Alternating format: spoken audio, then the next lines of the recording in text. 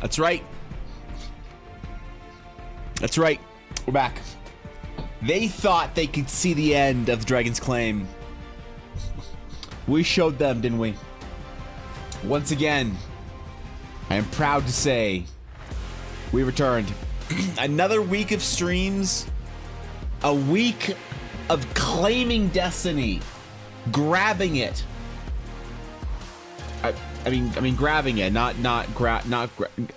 grabbing. Okay, this is scuffed already.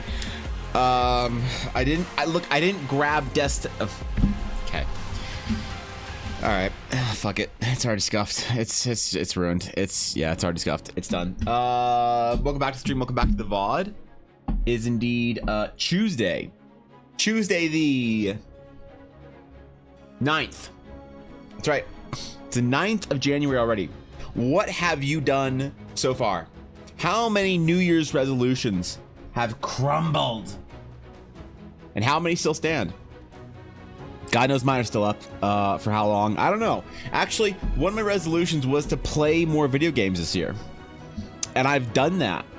Slightly. I started playing Final Fantasy again, but we got things to talk about with that. I think one of my resolutions, I want to play more D&D, has not come true yet, so I need to play some D&D or Baldur's Gate.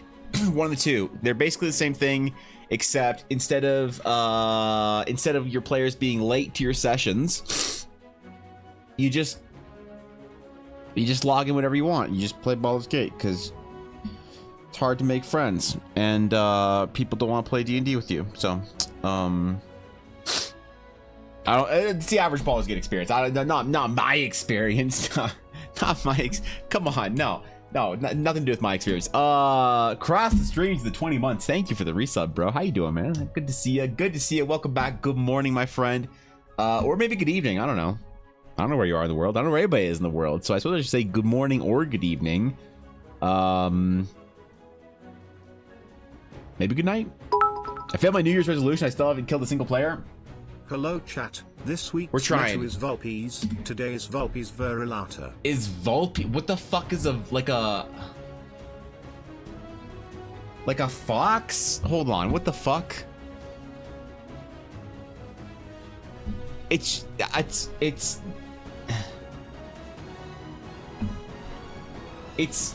literally the fox meta. I don't. Why is there a fox meta? Is the last final entry this week going to be like a self-promo insert of just a picture of yourself? It's just like, I don't know. I'd respect it. I don't know. Rating foxes is hard. I'm gonna give that a 7. Yeah, I'm gonna give that a 7. Looks kind of like an angry cat, but maybe that's a good fox. I don't know. I'm pretty bad at this shit. Ashy, don't worry. I believe in you. I believe you'll be able to kill your players off soon. After all, what is a good DM if not patient, right? I have waited months to troll my players. I have waited years to farm my players. I once played a game where the entire point of the game for one of my player characters, their character was trying to find their parent. Right? They were trying to rescue their father. Their father had disappeared. He was an adventurer and he He gone. He went out to get the milk, and no, he disappeared on an adventure when she was young. And the player character said, my whole character arc is I am going to find my father on this adventure. I'm going to become an adventurer worthy of the same adventures that my parents went on, and I will find my father and I will rescue him from whatever terrible fate he's in. Yeah, I after like a 3-year campaign, yeah, he did. He did. I killed him off. But I didn't kill him until after they reunited. And I'll do it again. I actually had an opportunity to do it again. One of my other players in my most recent games, her whole point was that she was trying to find her mother. And I was like, do I pull the Evan? Do I do the same thing? No, I wasn't gonna be that mean. That was high school Evan. High school Evan was a mean DM. Adult Evan is a refined, story first, rewarding experience DM. And no, I didn't kill her family off, but I thought about it. It was hard for me not to. But no, I haven't played any D&D yet this year. It's kind of tragic. I haven't played D&D since mid last year, since like October, I think is the last game I played, around spooky Halloween D&D.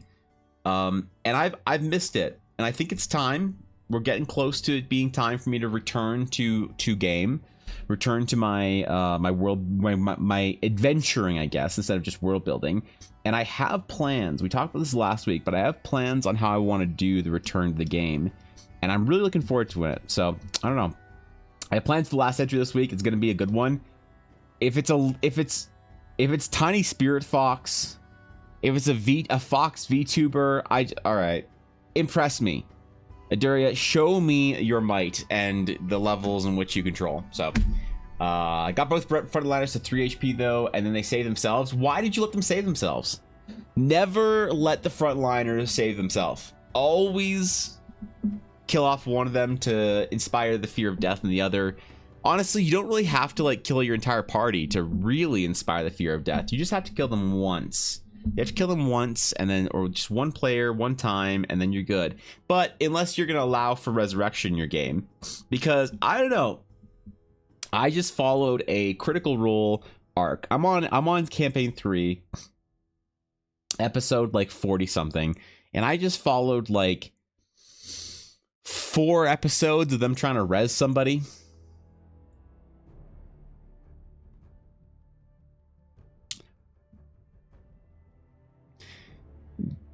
Does Resurrection D&D need to die?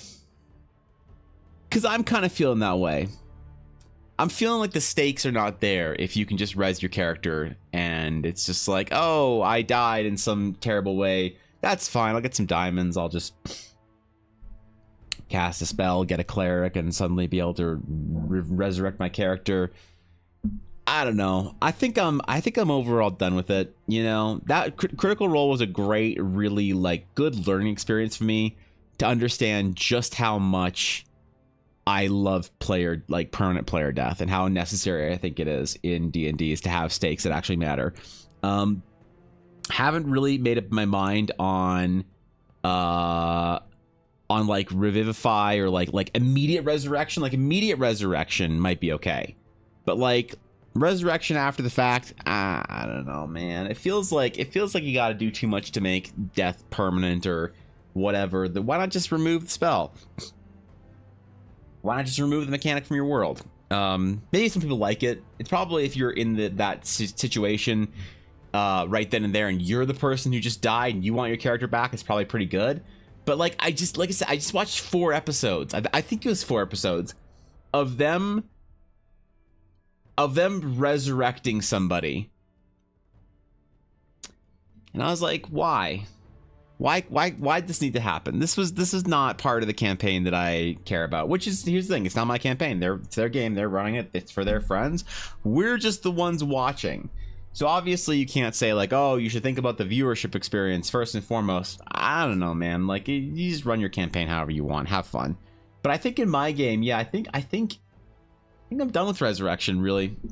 You know, I've teamed with that idea for a while, and Death should be free. Greater than Resurrection should be expensive. Evanbral Sip. Oh god, how expensive, Penguin?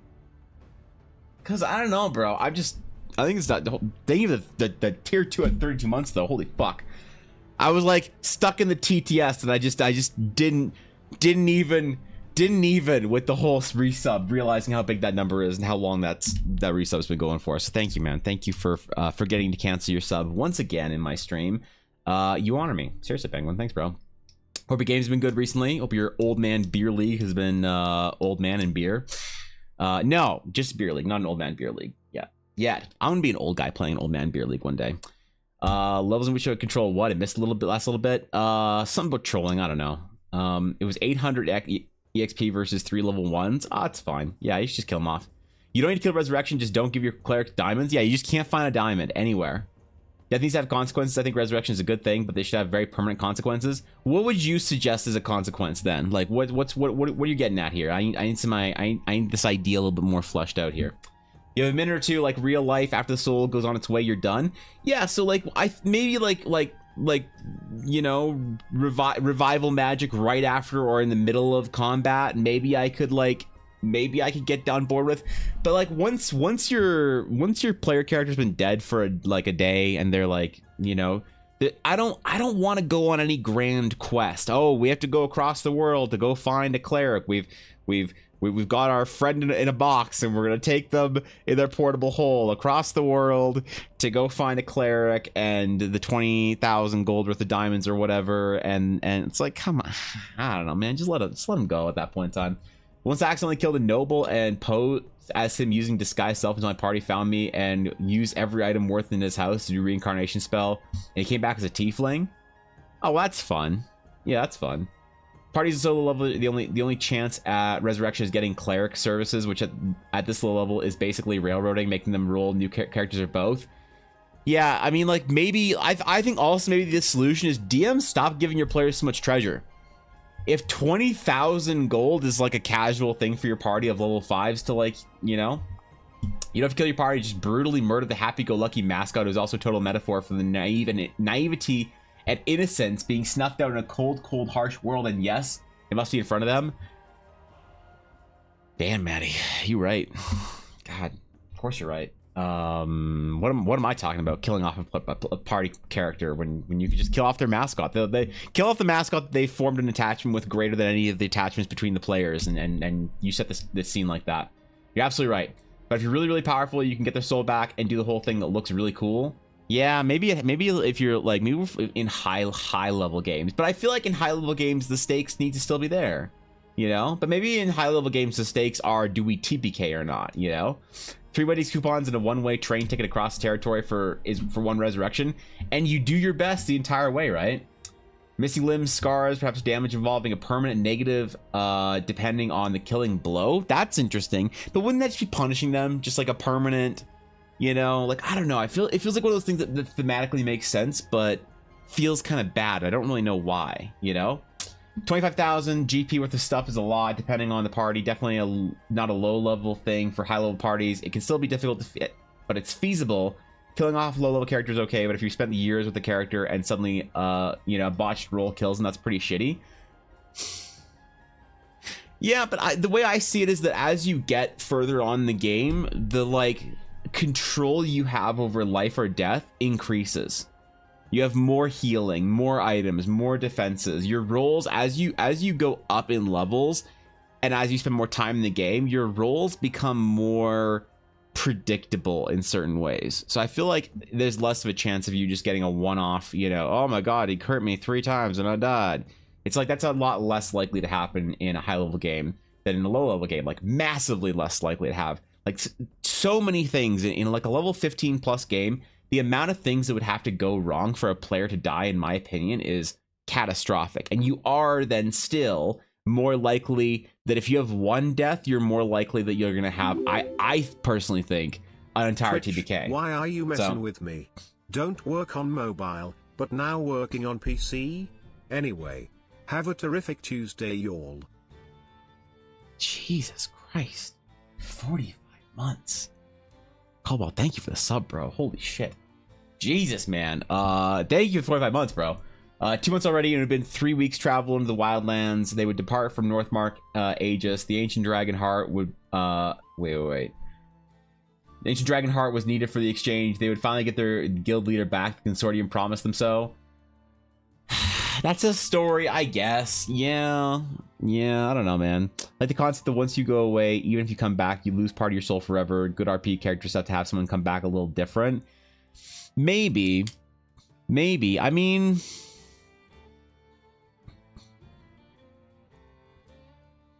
I definitely think that if I was to like, let's use Critical Role as the example here. If I was to criticize and like find a problem, not an unsolicited who asked, who cares opinion of the thing that I find least appealing about Critical Role's story, is the fact that almost no one has ever really died, right? And I got the feeling, and I'm not a conspiracy Andy, I'm not a tasteful cover-up Andrew here, all right? But I kind of think that Molly Mock's death was planned, and I absolutely think that Bertrand's death was planned. And so I haven't ever really seen in Critical Role an actual organic player death that counted. You know? There was a player death or two in season 1. There's a player death or two in season 2 that didn't really count. And there's a player death in season 3 that didn't matter. And I feel like that's the worst part of the game for me is that I remember where I was and what I was doing when Percy died in season 1. And I was like, oh my god, they killed off a member of the party. This is so cool. Oh, what are they gonna do? Oh my god, this is crazy. And they resurrected Percy, and I was like, whew. Good thing they rezzed him. Holy, that's great. Fantastic. Nice. And then Molly Mock died, and I was like, that felt forced. I don't know. And I forget who else died. But then, like, in season 3, when there's a player death, I was like, oh, it's not gonna stick. Yeah, it's not gonna stick.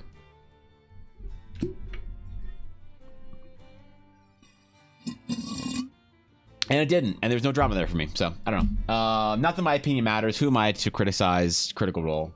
You know, it's not like a welcome criticism where like nobody gives a shit. But just for me, for my personal taste, and it's a good allegory for your D&D games. Is what happens in a D&D game that you watch is interesting for what happens in the D&D games you run. And yeah, I've always found that player death kind of the best part of the games in a lot of ways. You know, I've never had, like, it kind of stings in the moment sometimes, but I've never had a player death go poorly. That makes sense. There's always something that narratively makes more sense in the game that happens that I'm like, wow, that was great. You know, like the person, their character's death matters more to the story and makes for a more interesting overall story for the group than that player surviving, if that makes sense. Not that I think you should try and unorganically kill your players off. I mean, if you want to, that's fine. But I think it's a bad call. But then having a new player or a new character step in, I don't know. It's always exciting, and it always feels like it matters more. The story expands in an interesting way, you know? It's like a failed role. Everyone agrees that failed roles matter, but suddenly when it's failed characters, suddenly those don't matter. It's like, I think you guys are a little stuck on maybe you'll not quite see in the big picture sometimes when you don't think character death can matter more to the story. But maybe I'm wrong. Maybe some people like it or don't. Everyone who gets resurrected comes back an instant level 1 warlock to whatever being help them bring you back. Yeah, I'd be actually sick. Yeah, you come back, but you also are a warlock now, so you have to thank whatever patron. Versus Death absolutely planned. They said as much. Yeah. It was written into the story, but yeah, you don't think Molly's was though? I had just this inclination that Molly Mock was intended, was planned, was and here's the thing, it's not so bad. So like if I say Molly Mock's death seemed planned, that's not me criticizing and saying like that's not good or whatever, because tons of times I have like had a player in the 20 years I've been playing D&D say to me, hey man, I think I want a new player, I want a new character or whatever. I'm like, okay, cool. Do you want your like character to leave the story, or like how do you want to leave? They're like, I think I'll just like take a cool death. I'm like, oh, you want to take a cool death? All right, cool, man. We'll we'll get you a death worth remembering. Like, yeah, fuck yeah. And we kill their character off in some way, whether it's organic or inorganic in combat or not or whatever. We kill their character off, and it's like, oh, they get to have their cool thing, they get to do their cool moment, they get to have their cool last little phrase or whatever it is. And then their character dies off, and then they start a new one. And it's like, if Critical Role, if Matt came out and said, yes, Taliesin didn't want to play Mollymawk anymore, thus his character died, and I killed him with my bare hands in D&D. I don't think that's a bad thing. I don't think like, oh, how dare you force a character death? Like, of course you're gonna do that once in a while. If you're playing D&D long enough, it's gonna happen. Absolutely. A character's gonna leave the game. A player's gonna get bored with an idea. They want to try something else. It's gonna happen all the time. So I don't think it's a bad thing, but I definitely got an impression that Mollymawk's death was completely planned and written into it. But maybe I'm wrong. Who knows, man?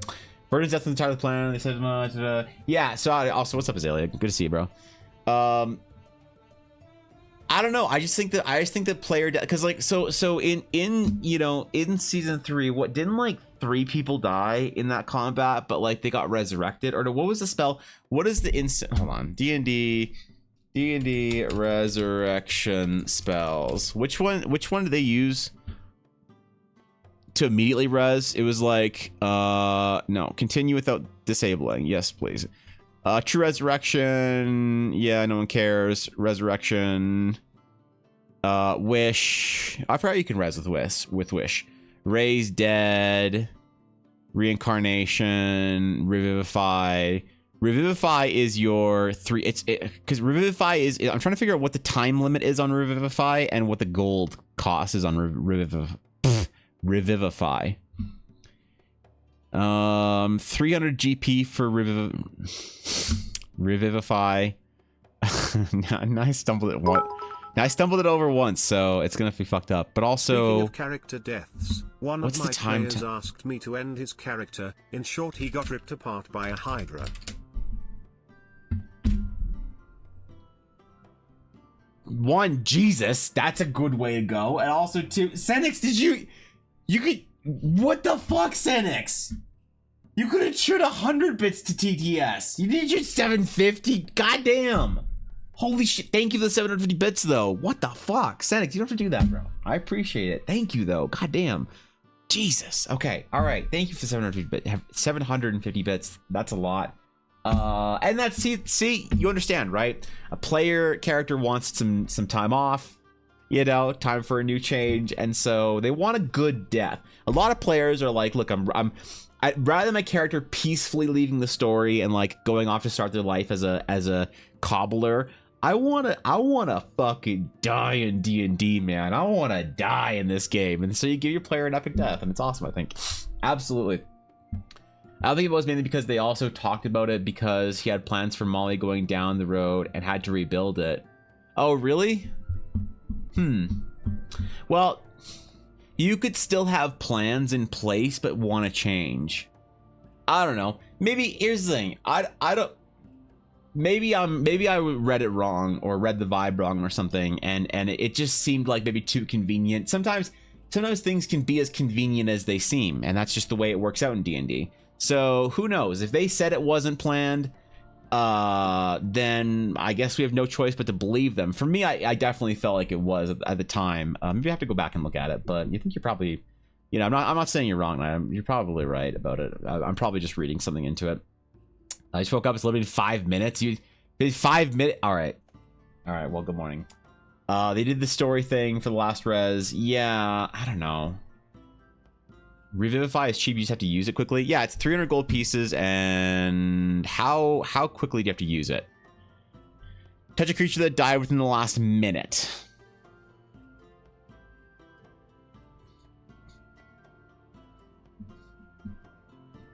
You know what? I'm okay with. I think I'm okay with Revivify. Yeah, Revivify is fine with me. It costs 300 gold pieces. And you have 1 minute. So you literally have to use it mid-combat. It's your battle res. Right? It's your battle res. But I think Resurrection and what is it? True or Greater Resurrection? D&D 5e True Resurrection. True Resurrection is level 9. You touch a creature that's been dead for no longer than 200 years and that died for any reason except old age. If the creature's soul is free and willing, the creature is restored to life with all its hit points. The spell closes all wounds, neutralizes any poisons, cures all diseases, and lifts any curse affecting the creature when it died. The spell replaces damage or missing organs or limbs. Oh, I didn't know that it replaced limbs. Okay. The spell can even provide a new body if the original no longer exists, in which case you must speak the creature's name. The creature then appears in an unoccupied space you choose within 10 feet of you.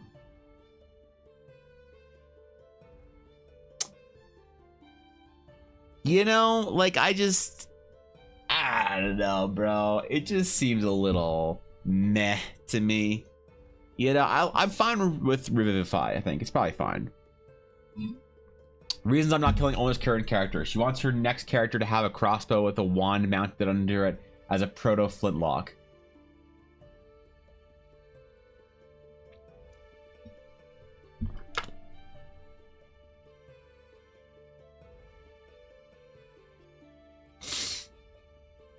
Okay. Okay. Okay, let me cast Flame Breath. All right, sorry, Jesus. Okay, no, that's great. Yeah, Older, I hope you get to try that. I hope your current character dies as soon as possible so that you get to try that on your next character. Yeah, I don't know, man. I think it's fine to let characters die in D&D. But, like, I will meet people halfway. What's up, Dagger? And say that Revivify is probably okay if you have the components for it, if you have the money for it, you know, if you have all that shit going, good for you, fine. Yeah, components, you need a sprinkle of holy water and diamonds worth at least 200. Okay. So this is interesting. So this might have changed in 5th ed versus old D&D. I thought that diamonds with like the plural, I thought that this was a home rule or whatever, a house rule. I thought that the spell as written required you to have a diamond worth at least 25,000 gold pieces. Which is part of the rare importance of it, is that you had like a singular 25,000 gold diamond. I didn't realize that it was 25,000 gold of diamonds. I thought the DMs generally just did that for ease of players collecting the material. But I thought that the way it was written was singular.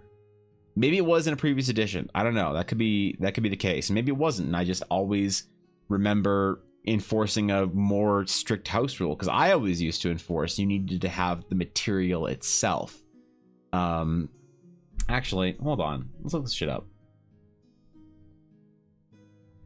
D&D 3.5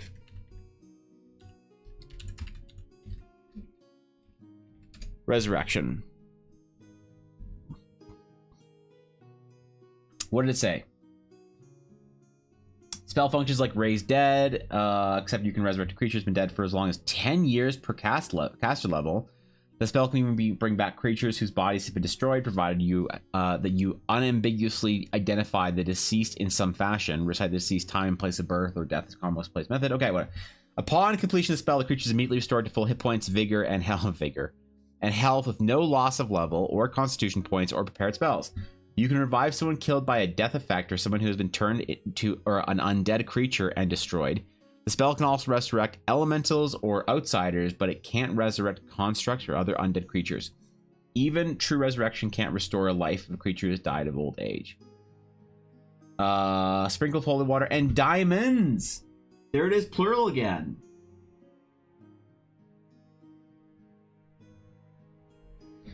Okay. Interesting. Okay. Fair enough, D&D. You always want to make it easier. So diamonds worth at least 25,000 gold. That's easier than a singular diamond. So been a hot minute. So I looked at 3.5. I do like 10 years per caster level more. Yeah, I don't know. It equals around the same thing, you know. But like, I'm pretty sure Wish can bring back like Wish is supposedly the most powerful resurrection spell, right? Because you can wish things or people or whatever, depending on your DM, of course, into existence. So you could say like, oh, the ancient hero that died 10,000 years ago, Illidan Stormrage. I want to resurrect Illidan Stormrage right here, but I want him to be a foot shorter. And instead of being purple, I want him to be orange. I like orange night elves more than purple night elves. So wish away, you know, because yeah, it all depends on your DM. But like wish, certain DMs are very liberal with their use of wish, and certain are pretty conservative with it. Most DMs now I think are more conservative. Where they'll say, how do you want to word your wish? And you can say, I want to resurrect the ancient hero Illidan Stormrage back to life, you know, as a young man in his prime or whatever. And you could probably do that. But any specifics beyond that are probably too difficult to actually work out. But still, I think that I'm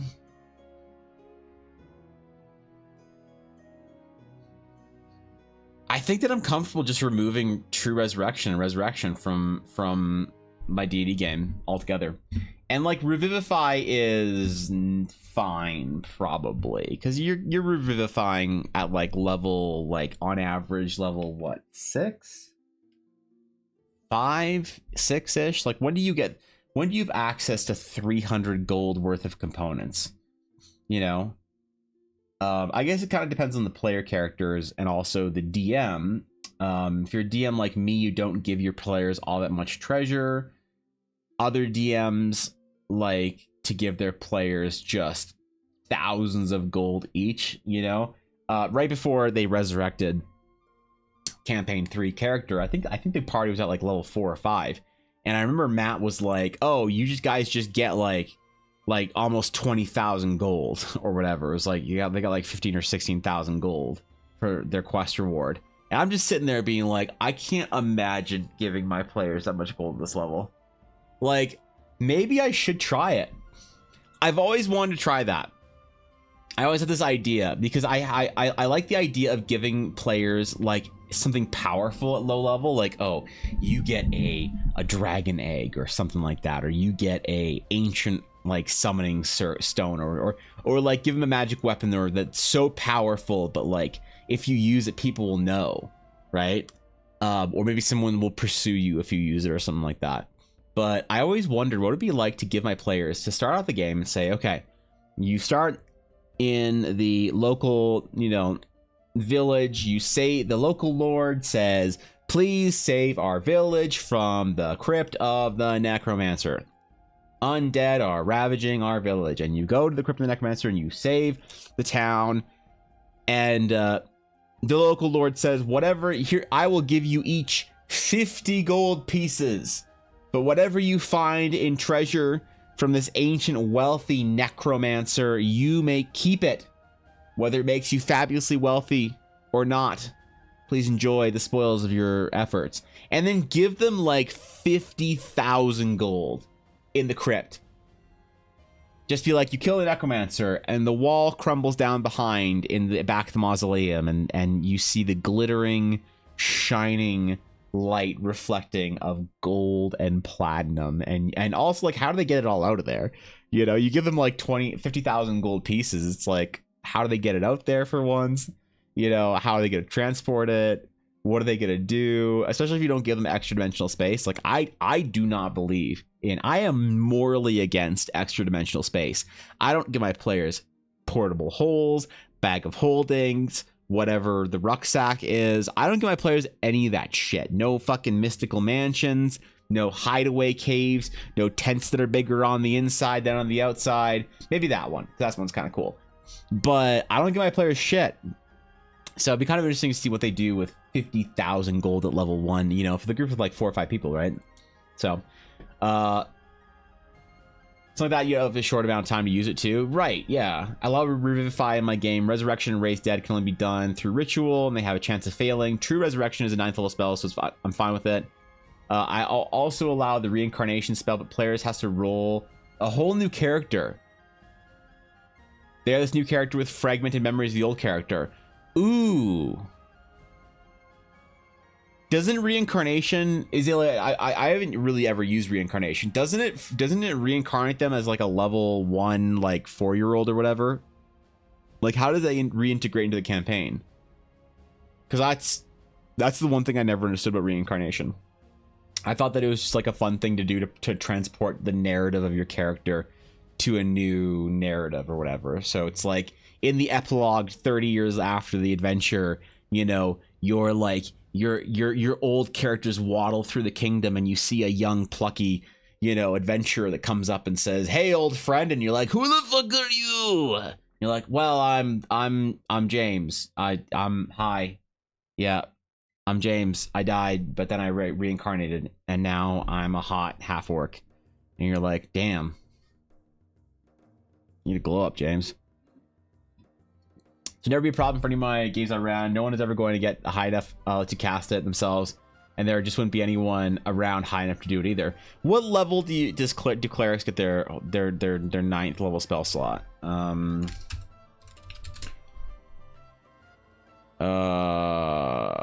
What level are we talking about here?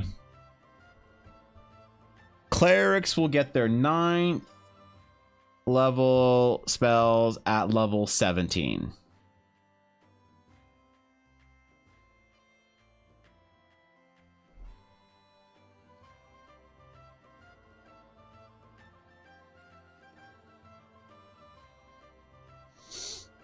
Am I okay with a 17th level cleric casting Resurrection? Here's the thing. You know what the funny thing is about this Atari? I don't think there's a single 17th level cleric in Teleria. I don't think there's even one.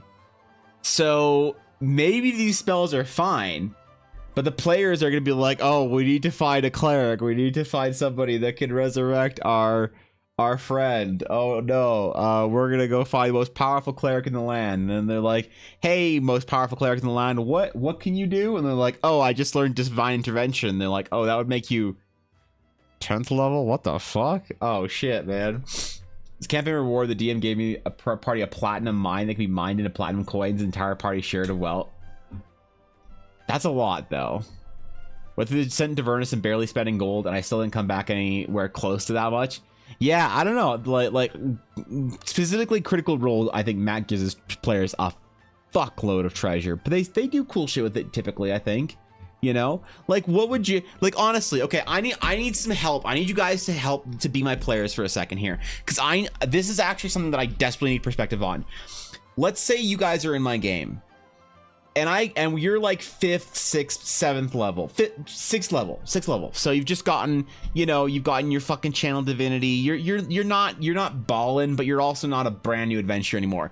If I gave you individually like 20,000 gold, right? Like 20,000 gold, what would you spend it on? Like realistically, if I gave you that much gold, am I being just kind of like fun policey but not giving my players gold? Because like, what are you really gonna do to break the game?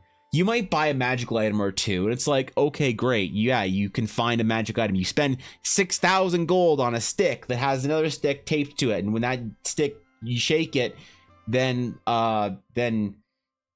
you do more damage. It's like, damn. Fuck, that's crazy, dude. But you don't give them access to the ultimate power magic items, you know. You're not like, well, you're using a legendary +3 greatsword now. No, because that stuff would be hundreds of thousands of GP if you think about it. But if I actually gave you like 20,000 gold as an individual player character, what the fuck would you do with it? Like, would it be cool? Because I don't have anything against giving my players lots of gold if they'd be cool, you know. They just tend to I guess you don't want to give them a ton of gold if you have power gamers. So like, I'm going to buy all the alchemist fire in the land, and then I'm going to put it in a bag and put that bag in another bag and put the dimensional space in the bag with the dimensional space of the portable hole, and then I'm going to throw it at the villain and deal Baldur's Gate level of damage. And you're like, all right, Steven. Okay, man, that's great. You deal Baldur's Gate level of damage. You kill the big bad. Congratulations. Because that's the thing, the fears a lot of DMs have, right? Reincarnation brings you back as a random race. You touch the dead humanoid or a piece of a dead humanoid, provided the creature has been dead no longer than 10 days. The spell forms a new adult body for it. Oh. And then calls their soul to enter the body. If the target's soul isn't free or willing to do so, the spell fails. The magic fashions a new body for the creature to inhabit, which likely causes the creature's race to change. The DM rolls D100 and consults the following table to determine. Oh, interesting.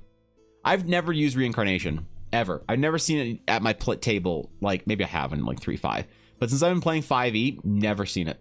So probably met your friend, you go do all this for them. Probably not. Yeah, man, that's a lot to go through for one person in your party, you know. Guess we gotta find a rogue. Another rogue shouldn't be too hard. Honestly, like getting magical items more than gold a lot of time. I find it more exciting to see what you get and gives you more to strategize with.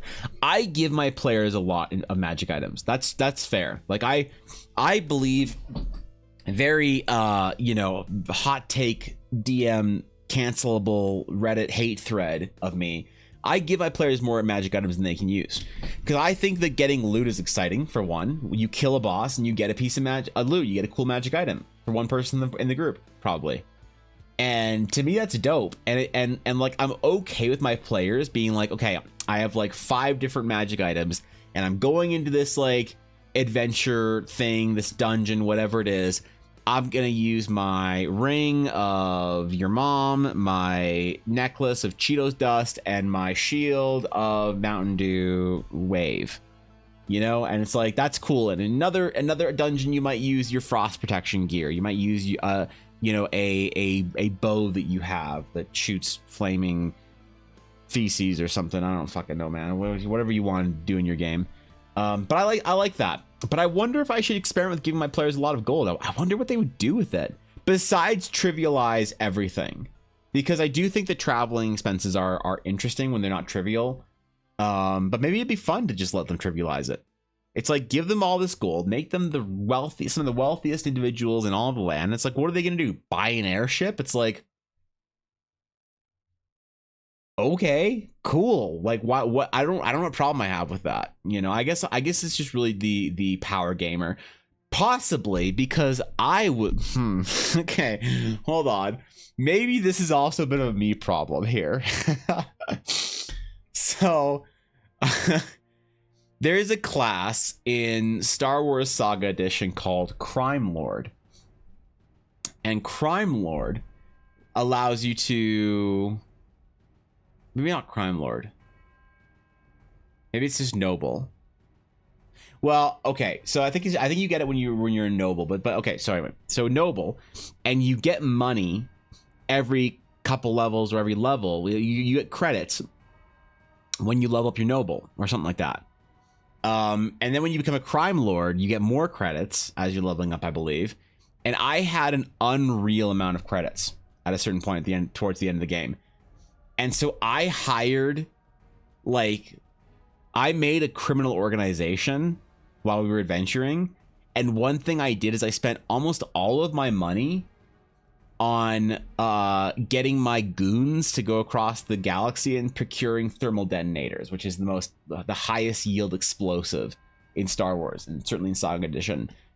And I did have a end of the campaign where my whole thing was I was trying to kill Ella's character, right? She was a Jedi and she was always getting in my way. She was always wagging her finger at me, telling me not to be a crime lord and shit.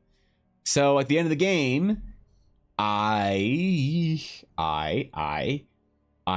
challenged her to a duel in an arena. But previously I had set the arena up so that my goons had buried thermal detonators every foot. All right, square foot in the arena. To which then when she came to the arena, I descended from my starship, you know, on the ramp or whatever, after saying something devious, pushed the button, and nuked the entire side of that planet, killing our character off, and cackling into the stars as my character disappeared as a broke crime boss. So maybe I'm the problem here. Maybe I'm worried about my players turning into me. That's like, to be fair, this was high school. This is a long time ago. I don't think I'd do that now. So maybe I'm the Baldur's Gate problem, because like that's a very Baldur's Gate thing to do, you know. Rare oils and I just wait and fucking seem casted by a druid. Wait, what spell are you talking about, Steel? What is 1,000 gold? Wait, what? Are we spending our money on? Oh, that's reincarnate costs 1,000 gold. Okay, I thought you were talking about a different spell. I was like, wait, what? Is that what you spend your gold on? Okay, yeah, I guess. I don't know. That seems like a lot. That's maybe it is worth it. I guess it all depends relatively to how much money you give your players. If you give your players a ton of gold, then it's not really all that big of a deal when they, you know, spend it on reincarnation or whatever, or resurrection or whatever they're spending it on. But if you don't give your players a lot of gold, and they do find a way to gather, you know, 10,000 gold pieces, because I believe that hold on, Pike just resurrected her, right?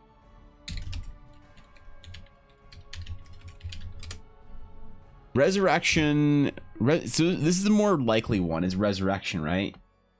Which is only 7th level, which you get at, I don't know, you get your 7th level spells at level 13. Okay, so 13th level cleric, you can do this. You touch dead creature has been dead for no longer than a century, but didn't die of old age, is an undead. Okay, neutralizes poisons, cures diseases, closes mortal wounds. Coming back from the dead is an ordeal. The target takes a -4 penalty to all attack rolls, saving throws, ability checks. Every time the target finishes a long rest, penalty is reduced by 1. Casting the spell to restore life to a creature has been dead for 1 or year longer. Taxes you greatly until you finish a long rest. You can't cast spells again. You have disadvantage on attack rolls.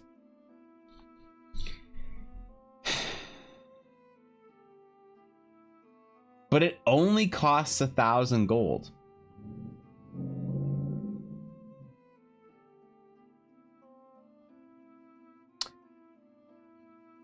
That seems way too low. I'll be honest. This spell should be 10,000 easy. If true resurrection is 25,000 gold, I would like to see the numbers, the number of true. I'd like to see true resurrection doubled to 50,000 gold, and I'd love to see resurrection be put up to 10 or 20,000 gold. I think that's, yeah, a single dime worth 1,000 gold, not multiple times. Well, that does make it harder, but still, it's not that big of a deal, I don't think. I still think if I'd rather say diamonds, or you could say diamond worth. What, you think 25,000 gold? What is loot for like a end of adventure boss? Let's say your 15th level boss. I wonder what loot is for that. Like I don't have any adventures to go look at right now. I don't have any 5th Ed adventures printed, but I'd be very curious to see like what the end of a 15th level adventure or so, what kind of gold you're getting from an encounter like that. Does Wizards assume you're getting gold in the like thousands or tens of thousands? You know, that's what I don't know. Randomly roll for your incarnation. That'd be kind of fun, actually. That would be a good story moment, I guess. That serious inflation. Someone alert the Federal Reserve to raise interest rates. Yeah, shit. Shit.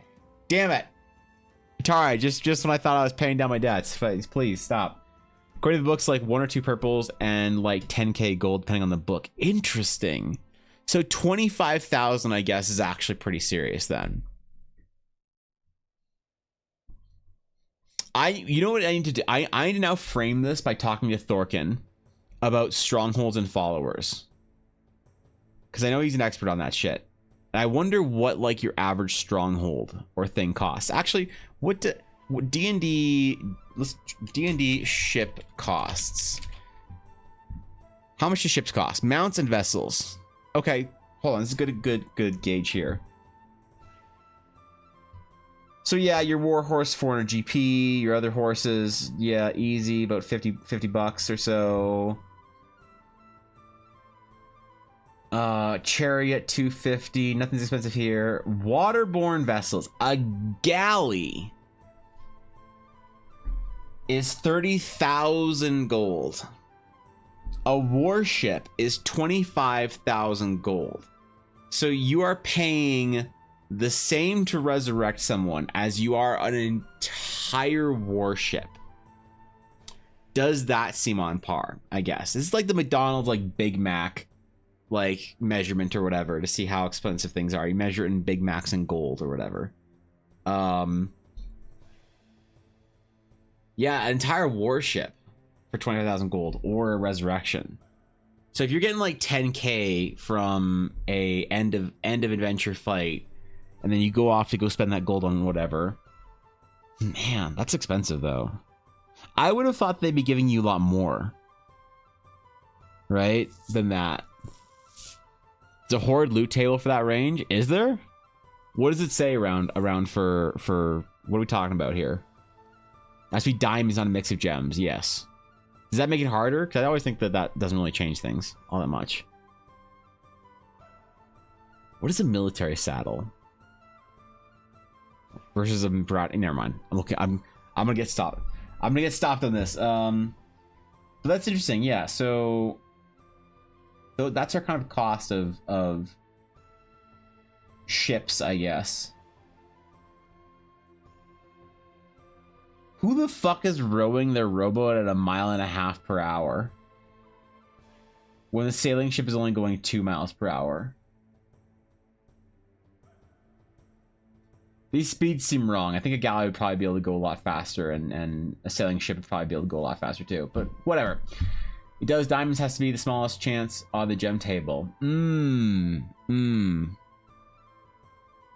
So I guess if you're doing solo self-found or whatever, you know, then yeah, it's pretty difficult, but... Huh. Quick look through the latest adventure in the Journeys of the Radiant Citadel book shows about 5 to 10 in GP from gems you can find along the way. Interesting, okay. So maybe part of it is the difficulty and scarcity, right? Coins are as follows: 46 times 1,000 GP and 5d6 times 100 platinum. So 46 and 5d6, you know, 1,000 gold. So you get what? That's a lot. That could be a lot, dude. That's like, that's for a challenging level 10 to, or 11 to 16 horde. So that's 9d6, 1,000 gold. So that's like what, on average, like 5-ish thousand gold. 1,400. Wait, is a platinum 100 or 10? I thought platinum was 10. Am I dumb?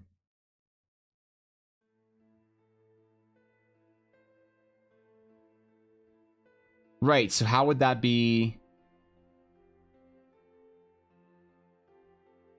Oh, never. Okay, yeah. All right. All right. I'm good. I'm good.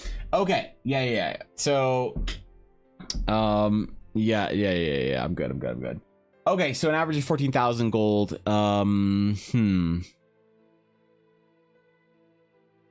But that's for like an adventure ending, like you. So it's like you have to sacrifice your loot for multiple adventures. Man, so Mercer giving his like 6th level players like 20,000 gold for a quest reward. That's a lot, actually. That's what is okay. Hold on, I just want to check one more thing. One more thing on our price index, and that is our strongholds and followers. Stronghold. Oops.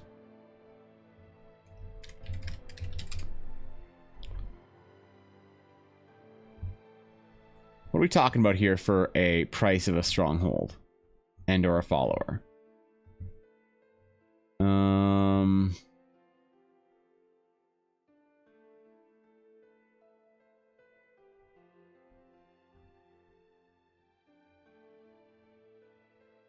The keep. How much are we talking here? I want to find prices.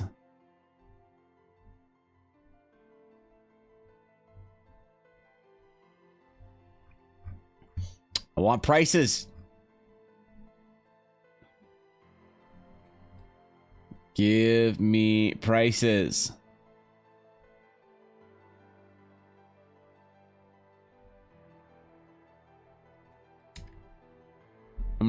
I'm gonna search gold, I think, or GP.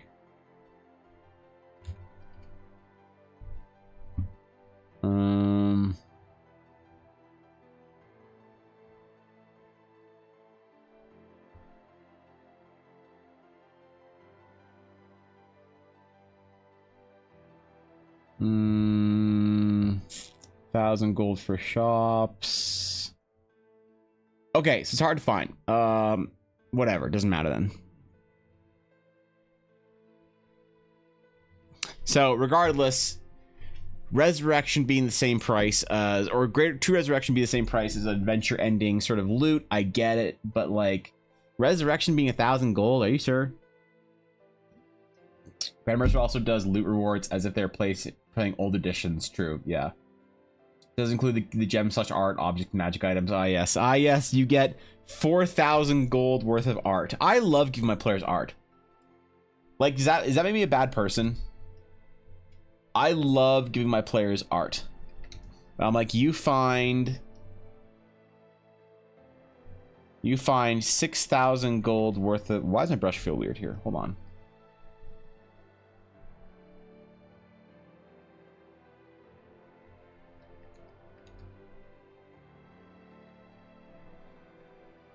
Okay, whatever. We figured it out. 6,000 gold worth of art. Let us draw an art. We're gonna make a gold pile art. Some kind of a vase or a jug or something in it. You know, something. Yeah, I know what we're gonna do.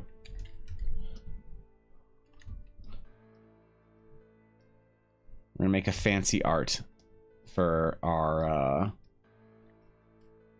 players' loot.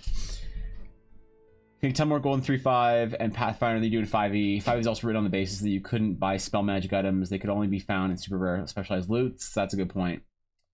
He gives so much GP out because he allows buying and selling magic items and he balances across around the cost of the items. Yeah, but does he ever allow for like super powerful magic items to be bought? Because I don't think I've ever seen somebody buy anything like crazy powerful in his game.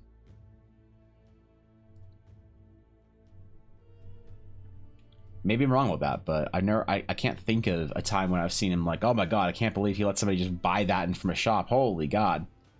There have been items, you know, he's always had magic shops, right? But not that I can think of as being like, this is an insane, I can't believe Mercer allowed his players to buy this crazy thing. You know?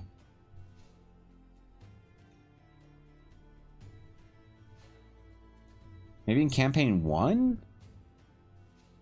There was something, but I don't know. But these solo 5e modules, I think the most GP I've ever gotten at once after splitting with a party of 5 was maybe 500 to 600. Interesting.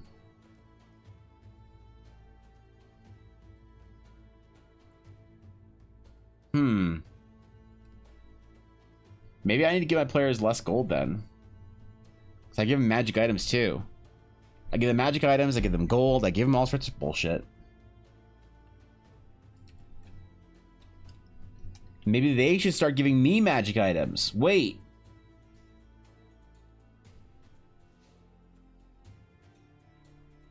Is that how it works?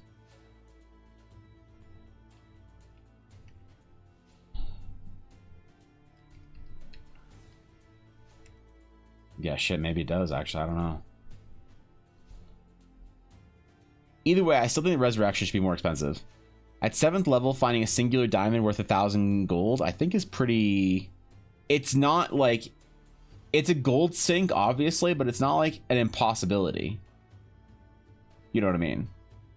It's not like it's this massive undertaking that you'd have to, like, find a phoenix feather in order to cast the resurrection of the ages.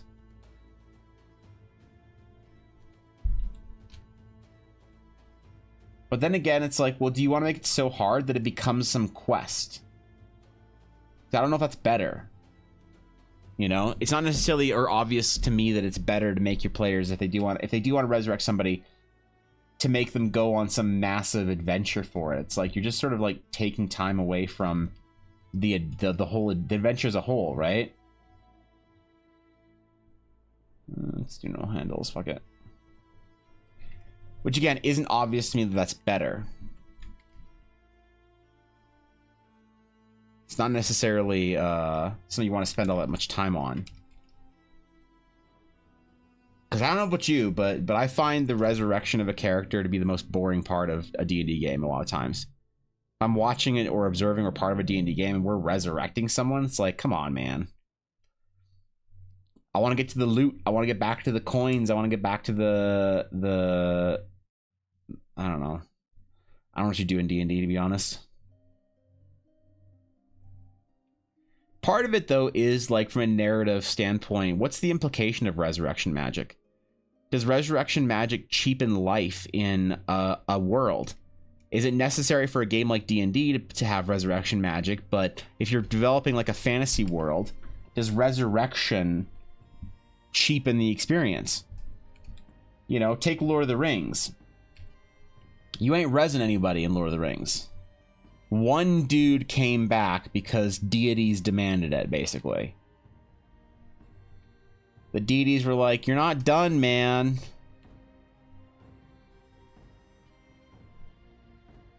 And Ulrin's like, ah, come on, I don't want to be Gandalf anymore.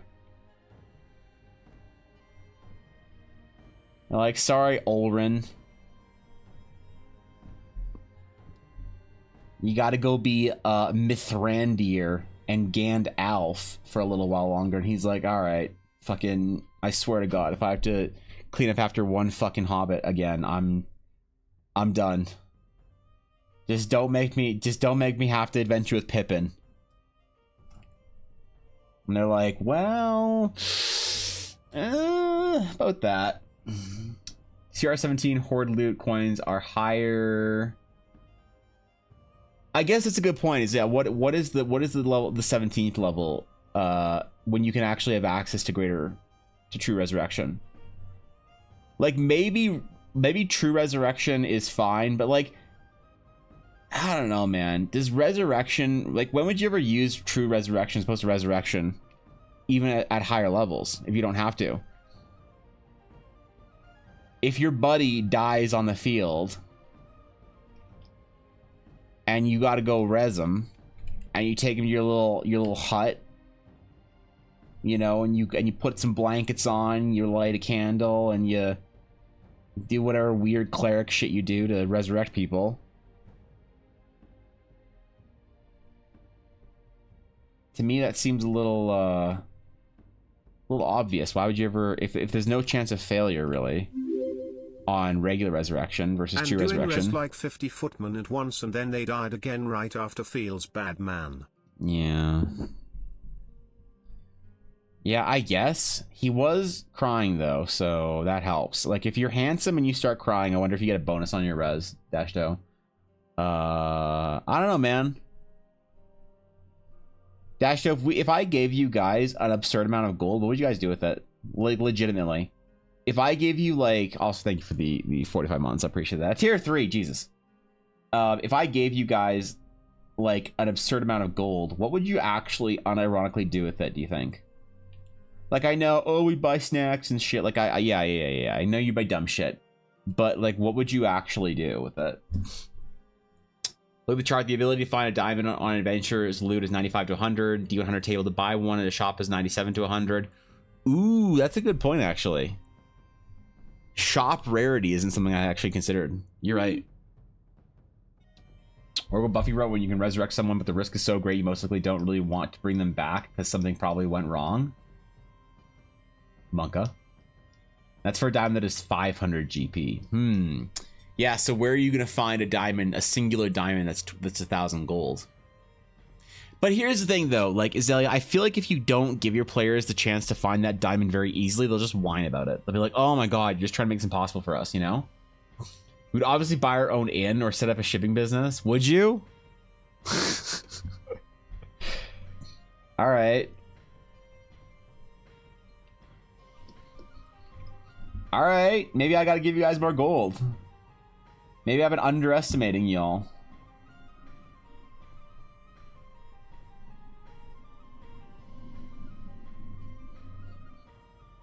To be fair, in Relics of the Force, I just gave you all the stuff you'd want anyway, without making you buy it. For the most part, except for a fighter. You bought that.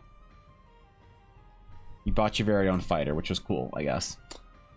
Best thing you do with absurd amounts of gold, find a way to break the economy of the world. How would you do that, Garth? And if I gave you, you're my player, and I give you, because this is something that I actually have a blind spot for. I don't know if people would do this kind of stuff. I gave you, you know, you're level 6, and I give you 20,000 gold. What are you doing with it? Legit. You're not going to do something that takes you weeks or months of in-game time. You're still on an adventure, bro. What are you actually doing with it? Hoard it unless I come across a must-buy item. Sometimes I do like to use gold for RP moments, though. Now, how are you keeping or carrying all this gold if I'm not giving you any sort of extra dimensional space? How are you going to carry all your gold? The one solution I have is trade bars. So you can get a gold coin in game. You got your little gold coin, and it's got a little, you know, I don't know, like a crown on it or something. Right? And a little thing, and maybe some fancy designs, and you're like, wow, this gold coin sure sucks because it's heavy. Or you can buy a trade bar. And a trade bar is pure gold or pure platinum. And it's the weight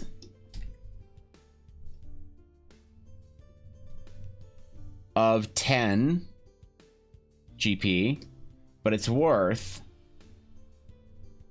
100 GP. And you can do the same thing with platinum. Or so you can get the weight of one platinum piece or 10 platinum pieces worth 100 platinum pieces. And trade bars are fun though, because players exchange them and they collect them, because you can get a different trade bar from different like areas you're in. So you get one from like, you know, the seafaring kingdom, and it's got like a ship on it, and it's got like the royal seal of the seafaring whatever, maybe there's like an anchor or some shit, you know. But if you get it from somewhere else, like a different kingdom or whatever, then you get a different looking trade bar altogether. So that's how I help my players along. The problem is you can't really exchange trade bars a lot easily. You can when you're buying big ticket items at shops and stuff like that very easily. But if you're just at an inn, you're like, oh, I've got one gold trade bar. They're like, I have change for a platinum. That's it. You know? It's going well, Nick. How you doing? The revivifying diamonds are hard to find IRL, so they're hard to find in game. That's a good point.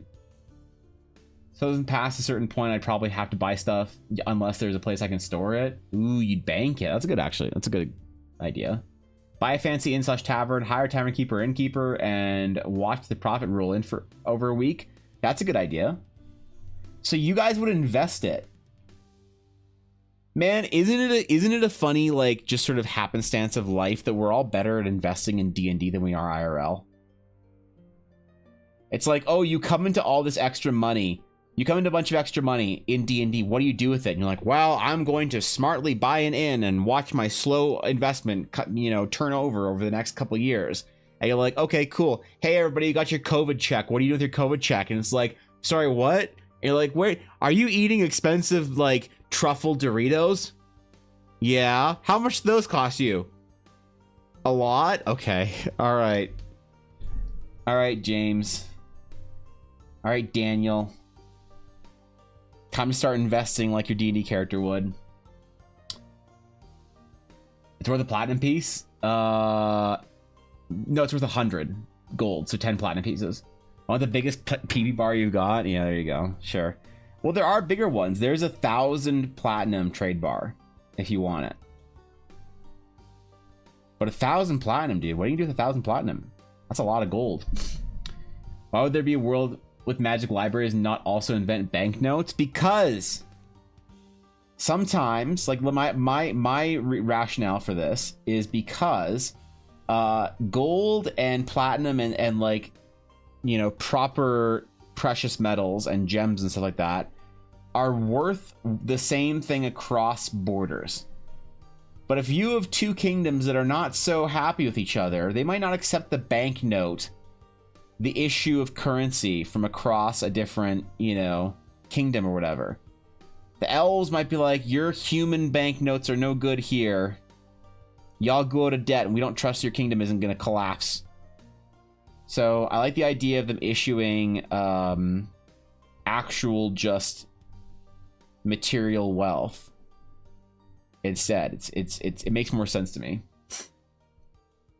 Suppose invest some opportunities might be interesting if you're getting enough gold. I think if I went to a campaign knowing I would be getting a lot of gold, I might build a character with a future investment in mind. Like I had a monk once invested in a restaurant and was using adventures to make gold for supplies and finding recipes. That's cool. I like that. That's really nice. Yeah, that's cool.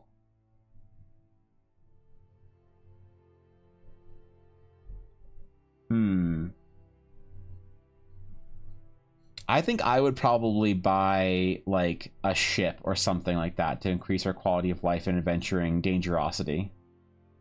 Like a ship and a crew or whatever, or a caravan or something. I wouldn't necessarily want to invest in sort of passive income back in some town because you never know when you'll be back there, right? I'd want to buy something that I can kind of take with me on the road, I think. Cam mentioned when DM gave us platinum mine, every player had 1 to 2k platinum each. Jesus Christ. Jesus, dude. Okay. All right.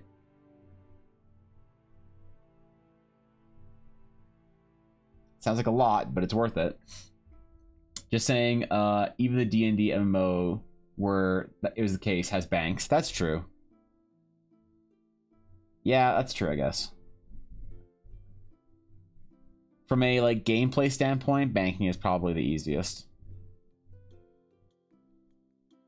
But my personal favorite thing to do for like young parties, like new parties, is give them a lot of gold early on in the form of copper and silver. You give them like what's a lot of gold for a level 1 quest? Level 1 quest might give you guys each 50 gold or something, right? Go to the Lich's crypt, kill the Lich or whatever's down there that is raising the dead, and I will reward each of you with 50 gold pieces. 50 whole gold pieces. And the party's like, dude, I've only got like 20 gold. That's a lot of money. We're down, bro. And you got 6 adventures going down there, you know, 300 gold pieces for the whole party. That's a lot of gold. I will give them like, say there's like 7,000 copper. You know? Because what's 7,000 copper? 70 gold? 700 silver, 70 gold? Yeah. Or you give them 10,000 copper. You say there's 10,000 copper here. And it's like, dude, that's 100 gold. You know, what? Wait. Wait, what are we talking about here? We got 100 gold just lying on the ground. You guys don't want to take it? Give them 10,000 copper and see what they do, you know? Everyone has a plan of how they would like, oh, that's easy. I would have a wheelbarrow with me. It's like, bro, you didn't have any of this with you. You came down to this adventure and you didn't have shit. And now you've got a mine, a cobalt mine with 10,000 copper pieces or a crypt or whatever it is to go on your merry way and do whatever you're going to do with it. What do? And players always leave copper behind. They'll like they will fill up their bags as much as possible to the point they're like encumbered and just barely slogging back to town with as much copper as they can possibly carry to just convert it as fast as they possibly can, and it's always so much fun. Sometimes they actually go back to town and get like a cart or something and come back and get it. I don't know. Some places can implement equivalent of the Disney dollar, which is redeemable anywhere within the kingdom but needs to be cashed in before they leave.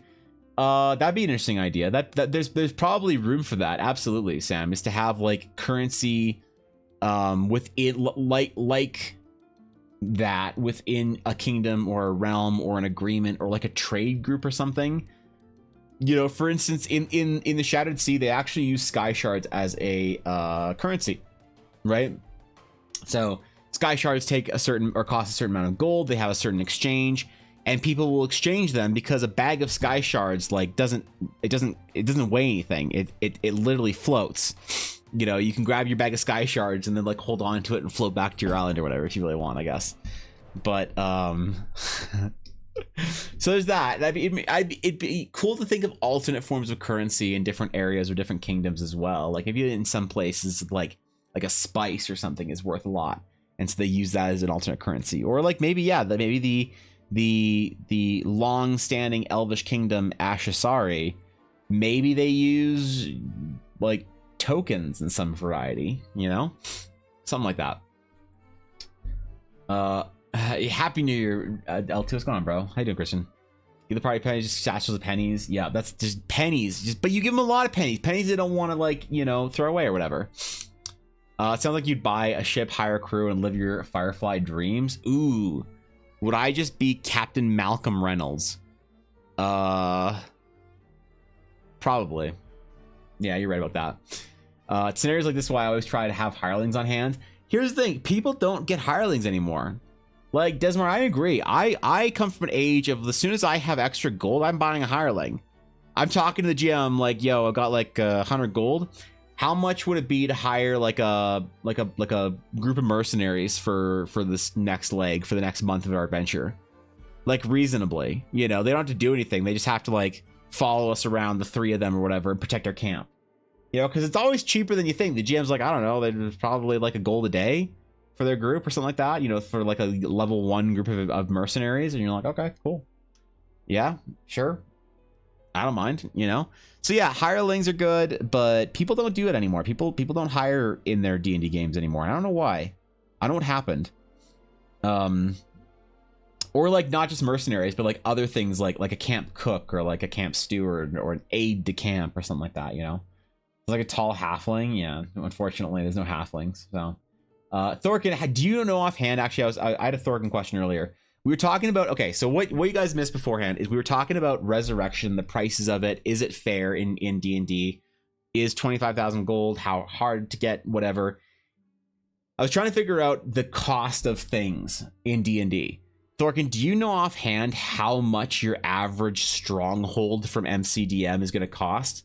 Because like if you're getting like at 17th level, true resurrection is 25,000 gold. I'm trying to figure out how much that really is, because in D&D they balance their adventures. I think Knight figured out they balance their adventures at about 17-ish thousand or 20-ish thousand, somewhere in that range, or 14,000-ish copper, or sorry, gold at that level ish. What are we talking about? We looked at like a ship, like a galley's 30,000 gold. Okay, so it's like so you weigh the price of an entire galley versus resurrecting someone with true resurrection. Is that fair? How many galleys are there in the world versus how many people can you resurrect? That's why I think resurrection would be way more expensive. But I'm wondering what like the stronghold, like if I want to buy a keep or a camp or a village or a temple or whatever it is, what are we talking about for price? Are we talking about like, oh, it's like 20,000 gold, or it's like 120,000 gold or some shit, you know? Super touch on the EVA verse. What's been going on since the New Year? Since New Year, not much. We've been just chilling, drawing characters and stuff. I'm taking a 2-week workation break starting next Monday, where I'm just gonna be working at home and focusing on that. So I'm taking time off stream. So I don't really want to start any new projects. I'm kind of just like doing characters and stuff until then, you know? But it's good to see, man. Titan part of Session 0 went with the no background. I've got 3 retainers, so I'll always have some extra hands. I love the retainer. The retainer, like, background, whatever it is, option. My wife's first character she played in, like, the setting I'm currently working on had 3 retainers, and one of her retainers actually became like a squire that then became, like, an actual combat player. And I actually had to draw a portrait for her, so I made one of her retainers into like an actual like canonical party member after she like found enough I don't know, importance or whatever in the world. So I love that. That's an awesome choice. If I was playing a character in a game anytime soon, I'd probably pick the noble background. MCDM keep is 10k, 10,000 GP only. Interesting. A whole cost chart for size of properties, buildings that homebrew for places small as apartments, big as palaces. That's genius. 150 days of work for the smallest keep. So how is that across the, based on like the ship index? Like a galley, you know, hold on. How big is a Spanish galley? Spanish galley crew. So your average Spanish galley, or galleon, would be about 80 crew. About 80, wait. Number about 80 and the soldiers like officers about 120. So about 200 people on a galleon. But that seems pretty common, right? So it's gonna be way more expensive to buy a giant galley than it is a keep. Galleys and galleons are different, are they? English galley crew. A galley.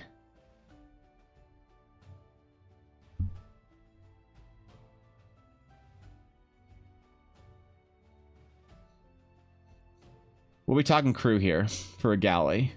Because, yeah, you're right. Galleys have oars, don't they, as well? Or can have oars?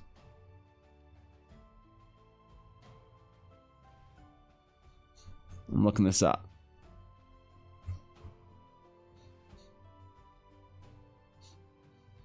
How many crew members need to medieval galley? Small galleys might have a total of 20 to 30 men, while larger galleys might have 100 or more. So let's say like an average of 30 to 40-ish. So, okay, a galley of the DFG costs 30k, carrying capacity is 150 tons, crew of 80. So yeah, so that's pretty big.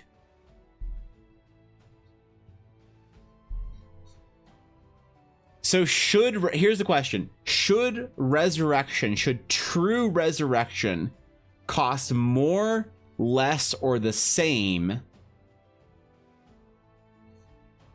as an 80 crew galley? I feel like it should cost a lot more. I think that it should cost like, in going D&D gold scale, I would suggest that True Resurrection should cost like 50,000 gold of diamonds, in my opinion. Otherwise, Resurrection's cheap and people are getting rezzed all over the place, and then your power level of your world just inflates as big as you want it, you know? Rather keep, yeah, more or less. You also don't have things running, maintaining a ship, also specialize in required specific knowledge. That's true. It's a very small keep, more of a mod, a mott and Bailey. Wait, the castle at that point. What is the castle? Thorkin, how much is MCDM charging me for a castle? If I go to Matt Colville, I personally go to Matt Colville and I say, Mr. Colville, I would like to buy one bracket number 1 castles for my D&D adventure. How much is Mr. Colville at Matt Colville DM? Actually, I don't know what the DM stands for in MCDM, or the C. Maybe it doesn't have Matt Colville in there at all. I have no idea what MCDM stands for, actually, now that I think about it. How much is Mr. Colville, is Lord Colville going to charge me for a fucking castle? The Resurrection should have a divine market depending on what's going on in the heavens. It fluctuates. Ooh. That's interesting. Now, how do I handle it if I don't have the heavens as a realm?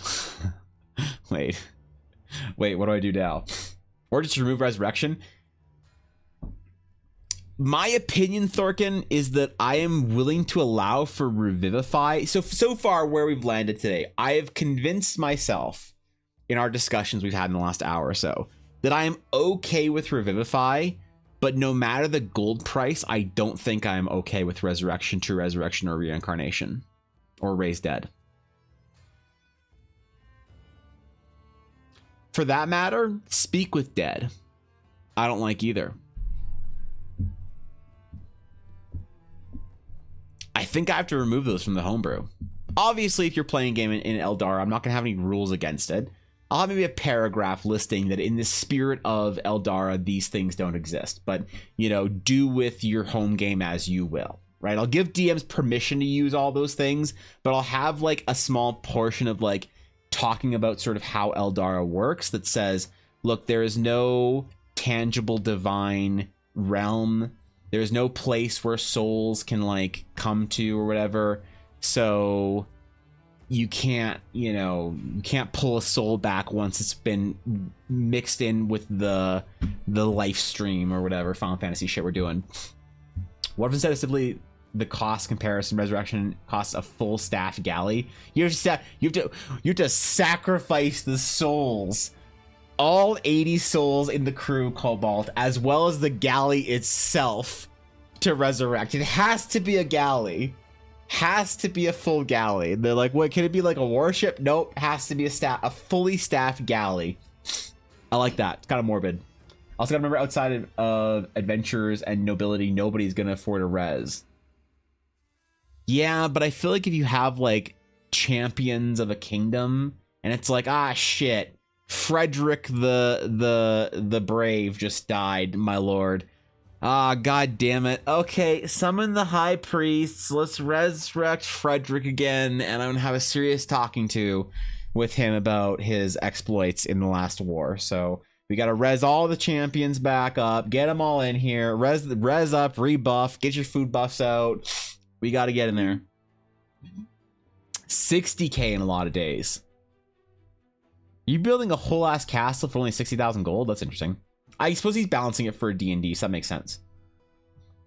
Whatever the gods are, as it were, like if the gods are farther in the material because of things like banishment or some bigger concerns, it takes more diamonds to summon their powers. That's really interesting, actually. Isn't Raised Dead the spell to create zombies and skeletons? I think Raised Dead itself is... I don't think it creates a zombie. I could be wrong with that. I haven't used Raised Dead in a long time. Yeah, just make resurrection free, but permanently enslaves your whole party to the Alabaster Consortium. You can resurrect your friend, but your friend will forever be a thrall in the consortium. So, Kim Champion is technically a noble title. Yeah, that's true. Yeah, you're right about that. Soul Goo can be placed back into the flesh after Soul Goo has dissolved into the Soul Goo Sea. Elegant as I could have worded it. Exactly. That's precisely the you know what? In my book, in the Realms of Eldara book, I'm not even going to like quote you verbatim, Garthan. I'm going to upload this screenshot. You're gonna see in the official Realms of Eldara book where it says how does the soul work and can you resurrect in the world. It's just gonna have this with like a red highlighter, you know, just around here, this part, and it's just gonna be this quote right here, you know, to quote, Soul Goo cannot be placed back into the flesh bag after Soul Goo is dissolved in the Soul Goo Sea. Nodders, we also need to find that we also need to gain the rights for Nodders. That might be a little bit difficult, but I'm willing to hold on, I need to set my color again. I'm willing to suffer for it. There we go.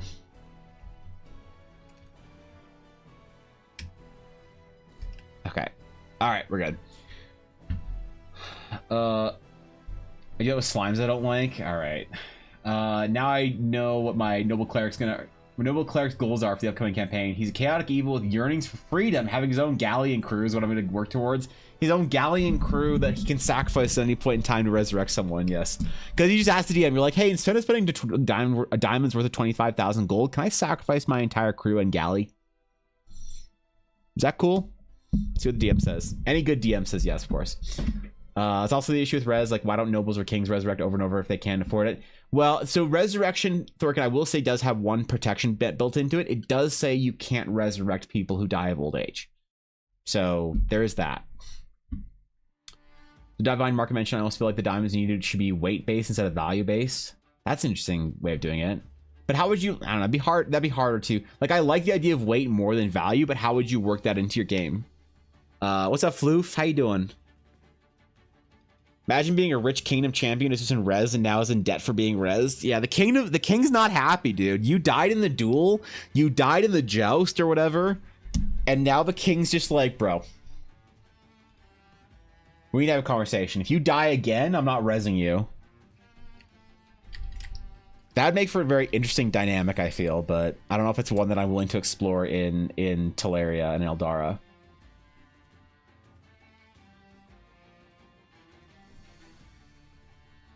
I really haven't, like, I feel like, honestly, like, on a non-meme level, I feel like trying to figure out how life and death works in your fantasy world sets a very strong tone for a lot of things that happens in game, you know? And I'm just unwilling to commit to certain ideas early on, you know, without really thinking them through, what the ramifications of them are. Like, imagine Star Wars had resurrection in it through the Force. Not like Force Ghost, but just like, you know, Palpatine just like hisses at Anakin, and all of a sudden, instead of like a machine-bodied mutant, he's just Darth Vader Skywalker. It kind of changes things. It kind of changes the value of life in the world, I think. And I'm not sure I'm willing to do that or to change it too much just yet. Also incorporate a failure chance based on how many times they've been res. 50-50 for res, goes up from there. That's, yeah, I think that isn't baked in, is it? But I think most DMs do that. They've required more reconstruction of diamonds. Yeah, it'd be hard for the mechanics though. You can work in the market aspect of healing classes have, like, the player would know the price, but the character just has it into a feel of how much or hard or such expensive it is to currently do it.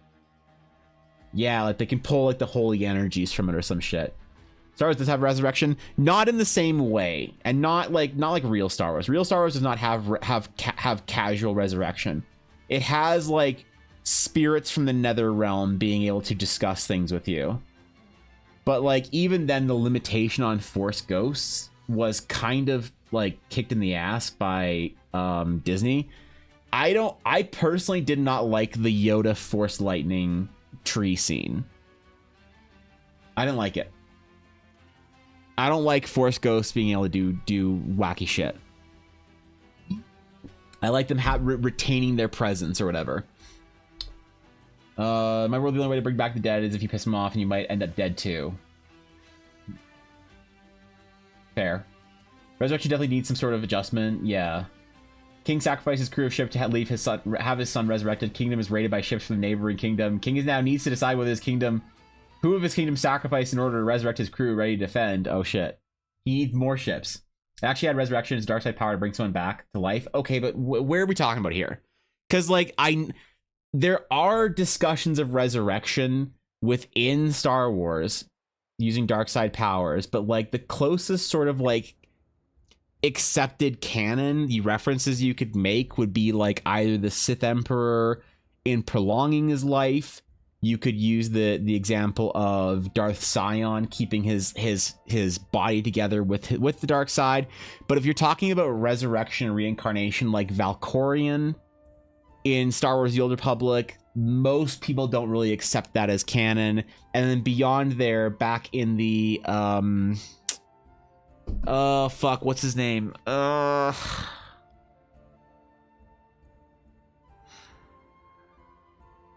forget. But the old resurrection ritual that they did, where they like resurrected that one Sith like guy or whatever. And I too will always meme you, and I will always meme you. Also, thank you, Ella, for the bits. She didn't cheer any bit. God damn it! She didn't cheer any bits. Rock. What are you talking about? I'm upset. Thank you, 100 bits though. I don't know what are you talking about though specifically, Azalea? Because I can't think of the references that you're bringing up here. He said knowledge of the dark side that he could even keep ones he cared about from dying, but not resurrections. Was it? I don't know. The only instance of resurrection that I can think of on like dark side like Sith stories was like really old shit that I don't think people sort of like accept as kind of legends canon, if that makes sense. But I could be wrong. Maybe there's some examples of it. It's like if our EU canon is like pre-Disney EU canon, that's a bit different, you know? And even then we're talking about the extended universe. So resurrection in like the core of Star Wars still wasn't a thing. We'd have to go deep into Legends, non-canon, whatever you want to call it, to find examples, I think. So it doesn't really impact like the Force ghosts and the stories that came out of like Lucas, regardless. Even though I do consider personally Star Wars bigger than that, but you know, whatever. Star Wars resurrection that Palpatine did in Legends and possibly canon was by transferring his soul into a clone body. Clone body degrades faster than the regular body. Oh, well, that's like soul that's not necessarily resurrection because you haven't died and come back. You're transferring your soul before you. Yeah, it's not. That's like more of the reincarnation thing, I think. You know, there are two things I remember from Res and Star Wars: Dark Transfer, which is you using life force from one person to bring another person back to life, or Force Revival, which was a weaken your own connection to the Force to bring back someone. I don't know where the references for the revival, but like vital transfer. Who isn't a fan of Star Wars canon? Leia. The last one blasted her planet away. Oh, canon. Never mind.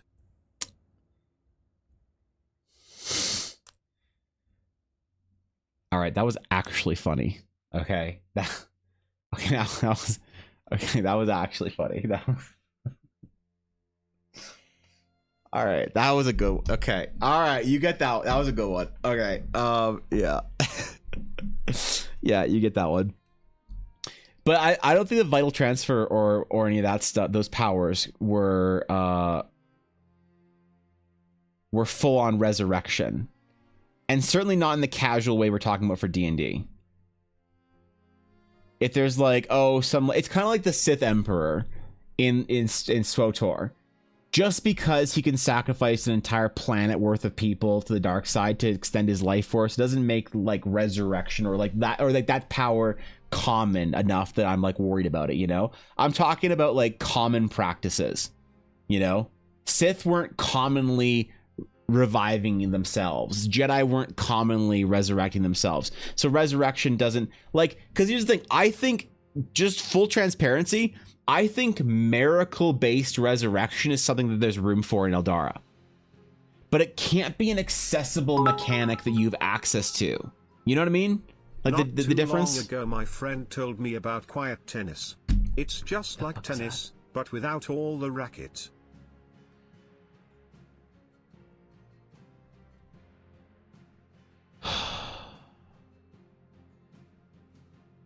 Guys, I don't know about this.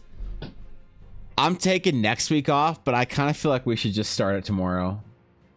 I feel like I should just start it tomorrow, shouldn't I? Okay, I felt that one. Yep. I still feel it. It's like I can still taste it, you know? It's pretty bad. I do appreciate the 100 bits though. Yeah. Yeah, thanks for that part, Steel, I guess. Okay. I don't even remember what I was thinking about, bro. That just unlocked me so hard. Either way, yeah, I think there's room for like miracle-based resurrection in the world, 100%. Of like, oh my god, this is a crazy one-time thing. You know, it's your Gandalfs, right? There's room for someone to be Gandalfed. But it's almost like, you know what I think a good way of putting it with is saying,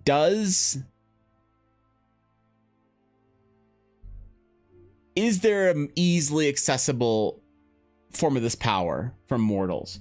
Yes or no is a good way of putting it. Thanks, Ella, for this. Ella didn't cheer any bits. So then SWTOR just transferred his soul like Palpatine, but he messed up, kind of had 2 or more bodies at the same time. Yeah. Yeah, he did fuck that up, didn't he? You know of D&D Rogue's favorite Pokemon type? You might think it'd be Dark, but it's actually Steel. Why is it Steel?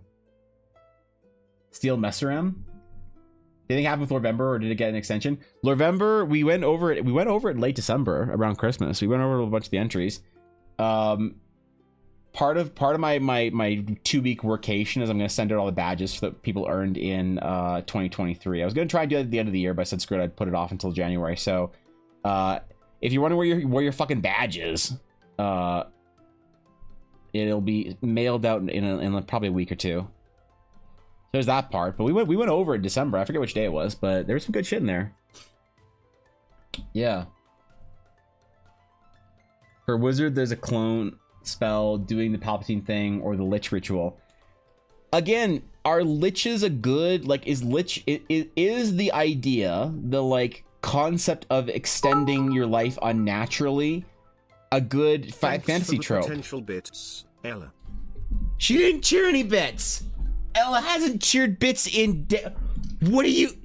Stop thanking her for bits. Ella doesn't cheer any bits.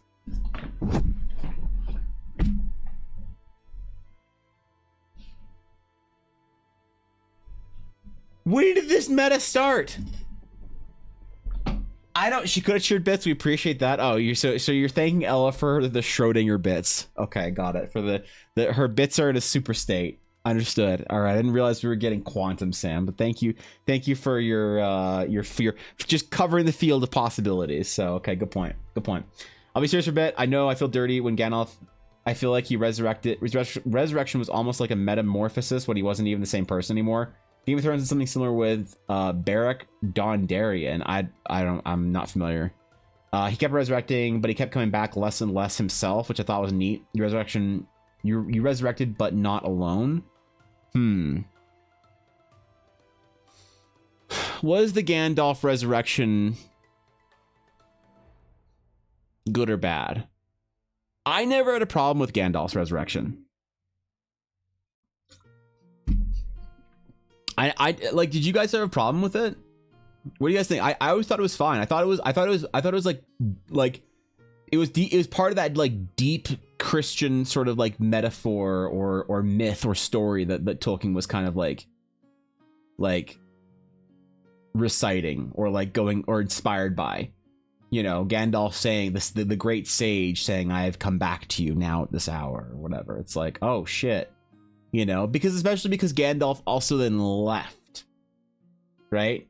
He also left the world. He came back and it was the miracle resurrection. And you're like, oh my God, Gandalf's less dirty and he's not sub to VTubers anymore. He's the purest form he could be, you know? And you're like, great. All right. So Gandalf has free time and doesn't scroll on his phone anymore. So now he's Gandalf the White. Perfect. He is taking, because he's taking on the mantle of the White Wizard, right? To which Saruman had relinquished more or less. And so that's kind of like why I was okay with it. It's because it's more of a role or whatever. And he's like, my work here is not done. I have come to finish my stuff. And then he does his thing, and then he returns to, you know, the realm or whatever. Especially because he wasn't of this world to begin with. So I don't treat him with the same sort of like if like Frodo was resurrected or some shit like that, right? Let's just generally be evil beings due to rituals requirements, but each ritual is kind of unique. I do like that part of it, yeah. DD Rangers are kind of weird champ around grass types. Or they're Gloomstalkers. Wait, I thought Gloomstalker was a rogue. No, it's a ranger. Yeah, okay. I think Ball's gay for a second there. This isn't really something they throw around like everyone could do it. I think it's good. Yeah, it's like, okay, so the question is resurrection. Do you allow your players to have access to it casually?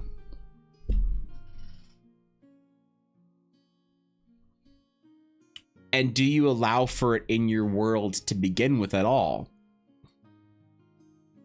I think it's probably fine. But it also sort of begs the question, what happens after death in your world? You know, which is like a weird question that a lot of people don't really answer when they're like doing world building. Like what is death in your world?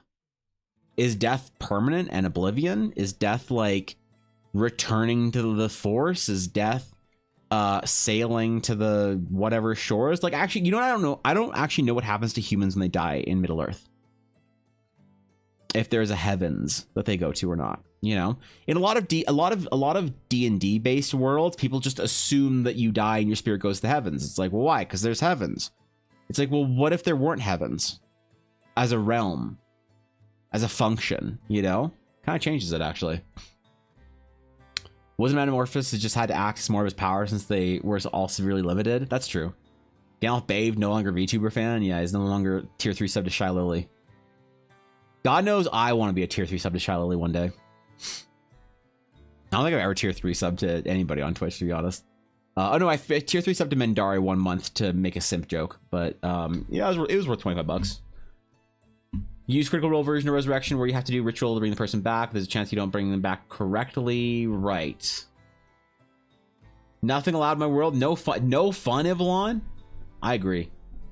My game, Lichdom, yes. Res, none at all. I think allowed in my world, but I'd probably make some adjustments and maybe have some downfalls or risks to it. Like perhaps the god of the afterlife doesn't agree with the resurrection and the person is spending the rest of their life having to watch their back. Yeah, I mean, that's a question too, because like I don't have deities the same way. So it's like there's no presence or personality or like what's the word that I'm trying to find? No like consciousness or whatever that could make that consideration. What do every time you resurrect there's a wild magic on a large scale it happens? There's a show 11/22/63 where someone goes back to change Kennedy's assassination, and the longer they stay there the more they change the past, the more they past fights back against to attack him. That's cool. My halfling road dive, my midweek DM described them as being absorbed into the wall in the underworld because they didn't believe in anything but themselves. Ooh, that's cool. That's kind of interesting. I like that.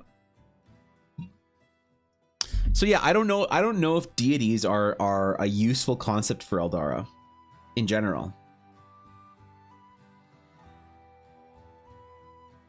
Not necessarily deities that have like a personal identity. There are cosmic forces in Eldara. We made a very scuffed but yes, very important cosmology chart long time ago. I'll bring it up. Maybe we can still find it.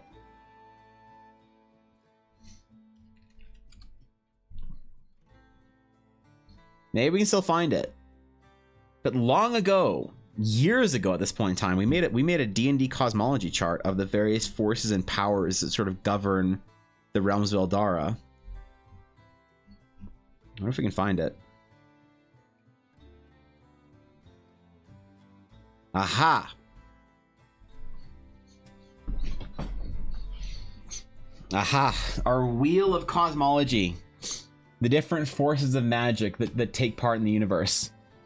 Light, nature, death, necrotic, dark, astral, life, and radiant. They all oppose each other and complement the ones close to them.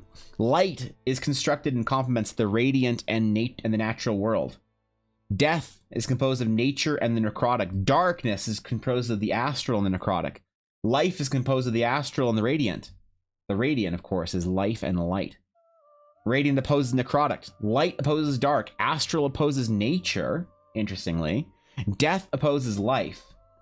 And within that circle, in the realms of Eldara, you have the realms of order and chaos, dividing the two.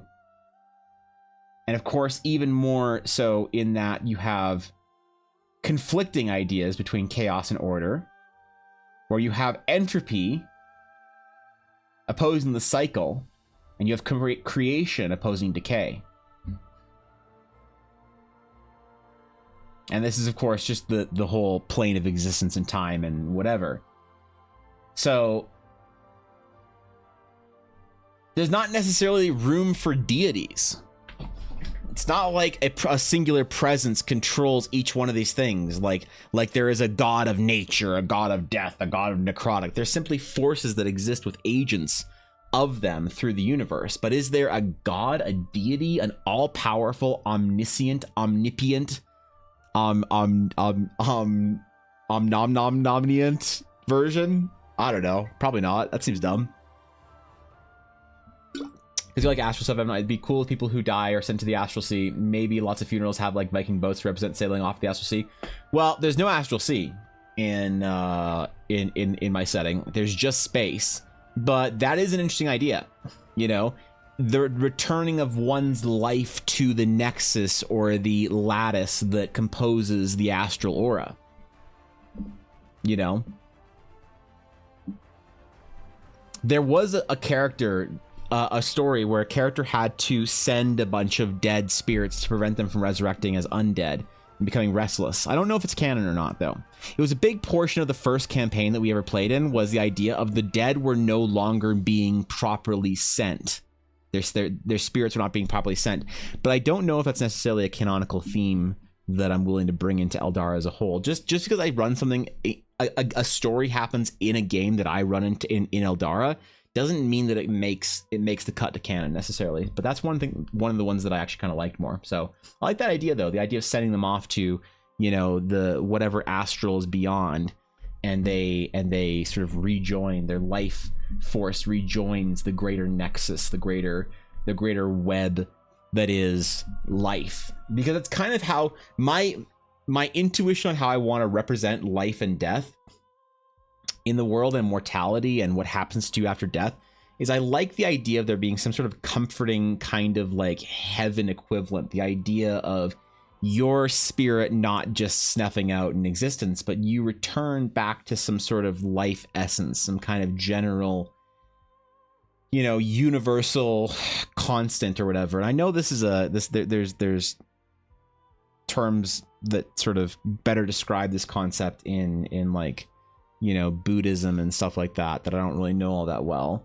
But the idea that like the cosmos, the cosmic flame, that existence, you know, the whole idea in meditation practice that you represent the same amount of universe as the universe itself, that within you is divinity, within you is perfect design, within you is everyone else. You know, Christians and Abrahamic traditions would represent it as within you is the perfection and of God and the imperfection of your mortality.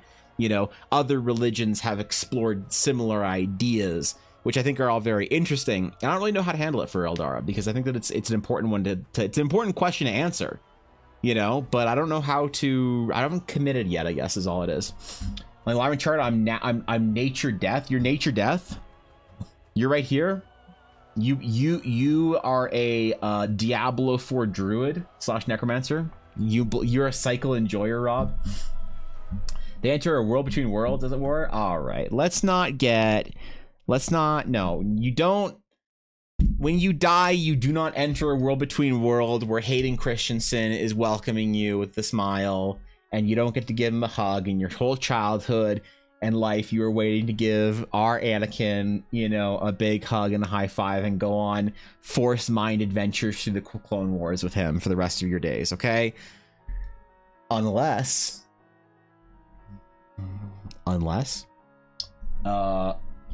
Life and the Astral are buddies for the spiritual part. Yeah, I think so. It's like inherently built into it. So everyone in Eldara is connected to, say, life in some way with it. Probably. Yeah, I don't know. I don't know how it's supposed to work out yet. Entropy is also a really good theme for undying spirit. You can also have heaven or hell thing, the life of astral and dark astral. I think entropy, here's the thing, like entropy I think is frightening. Like true entropy is actually a pretty frightening constant, you know, when you look at it from a physics perspective. And I think from like an oblivion kind of like mortal existential perspective, I think entropy is also terrifying. But entropy is sort of an opposing force within order, required for order to form, you know, kind of like the cycle is required for. And maybe entropy and the cycle need to be reversed. But I don't know. I think I like where they are on our cosmological chart thingy here. But also, who knows if this chart is actually correct? Who knows what... Like, this is the very earliest kind of, like, sketches of how the Realms of Eldara work. You know? You have your various worlds all following around Eldara. You have your cosmological chart. Which, who knows if it's actually a good one. Excuse me. Kind of dying a little bit. I'm good. How many planets are there around Eldara? So currently there's about 20. The number I've settled on in the past, Thorkin, is 22. 22 Realms of Eldara. I'll probably like flesh out like 15 really well and give like around like 8 or so planets as like general places where things kind of happen, but we don't really go there or know a lot about it in the story, because I think that it's important to leave room in your galaxy for other people to tell stories, more or less. You know, Eldara has to be a place where people like what do I, if I want Eldara to be one of the best creations of modern fiction, it's like you need to recruit the best writers and storytellers, right? If I'm gonna recruit my Spielberg and whatever to make a movie series within Eldara, because they think, wow, this is a cool enough world, I want to tell a cool story within it. You know, you have to like, it's like, how did you recruit BioWare to make Knights of the Old Republic within Star Wars? You had to have a good enough concept in the world for them to play with and think we can tell a really good story around this. And two, you had to give them room to build. And that's the best thing about Star Wars from an extended universe perspective, is there was so much room to build in Star Wars. You know, there's like, and for my own D&D games, I have my Star Wars galaxy that my friends and I played D&D in has planets that are completely my own homebrew planet.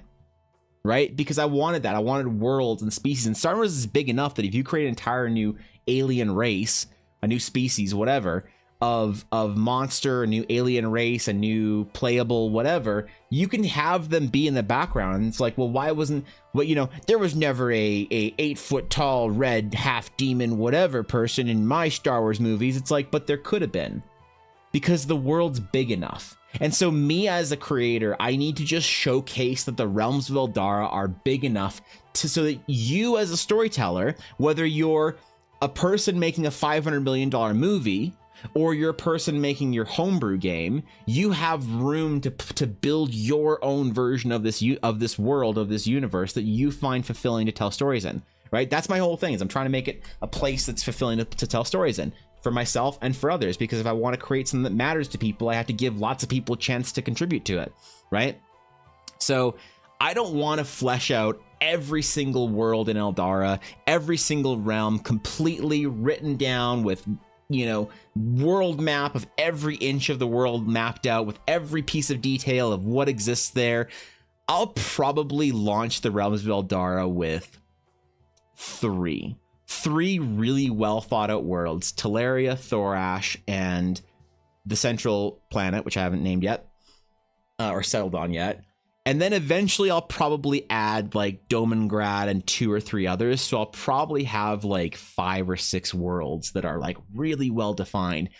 And the rest of them I'll just give generalities. Like, this place is a hellish landscape of flames and primordial forces, vast oceans, terrible mountains, you know, jagged lava spires and all those things, right? But I won't really go into what's there, because I want somebody else to tell a really cool story that makes it into canon, that's worthy of canon, right? The story, thank you, Desmar, for the follow. I appreciate it. Welcome.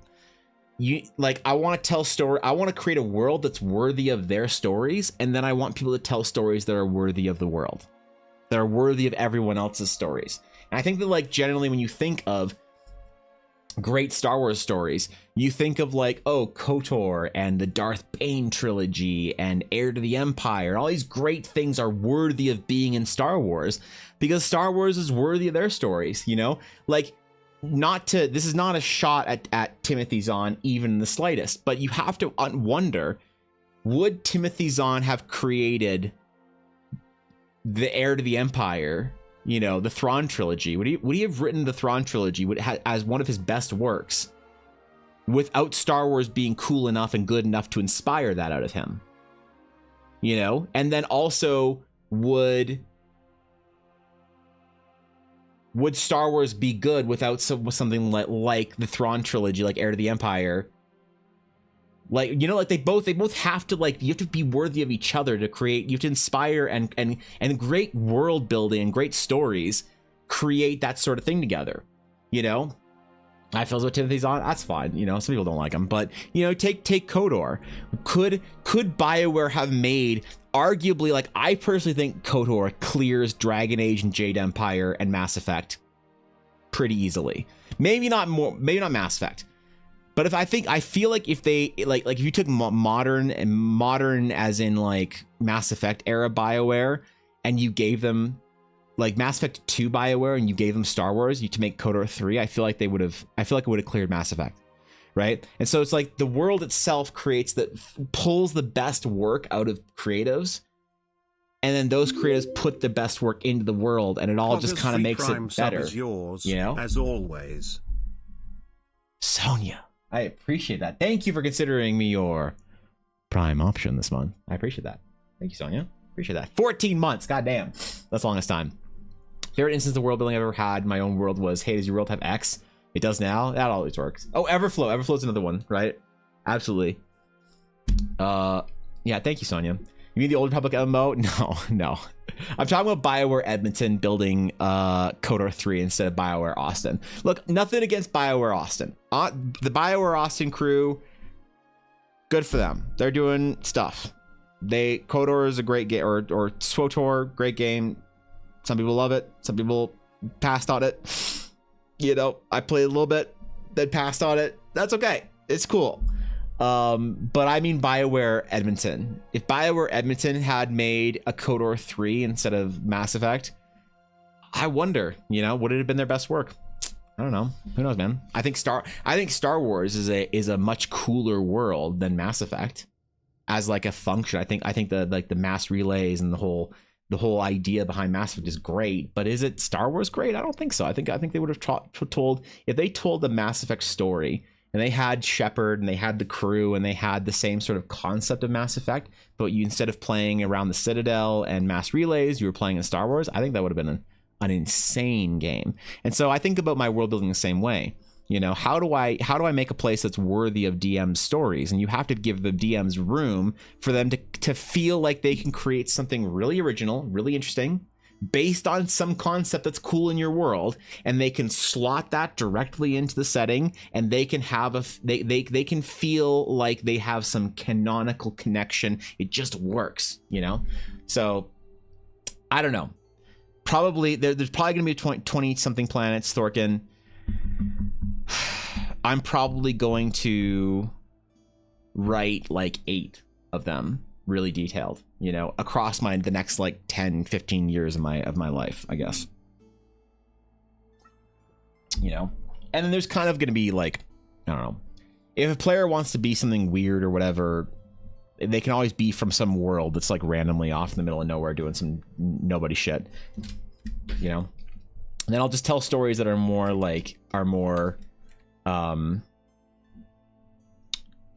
world centric to Teleria, Everflow, Domingrad, Thorash. Because also I want fantasy on Everflow and Domingrad to feel very different than fantasy on Thorash and Teleria. Teleria and Thorash are, I think, maybe one of the most like kind of like fantasy-y, D&D-y worlds. But there's going to be a lot of crazy shit happening when you go to Domingrad and Everflow. Lots of very different fantasy and very different vibes that people don't necessarily trust me to write yet, because I haven't proven myself yet with the status quo, which is what Teleria is supposed to be. Teleria is not taking any massive risks. Teleria is my interpretation on classical fantasy, which is not a bad thing to do either. It's just the process or whatever, you know. Back in the day, I pre-ordered the Ultimate Collector's of SWTOR, only played it for like 2 months and figured out that I don't care for this. Yeah, I had fun. I had fun with it. I got the big box. You mean with the big box with the Malgus statue on it? You know, that one. I have this one too downstairs as well. My big collector's edition that's got the Malgus statue in it. I love it. It's one of my favorite collector's editions. But yeah, I didn't play the shit out of SWTOR. Here's the thing, I also had some pretty bad stuff happen to me medically around SWTOR. So when I think of SWTOR, I associate the time period with a lot of hospital visits and very scary doctor's appointments. So, you know, it's like SWTOR was there for me when I needed it, but also I associate it with that really bad time. So I don't think I'll ever go back to SWTOR. It pulls back way too many terrible memories for me that I probably won't ever go back to it. And I realized that after Dash and I were talking about playing through some of the campaigns, and I was like, maybe I should. And I like kind of like went to reinstall it. I like went back to the website to like re-download it or whatever. And I was just like, I'm getting a weird vibe, man. I'm not going to do this.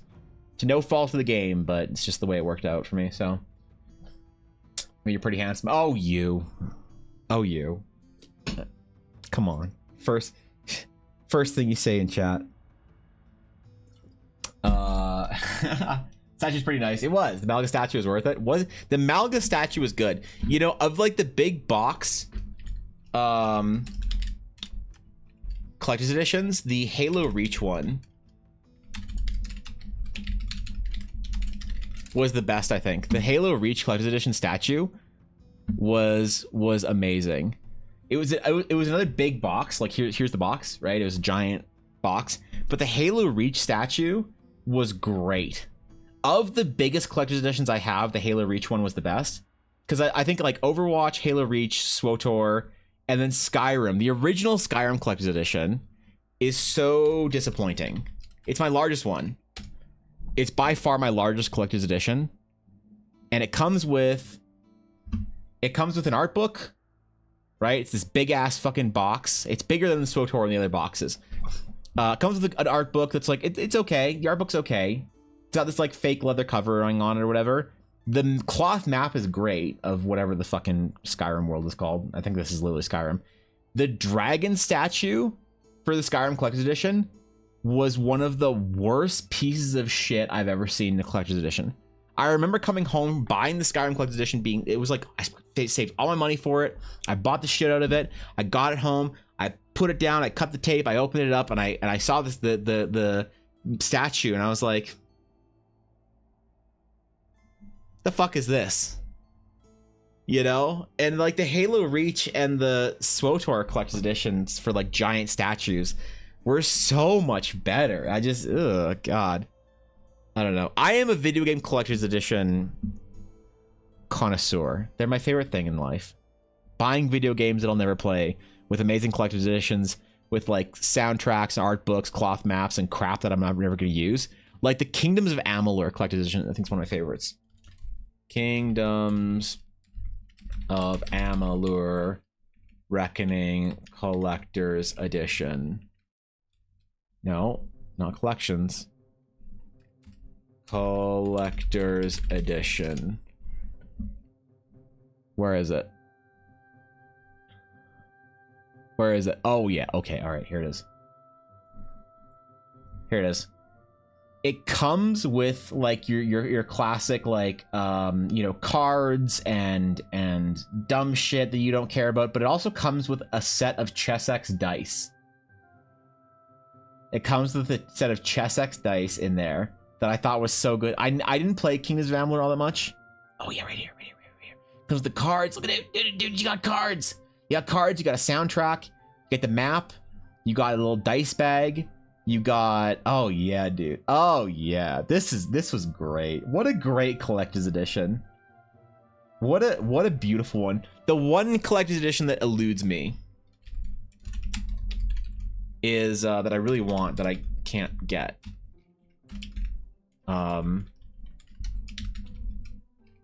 That I really want.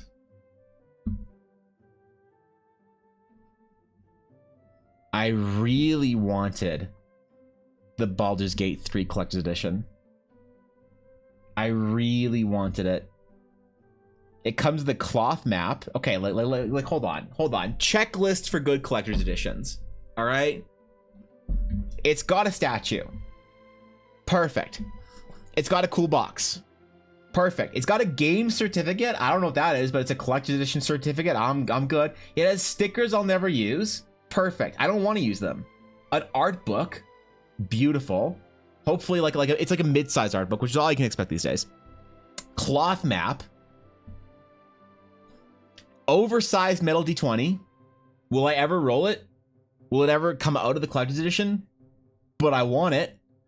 Tadpole key ring, again, that I never use. Character sheets for the origin characters as a cool, wow, look at this thing, but again, I'm never going to use it. And Magic the Gathering Battle for Baldur's Gate booster packs. I would never open these. All right. Are they the same as any other set booster? Yes. Is there good stuff in there? Maybe. I don't know. I would keep them sealed because I'd keep the whole thing together and intact. Dude, I want this collector's edition so bad. It's all sold out. It's all gone. It was 250 euros. Who knows how many Canadian dollars? I think that was like 400 Canadian or some shit. But I wanted this one so bad. It's probably good that I don't, because I just don't have room for more giant collector's editions. But if I could get this one day, I probably would bend over in weird ways to get it. There used to be regular editions of CRPGs. That's true, actually. You're right about that. I've enjoyed each of the Fallout Collections editions I've gotten. I think I have New Vegas. Yeah.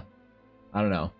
Also, D&D-ish news. I figured out a new schedule for my IRL parties for beginning playing again soon-ish with a new campaign. Dude, that's awesome. Congratulations, man. Tell me what your plans are at some point. Whenever on Discord, I want to hear about it. I like the Hogwarts Legacy Collector's Edition that was floating wand. It was neat. That would have been sick, actually. Yeah. Same, but I couldn't afford it at the time. I know, man. Oh god, I want it so bad. I have, like, you can ask the mods now. So the mods, I never talk about my video game collection at my home, but like I have a big shelf of like my old collector's editions, and I have lots of like vintage collector's editions. Like my favorite old collector's edition is the Valkyrie Profile 2. It's got like a figure. It's so cool. I loved collector's edition. I loved PS2 and PS1 era. I think I should start a editions. D&D campaign. Oh yeah. He'll be the DM. Every time I make a Punteris Wild Magic, the campaign ends in 5 minutes. Yeah, it's not a very long campaign. If you wanted to play D&D for one night, Rock, you could do it. You don't need to make a D&D campaign over. Yeah, look at this shit. It's so good. It's called the Artifact Box. It's got the game. It's got some like art card thingy. It's got like a little dumb ring trinket you're never gonna use. Keychain. It's got the soundtrack and a Silmeria figure. The original one too. This is only in Japanese though. They both are only in Japanese version of the game, I believe. But I have this one too. I bought it in Japan, obviously used. But it's beautiful, man. It's got a little pocket watch you'll never use. It's got some maps and art and shit.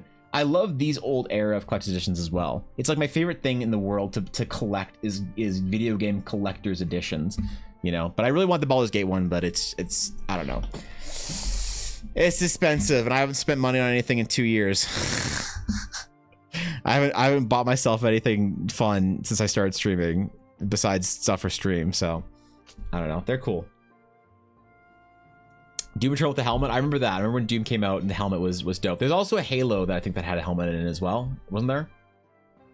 I don't know. It's a one shot. Yeah, it's a very short one shot. $2 for the wand. Oh, is this the whole collector's edition, or just the wand? What do we have here? We have Ashy with the hot Twitter takes. Yep. That was me on Twitter. Treasure. Oh, this is the table. Thank you for that night. I'll use it later, or I'll look at it later, because actually I'm curious what they're defining here. Let's see what do we got here. Oh wait, that's sick. Wait, this is the Hogwarts Legacy Collector's Edition? Fuck, man. I would own the shit out of this collector's edition. I would absolutely own the shit out of this. That's really cool. Fuck, man, that's a nice collector's edition. I love collector's editions so much. I love them. They make me so happy. Even collector's edition art books that I have, I love. You know. Sienna, thank you for continuing the sub you got from Grisviti. Thank you. What's up, Sienna? Good to see you. How's it going? How's this rainy Netherlandish day going for you? What's up, Vetus? How you doing? Anytime. What did you think of the book? No worries if you haven't. I haven't done all the assignments, but I looked through the entire thing for about an hour. It's a dope ass book, Thorkin. Thank you again. I was gonna message you about it because I saw some cool shit in there that I wanted to talk to you about. But yeah, it's great. Thank you, Thorkin. Seriously. I wonder how much it costs. 300. Ugh. That's a lot, man. That's a lot. I can't justify that much on anything right now anymore. I just can't, like. That's why I want to make a dope collector's edition for the Eldara campaign when it comes out. On like when I kickstart it, I'm gonna have a tier that's like a dumb collector's edition tier. For no other reason that I want it. That I want it. I want a collector's edition for my own adventure. When I write it, when I publish it, I want it. All right, I want a collector's edition adventure I want it to be fun. I want it to be art cards. I want it to be... The problem is that I need a dumb trinket. I need a dumb trinket. And I don't know how to... Like, I have access to a resin printer and a filament printer, so I could 3D model a dumb trinket and then print it and then put it in the collector's edition. But I just don't know what kind of dumb trinket to make. You know, maybe a dumb keychain. Like, I can model something simple like a paladin... Like the Airlace family sigil.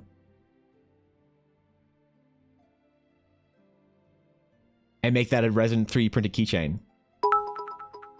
Oh, I could. Dumb trinket? I could. Make a D20 with a croissant inside.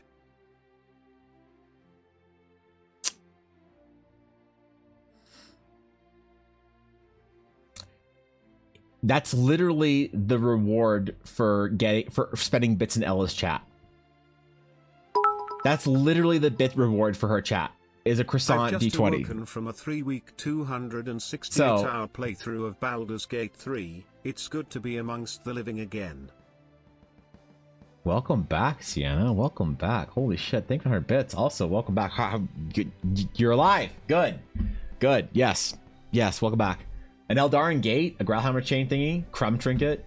Having a 3 model Crumb would be pretty cool. I think that'd be dope. That'd be fun. But I want to make a dumb Realms of Eldar Collector's Edition. I don't know if we can do the cloth map for it, because I don't know how I'd print on cloth. I might be able to print on cloth, actually. The thing is, I would have like art prints, like gallery grade art prints in there. But I don't know about a cloth map. If we were fighting an undead centaur, would we be beating a dead horse?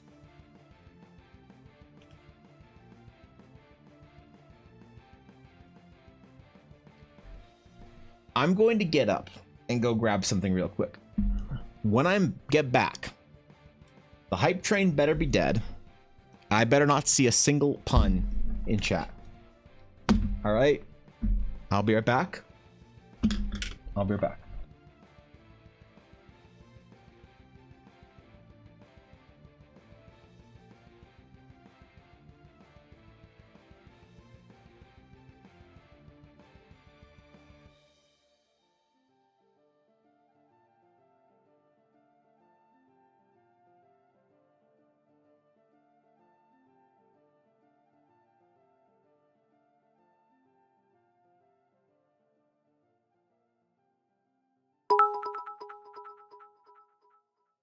The hype train isn't dead if we choose it to be alive, Evan Keck.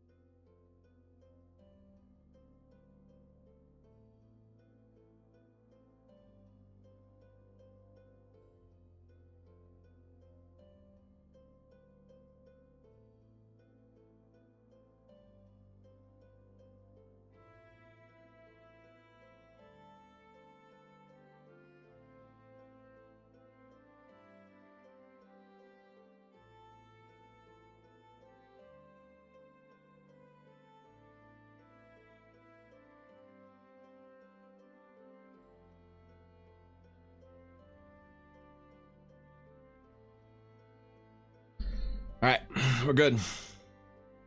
Rehydrated. I'm ready. I'm ready.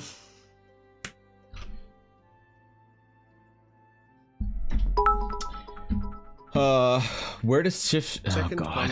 one time I met a priest who was cursed and couldn't cast create water. Uh-huh. I told him to get well soon.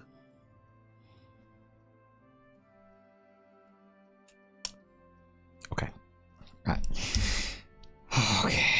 Okay. I get it. Well, I get it. Okay. Oh, okay. I was hoping Baldur's Gate might change you, Sienna. Yeah, alright, that was pretty good. Baldur's Gate changed you in ways that we weren't sure how it would. I feel like I'm about to jump back into my Baldur's Gate game. I decided either Baldur's Gate or Final Fantasy XIV this weekend, and I kind of dug back into Final Fantasy XIV a little bit. I logged in. I think I want to start a new character, to be honest. Trying to get playtime with Ella has been rough recently, so if I want to get through the story by the time Dawn Trail comes out, I think I might have to start a new character on my own. So I might do that and then play through when she has time on Yurna or whoever. Probably the worst to me, I thought. Okay, I love fair enough. hanging out with halflings. They are more down to earth than most folks. JK, halflings don't get that joke. It goes Over their head. Yeah, okay. Help. I mean, like, the problem is, like, thanks for the 100 bits. But, like, also, okay. Forty has been kind of calling me with all the announcements. I do still need to catch up. Do it. It's time. Come back. We miss you. I need to get through 3 expansions before I can play Dawn Trail and play a Pictomancer. Or whatever fucking weird ass shit I'm gonna play.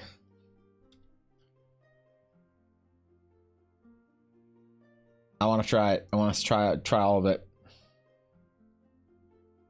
I'm looking forward to it. It's gonna be dope. I'm gonna have fun. I'm gonna go on adventures with my friends. Wait. What's a comedian's favorite comic book character? The Punisher. The what? Oh, okay. I thought you were saying like some French word. The Punisher. Okay. That was just TTS. Alright. Okay. Got it.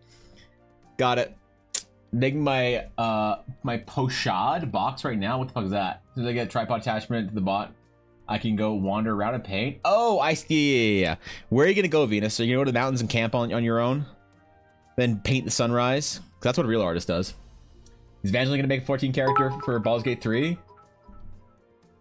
Did you hear about That could the be wizard good. who gained 5 stone while studying divination? He became a fortune teller. Gain 5 what? 5 stones while studying divination? Okay, I actually don't get that one. Hold on. I need to show Nick we've got Evangeline already has a character in the world. I will wait, is Sienna gaslighting me? Sienna might be gaslighting me on this one. And my password. Hold on, I gotta log in. Give me a second. I gotta log in.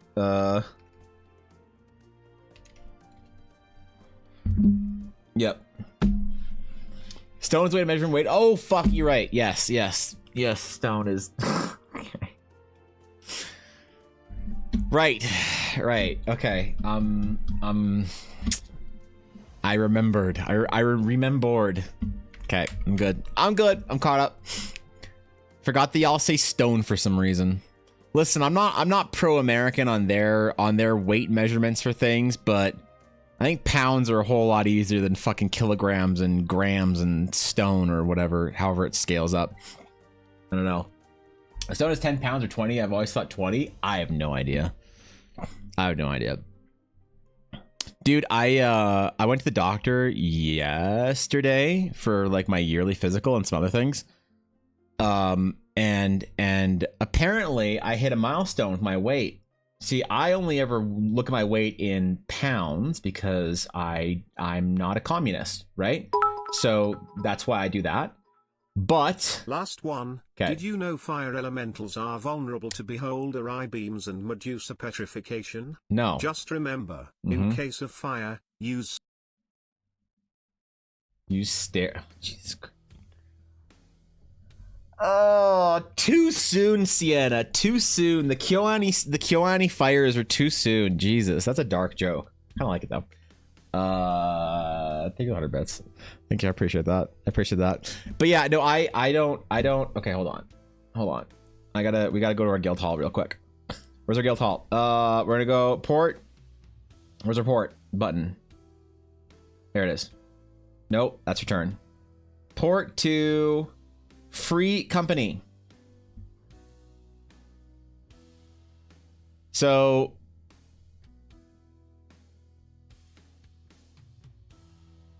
if you go to our free company house, this is our guild hall right here. There it is. See, hold on. This is our guild hall. Look at it. Look at it. It's got trees and shit.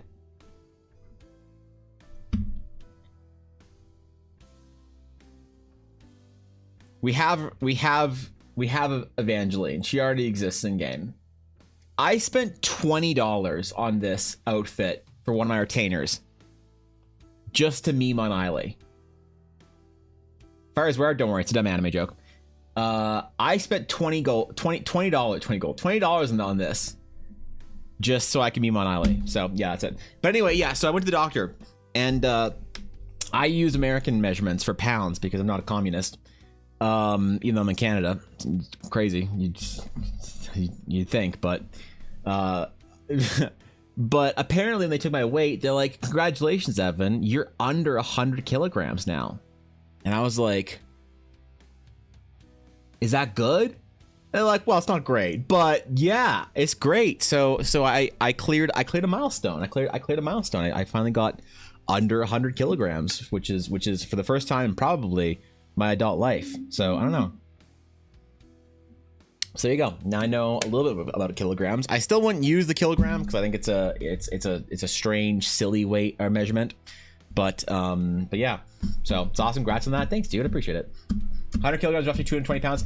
Yeah. So I am 98 kilograms, about 216. So I started off when I first started my weight loss journey. At the very beginning, I was about 300 pounds. I was about 300. So I've lost about 85 or so. I lost a little bit more, but I gained it back a little bit. I gained about 5-10 pounds back over the holidays, as one does when you're a fat guy. But yeah, no, I'm getting there. I'm getting there. I'm getting swole. I'm going to the gym. I'm working out. I'm losing weight. I'm getting shirts that I couldn't put on a year ago, and I'm wearing them on stream. But yeah, dude, so that was cool. So I did my physical, and I'm 100 kilograms. Unlike my Lalafell, even in Paladin armor, who is still far above 100 kilograms in weight. But that's what happens when you are a fucking dope ass warrior of light, in case anyone was wondering. So I'm going to sit here dancing out front of our guild hall for the remainder of the day, in case anyone was curious. And I'm gonna minimize that because why not? Very clear milestone, then a kidney stone. Thanks, man. Appreciate that. Yep, you're right about that. That'd be way less than me in a blank. Well, I'm also shorter than you. I'm only 5'11", so the other day, progress is progress. It is progress. It doesn't feel like progress because I still feel fat as fuck and disgusting because of it. You know, but I lost about 40 pounds the first year, about 45 the second year, and hopefully this year, for year 3 of the weight loss fitness journey, hopefully I'll lose the rest of it. So I don't know. Here's looking up. If I started working on myself to get in better shape, my body is very much hating it so far. Oh yeah, the body does not like it. The body wants its proper diet of Cheetos and soda, but I deny the body the diet it craves.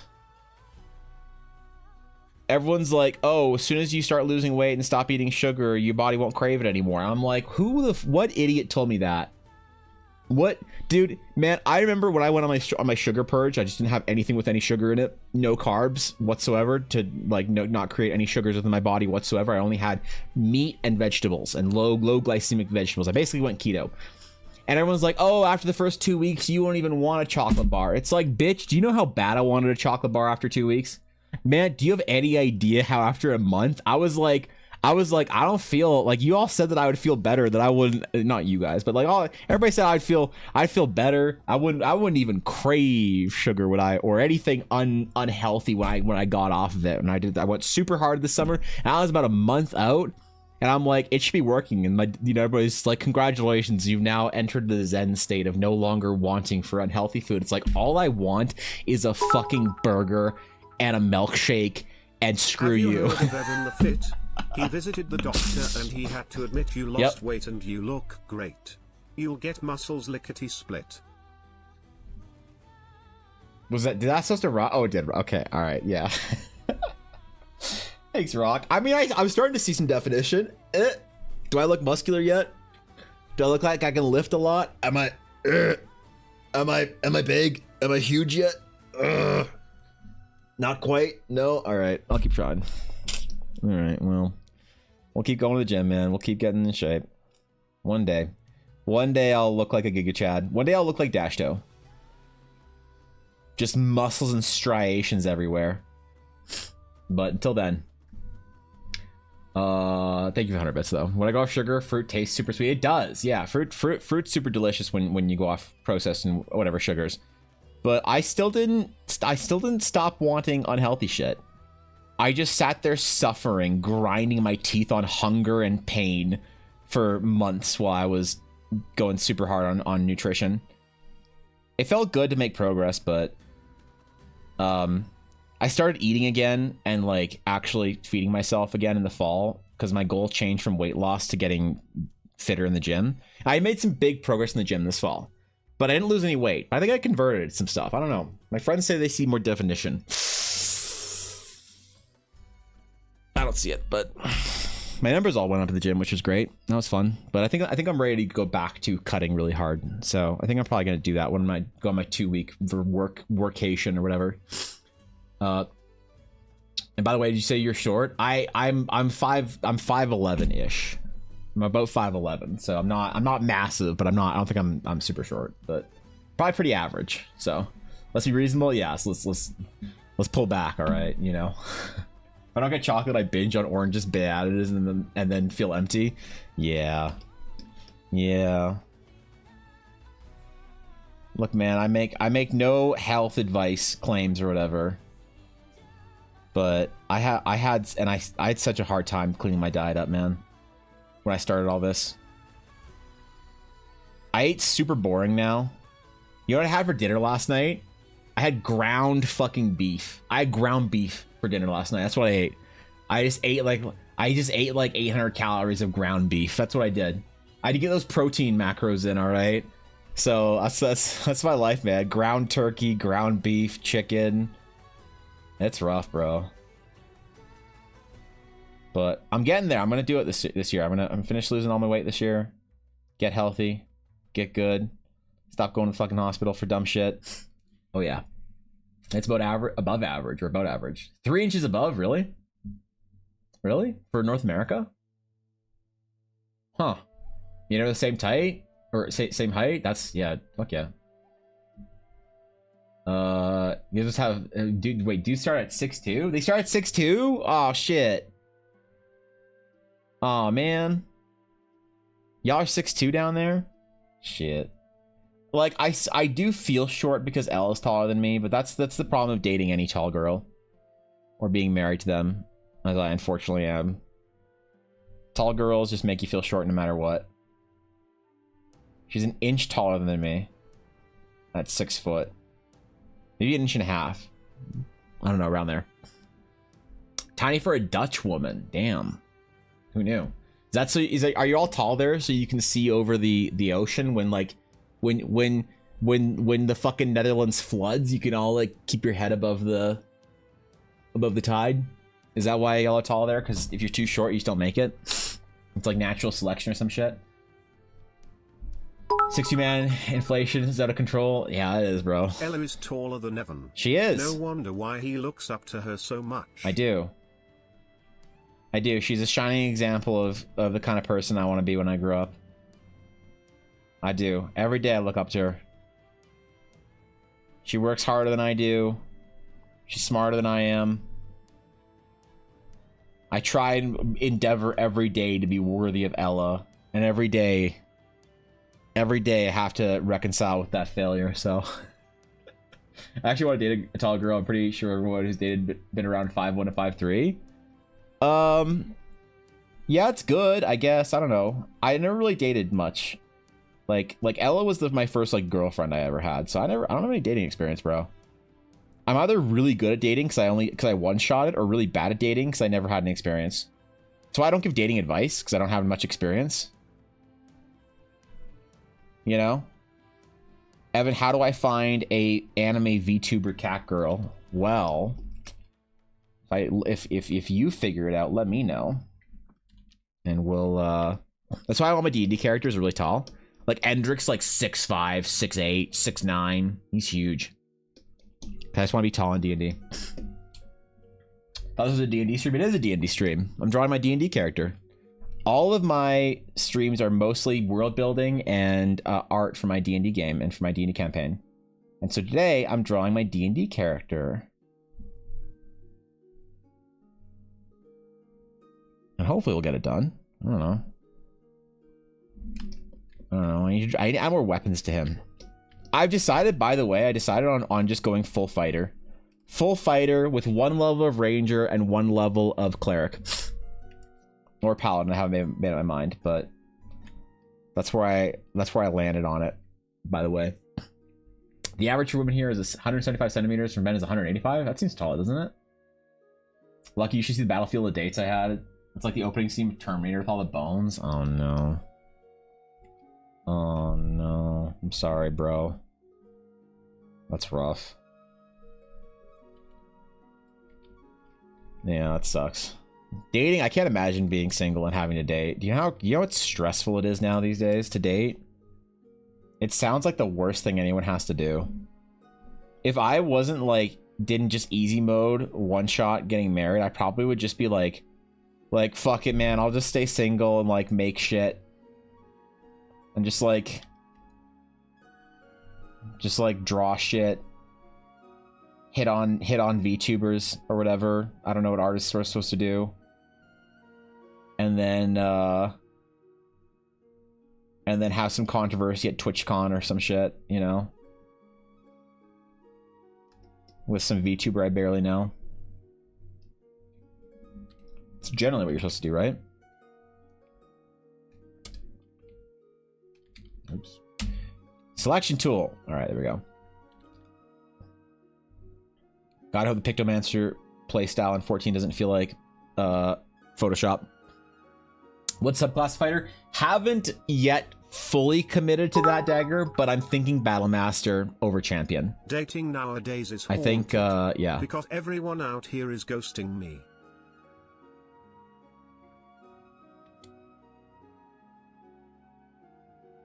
Listen, true, but also hilarious. So, true, but hilarious. Thank you, 100 bits, Rock. Feels hard to meet someone these days for dating. It seems rough, dude. Where do you even meet people? Where do you even meet someone? It's like if you go through university and you don't meet somebody, what do? Meet them at work? What if you work remote? What actually do you even do? That sounds really stressful. I certainly would not want to deal with that shit, so I'm not envious, dude. A lot of sympathy for all the single D&D boys and girls out there that need to find their party members. Definitely Battlemaster more. Champion always feels a bit bland to me. That's kind of what I'm feeling like. Is the Battlemaster feels like the more commanding, the apex fighter that I want, you know? You like the Echo Knight? Echo Knight felt too magic-y for me, I think. Yeah. Yeah. Be realistic here. I'll not find a boyfriend for a while. I don't drink, so I don't hang out with people, and I make smaller guys my age insecure. Oof. It's okay, Venus. Listen, you have lots of time. Having a boyfriend is overrated. All right. Nothing special to it. Find yourself a nice nerdy art boy. Someone who paints really well. You know, who can keep up with you. And you'll be fine. I think artist couples are so adorable. My sister-in-law's brother, so no familial relation to me, but he's married to an artist, and the two of them are adorable. They just do art things together. It's great. We're the strange ones. Leaving the house is a scary experience. It is, though. Yeah, people don't... Do people leave their house? Ella, you're sitting here talking to me while we're talking to our friends in the guild in TDC who are watching a D&D based stream on Tuesday in the middle of the day on Twitch. I would venture that not leaving your house is more average here than in most places of the world. And that's why I'm cozy. And I don't want to leave. I don't want to leave. I just want to stay here where it's safe and everybody agrees that we don't leave the house, okay? You know? Not in the house is strange? Yep. Apparently. I mean, you're not wrong. Probably doesn't help that I don't drink or dance, so bars and clubs aren't really an option. They're also trashy. What's up, Ella? You're not wrong. I'm not wrong? You're What? not wrong. I don't want it. Why are you bringing it here? I don't want it. For a while, I hope your new year I don't. is going great. Yo, Nanoi, dude, what's up? Let her drunk. Don't bring the I don't want the dog. Why'd you bring the dog? Nanoi, thank you for the 100 bits. New Year's been going well, dude. I hope your New Year's is chugging along, doing what you're doing. What's up, Ella? Some of the mods did leave their house to come see us. That's true. Yeah, I have to go outside with this little thing once in a while. So that's the worst part about owning this thing, is that it makes me go out of the house. Why do you look so distraught? Did Ella wake you up?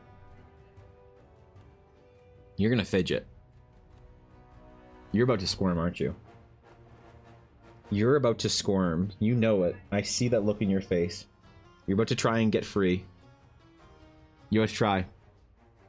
Thank you for 100 bits, Annoying. That's very generous of you. I appreciate it. Yeah, it is too cold outside. It's too cold outside, you know. You're not allowed to go outside for days, okay? You have to just hold it in. High of minus 28. High of minus 28 tomorrow. Wow. Well, fuck that shit. But also, What? they can't redeem points. They can't redeem points to pet the Una? So I'm just gonna enforce pet. So you're just gonna enforce pet the Una. I don't want... Who's trying to redeem points to pet the Una? A high of negative 28. Blaze. A high of negative 28, Rock. Negative 28 in Canadian is like... What is it in American? I don't know. It's cold as fuck. It's cold. It's cold as shit in American. Are you okay, Una? Did you need support? Is that what? You need bellies? Oh. Chat, we figured it out. Excuse me while I take a brief interlude here.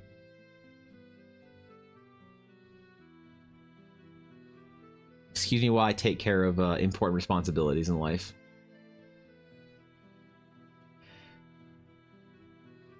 Are you okay, dog? Una. You want to go out in the cold? You want to freeze your ass off? You want to get tail icicles? No, fuck that. We should move somewhere like Hawaii. You want to live on Maui or Oahu? Maui? Because fuck tourists? Yeah, good girl. We're gonna go live in Wailea. Yep. Yep. There's a beast on your lap. It's something. She's trying... Oh, she's squirming now. She's trying to push off. The kicking has begun. She wants freedom. She wants to put back down her blanket that she had.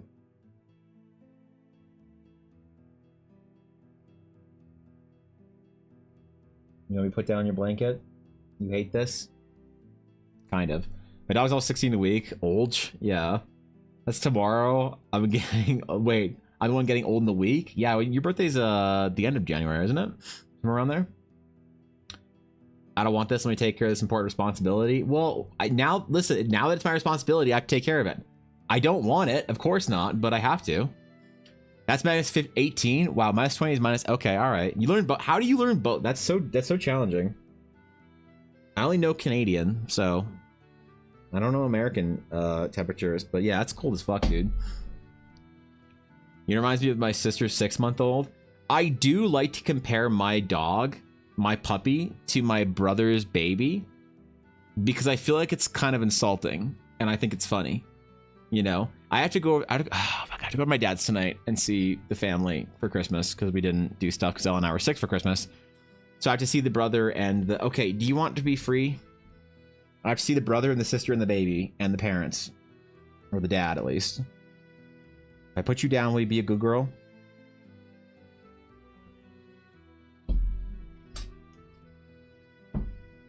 You gonna go to bed?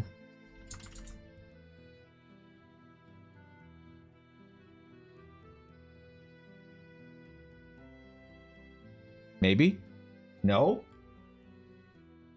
Really? You gonna go back downstairs to your bed? Alright. Goodbye, Yuna. Enjoy your freedom. Anyway. Just get good at math becomes easy? I'm great at math. What are you talking about? I'm fantastic. I can do all sorts of polynomials and factoring. Oh yeah. Oh yeah, that's I just don't know what the equivalent is. I don't know what the equation is for converting Celsius to Fahrenheit. So she can't be free. If she's free, she'll terrorize the land. She will, unfortunately, but it's not very terrorizing. I think she went back downstairs to her blanket. Eunice sleeps during the mornings, like until about 2 p.m. every day now. And if you disturb her, she gets so offended. So, you know, Una, like my sister's partner holds their kid. Well, how am I supposed to hold the baby?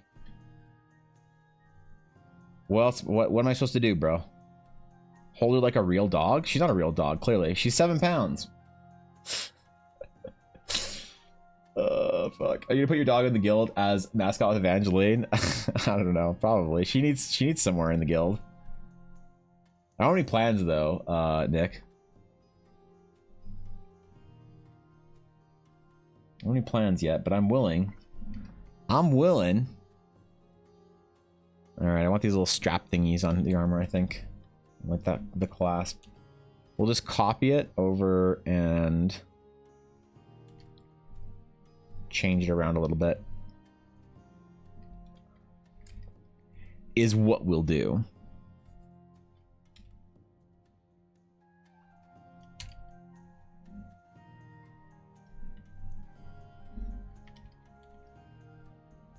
We got to figure out our fighter armor here, all right? We have a battle master, a master of battle even. So we need him to feel like his armor is weathered and well adventured. Like he's gotten all of his cool gear from all his cool adventures after a decade and a half of adventuring. He is my post-game character. He's already been on his tail. Celsius equals Fahrenheit 2 minus 32. Oh, is that all it is? Oh, that's easy. Yeah, wait, that's actually really easy. Yeah. She also was smaller than our nephew. That's true, she was. So we jumps on my me at 6:30 a.m. almost every morning. He's 57 pounds. Plays until 8 p.m. then conks out. That's puppy shit right there. That's some serious puppy shit going on. Well, good luck, I guess. It's a lot of energy for a little pup to expend. A lot of energy for the owner to have to expend playing. But some people like it, apparently. Some people enjoy having dogs to play with. I don't get it. Yeah, I don't get it.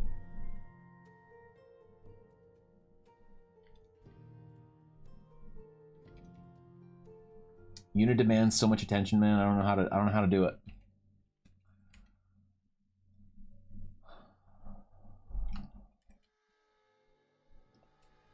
I don't know how Ella does it, at least. Have alternative character art where you're holding her in your arms. That'd be kind of cute.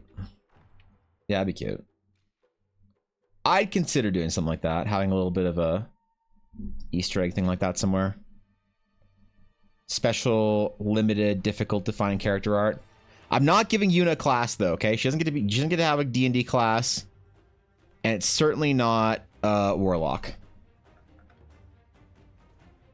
Okay? She doesn't get to have a class. It's not Warlock, and I'm not canonizing my dog in my D&D game as a magical creature, okay? Time for a late dinner and some more Baldur's Gate 3? Alright, good luck, Sienna. It was good to see you. Good luck with your Baldur's Gating. Good luck with your romancing Astarion. Good luck with your, fuck, what do people do in Baldur's Gate? I don't actually know. Mind Flayer romance arc? Jeez, I don't know. So I got him a friend. Lyra is 45 pounds and they play all day. See, there you go. Get your dog a dog.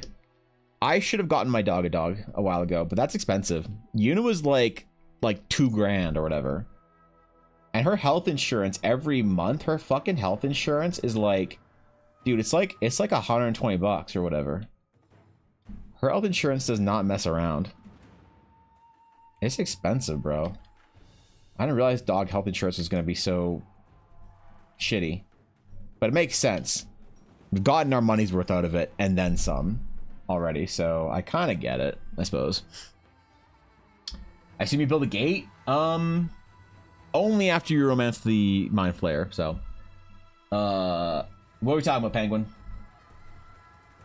When a dog's more expensive than a human? True. At least her food expenses are really cheap. Her food expenses are super chill. We had to buy her a new bag of food and realized it was going to last for 6 months, and I was like, hell yeah. Hell yeah, dude. Screw paying for food. Like actually leaving YouTube, or I'm doing something else, but many YouTube channels will still exist. For what? I'm confused. I'm confused. Toke was 1,500 US. We drove 13 hours for him. Lyra's 1,000. We drove. That's a lot, dude. That's a lot, man. I had to drive for Unit 2. The things we do for our dogs, Jesus. I had to drive all the way to North Alberta. Ugh. I get Mind Flayer to put the top coat on. Oh, right. That's what changes it. That's what'll do it for you. Stop romancing the Mind Flayer. I don't want to see it happen anymore. Cut it out. Can't remember if I said that. I don't know. What's up, Soja?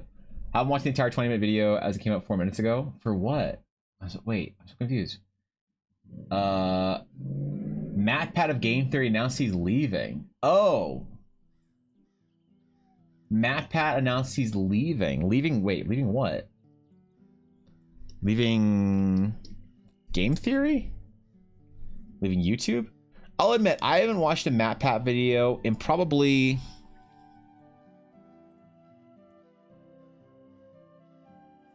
probably 6 years?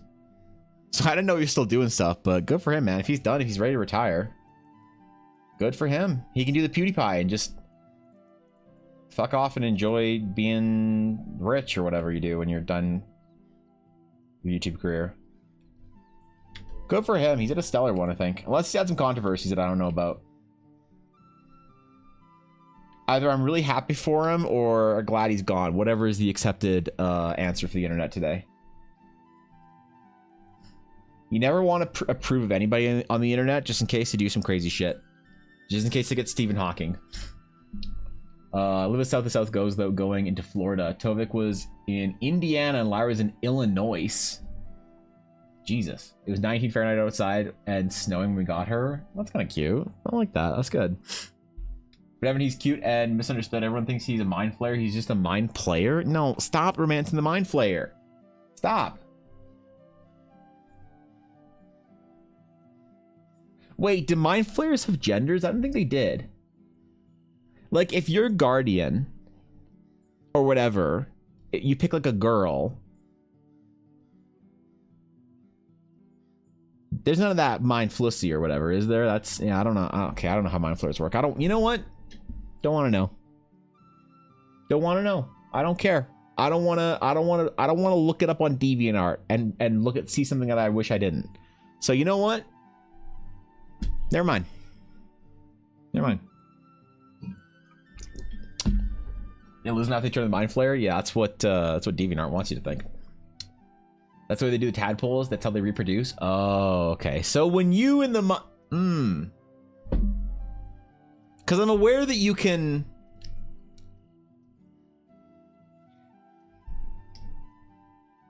I don't know if I want to play Baldur's Gate anymore. Yeah, I don't know if I want to anymore. I think maybe I'll just maybe I'll just play Final Fantasy 14 where things make sense. Hold on, let me. Am I still dancing? Hold on, sweet. All right, there we go. Wait, where's the? There we go. All right. Ah, yes, a game that makes sense to me. Sweeping. A world that makes sense to me. Okay, yeah, no more mind flayer whateverness. I'm just gonna play Final Fantasy 14 for the rest of my time. Cool, we're good. We're good. Also, hey, you know, 14's kind of like playing D&D in the same way Baldur's Gate's kind of like playing D&D. You just get in there and you just pretend that you have friends that want to play D&D with you and shit. You know. I haven't watched one of his videos in a while, but I grew up on those. Yeah, he's quitting it, handing over the channel to someone else. Really? Interesting. And so he just retires. He just wins. MatPat leaves YouTube with I think he's married, the wonderful wife and the little family thing going on, and he just has a great rest of his life. That's awesome, dude. Well, salute to him for putting in his years of service to the greater YouTube conversation. Good for him for staying out of crap and trouble, I guess. And sad to see him go, but happy to see him. It's like PewDiePie. I'm happy that PewDiePie is retired and not doing shit anymore. Not because I don't like PewDiePie. I don't want to see PewDiePie videos or whatever.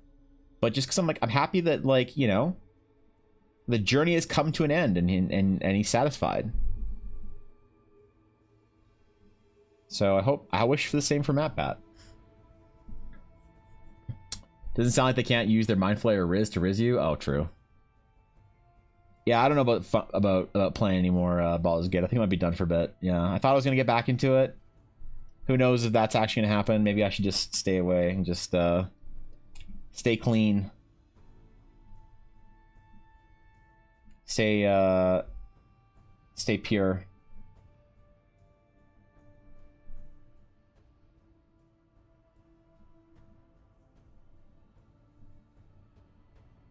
After all, if Twitter taught me anything, it's that I can't get away from Baldur's Gate fan art, and the Mind Flayer is reserved for DeviantArt, so I don't want to go down that rabbit hole just yet.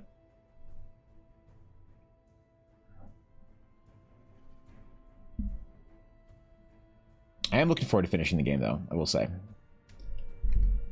A couple more responsibilities, and then I have to go to dinner thing soon. I have another doctor's appointment soon, and then I have no responsibilities, and I have told everyone during my workation to fuck off, to straight fuck off, leave me alone to get work done.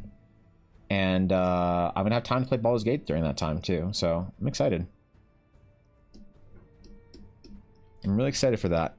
You know, sometimes you just gotta get some space. I've told no one to expect anything from me during that time.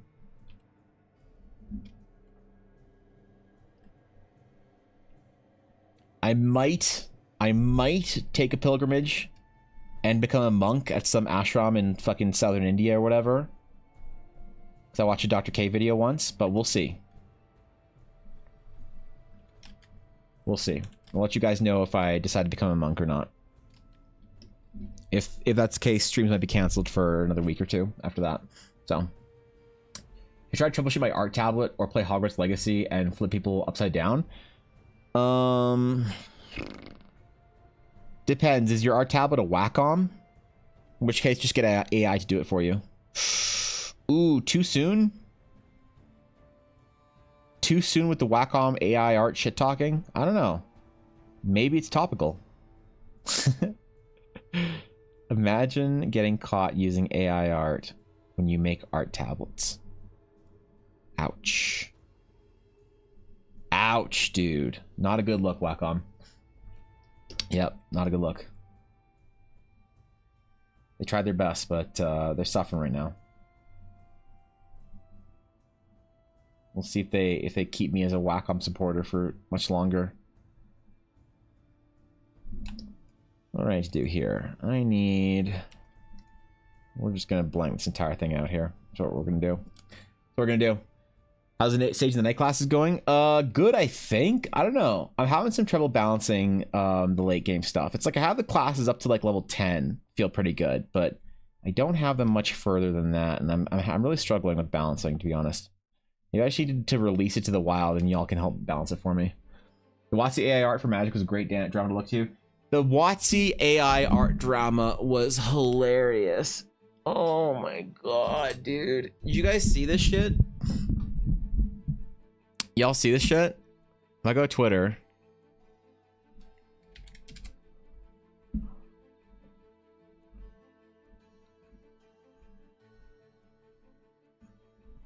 Where is it? WotC AI.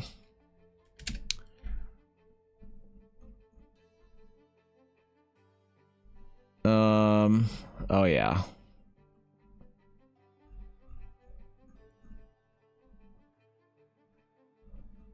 So basically, Wizards of the Coast made a thing to preview its new secret lair drops. Okay, here's what it looks like. Let's get this other tweet up here. Oh, I can't open it in a new tab. What? Oh, I just middle click it. Okay, there we go. So WotC made an image. This was their image. New lands. And this art for the background.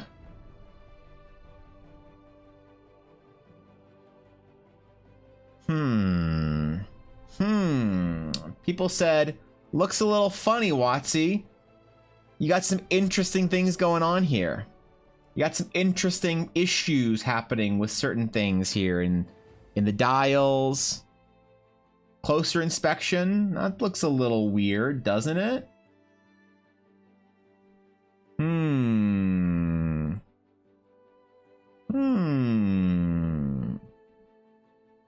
What is this happening? Interesting.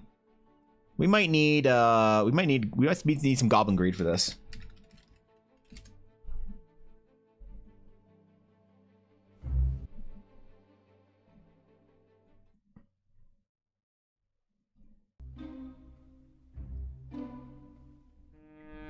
What do you guys think?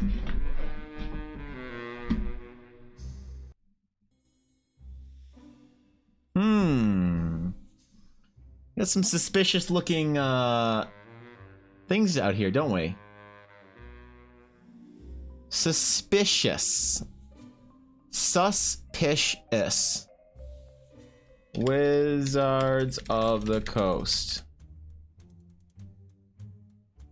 Where's Wizards of the Coast? Where's WotC? What? How do I? What?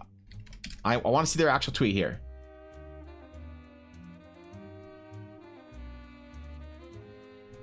WotC.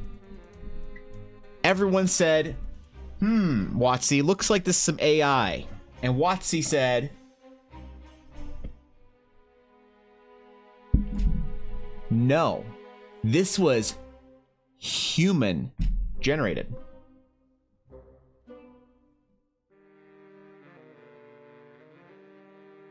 Are you sure about that? Days later, WotC made this tweet. Well, we made a mistake earlier when we said our marketing image was posted was not created using AI. Read on for more. As you, our diligent community, That's us, chat. We're WotC's diligent community.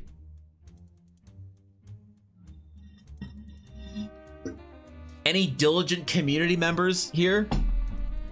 Just me? No? Some of you guys?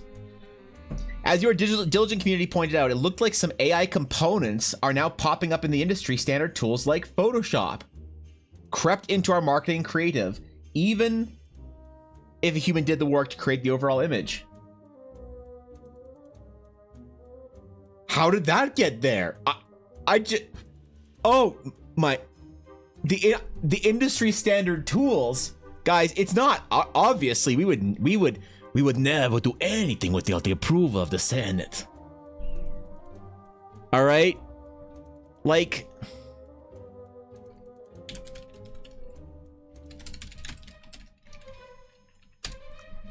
real time, actually.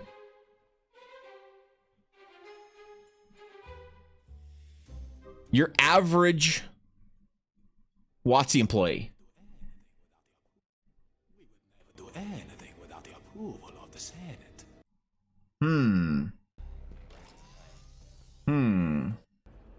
A tragedy has occurred. Which started right here with Where's the outrage? This is incredible. We recommend a commission be sent to Naboo to ascertain the truth. Absolutely. Absolutely. We need a commission to be sent to ascertain the truth as to how these AI components are popping up in our industry standard tools. While the art came from a vendor, not us, a vendor, it is on us to make sure we're living up to the promise to support amazing human ingenuity that makes magic great. You know what? WotCW. Good job. That's what you gotta say. They said it. Good for them. We already made clear that we require artists, writers, and creatives to contribute to Magic the Gathering TCG to refrain from using AI-generated tools to create final Magic products. Now we're evaluating how we work with vendors on creative beyond our products, like these marketing images, to make sure we are living up to those values. You know what? I'll give him a pass. Yeah, you know what? I know this might surprise you guys. I'm giving Wizards a pass on this one. I'm giving it a pass.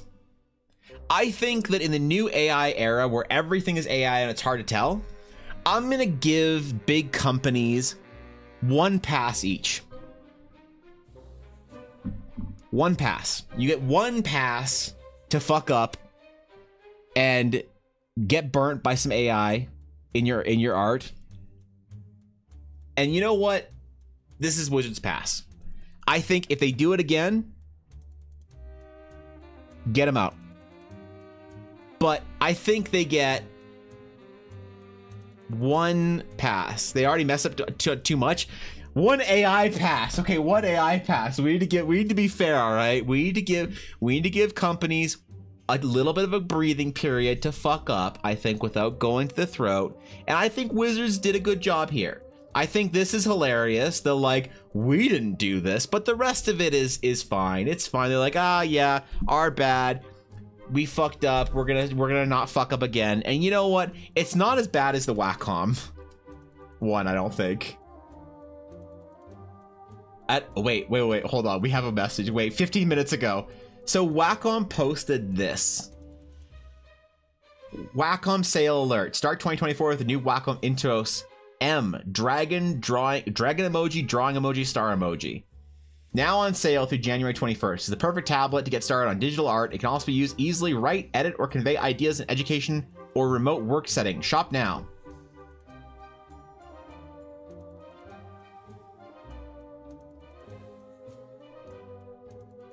What the fuck is happening with its tail? And so what happened? What happened, man? People were redrawing this properly. You know, they were going about it. They were doing their redraws, You know, apparently people are hating Wacom because this drawing I did, thinking AI generated. Keck. Yeah, there you go. Someone fixed it. My take on redrawing the Wacom AI dragon. It wasn't drawn on Wacom, but hey, neither was theirs. Hold on. What did Wacom say? Okay, this is 15 minutes ago. January 9th at 1:11 p.m. Dear Wacom community, you've pointed out to us that we may have incorporated AI-generated images into our New Year's marketing assets. We hear your concerns and questions. Okay. We know you are upset that it's taking this long to address the situation. We need time to investigate and get the facts right. You know what? Fair. They took a couple days to make sure they weren't going to just jump on someone for, make a mistake. Fair. We want to assure you that using AI generated images in these assets was not our intent. Here's what happened. Wacom purchased these images through a third-party vendor. The vendor strikes again. Those pesky vendors and their AI. Where it was indicated they were not AI generated. We vetted the image through a few popular online tools. It also indicated they were not AI generated. However, given the community's feedback, we are now not sure the image was created. We don't know. For this reason, we immediately discontinued their use. We are grateful to be part of the creative community. We appreciate your feedback and collective knowledge in the field, and for holding us accountable. As partners for artists around the world, Wacom supports human creativity and strives to serve the community with integrity. We are reviewing and updating our process that we can avoid this happening again. Thank you for hearing us out. Sincerely, the Wacom team. All right, they get their pass. Give them their pass, boys. Yep, they get their pass. They get their pass too. So WotC and Wacom both used up their AI pass. They get their one pass.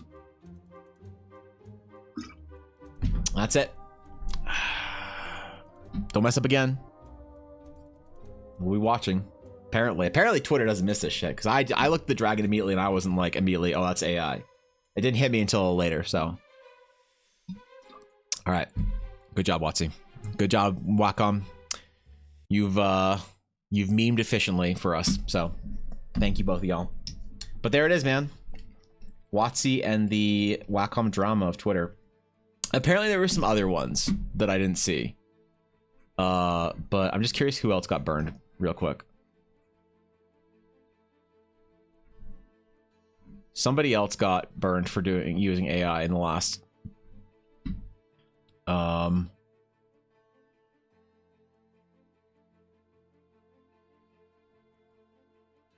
Oh, Apex Legends. Apex Legends and Pokemon Go. They both used up their AI passes as well. Okay. All right. We gotta keep tabs on this, guys. We gotta figure out who still has their AI pass and who's lost their AI pass. Gotta be fair on it. Okay. We should be harsh but fair. Some nice straps. Thank you, dude. Thank you. I appreciate it. Thank you. I do try to make my armor straps compelling, so not many people appreciate my work for it. So I always look forward to the few that do. So thank you. I got a lurking though. I'd love to say, all right, enjoy your good lurk. Enjoy it. Be good.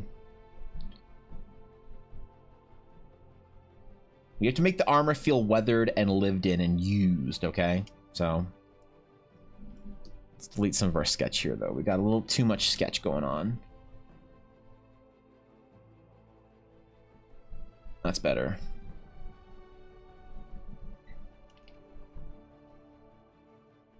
It is funny though, because these companies keep using these third-party vendors, and the vendors don't give a shit. And so, like, yeah, to be fair, you did your due diligence of running it through a program that said, like, this was not AI generated. But then again, you don't think that the vendors did the same thing? That if you're like a vendor, a creative vendor that provides art for marketing assets, you don't think that if they're big enough to be working with a contract like a big company like WotC or Wacom or whatever, they don't know all the sites that you would put your shit through to make sure it's not AI generated, and they wouldn't also put their stuff through there to make sure it's not AI generated? Like that's just the test. It's like an instructor at university putting their students' work through the was this written on ChatGPT thing. Then again, a lot of university students are stupid, so they probably do it anyway. But I think a lot of people, probably know that tool and use the same tool, and they just like change it up. There is a tool that I know that you can use. It's an AI writing tool. I don't know the name of it, but I remember hearing about it on a podcast. That basically it will rewrite things to make it not look AI like ChatGPT written. It'll rewrite it, and then whatever, and then pass it through a bunch of the other tools or whatever, So, they might not get caught. Exactly. Yeah, totally. They might not even get caught with it. So, meetings suck. Meetings do suck, Garthan. You should just ChatGPT your presence in a meeting, and I don't know, large gash areas and cuts in the armor. Exactly. We need weathered, broken bits. We know all of that. We got some cuts and stuff in here, but we don't have enough, I don't think, yet. Especially in the large defense plate areas like pauldrons and whatever. We need to have more battle damage, more weathering, more, I don't know, man. More design, too.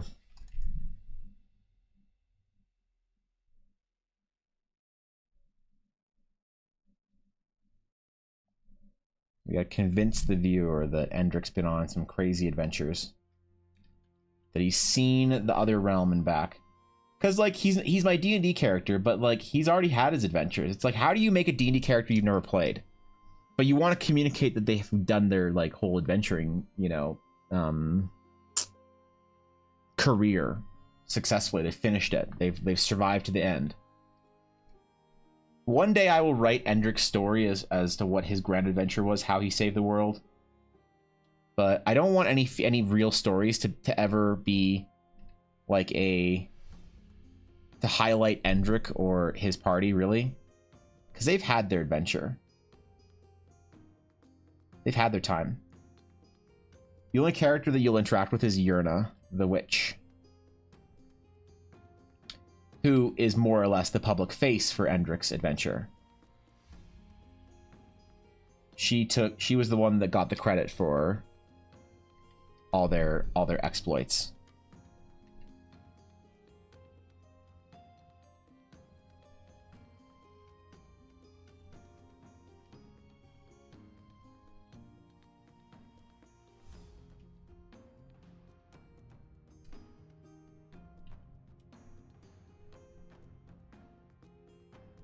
Okay. Needs to be 3D, man. We gotta put some more dimensions in this shit. Be a thick plate of armor. Gonna release frustration by talking more about D&D classes, like what Pokemon fighters obviously love fighting types, especially champion fighters, and Machamp. Ooh.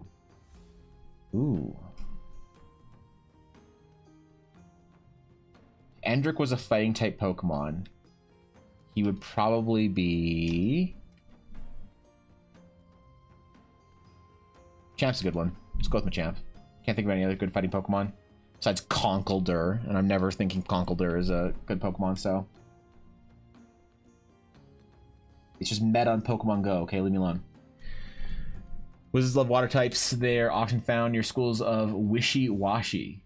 Well, only if there's no third-party vendors around. Too soon? Soon enough? Maybe too soon. I don't know. It's hard to say. I think, look, I'm giving Wizards and Wacom the AI pass for the first fuck-up, but it doesn't mean that we don't still get to relentlessly meme on it and farm Keck W's over the drama for, like, 2 or 3 weeks. Okay? Don't mistake my generosity in giving them a pass on their first fuck up as me excusing them from being memed. They get a pass because they are gonna feed us great memes for the next week. All right, that's why. What's up, Gala? What's going on?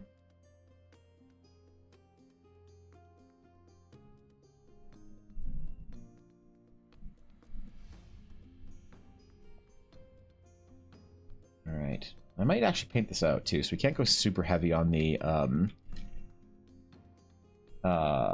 hatching either. We have to be a little bit more balanced somewhere in there.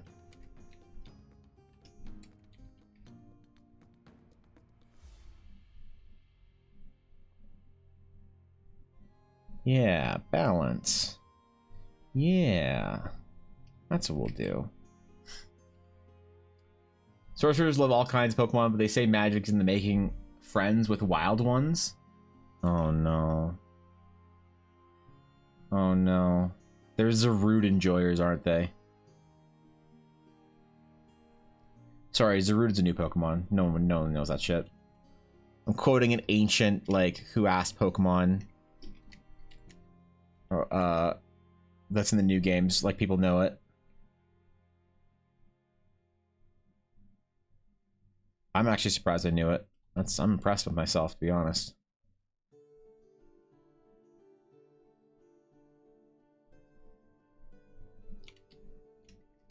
Who'd have thought I'd remember the name of a new Pokemon?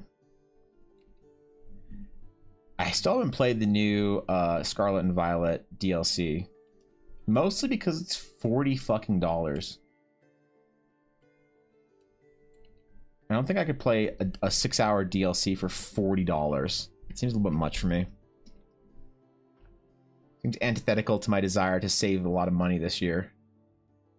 I'm so proud. I haven't spent any money since the year started, except for like one Amazon subscription order. I'm gonna be so good this year, man. I'm not spending any money on shit. I'm gonna video gamify my frugality, so I can focus on work that I want to do more. Live as like close to the edge as I can without eating cardboard.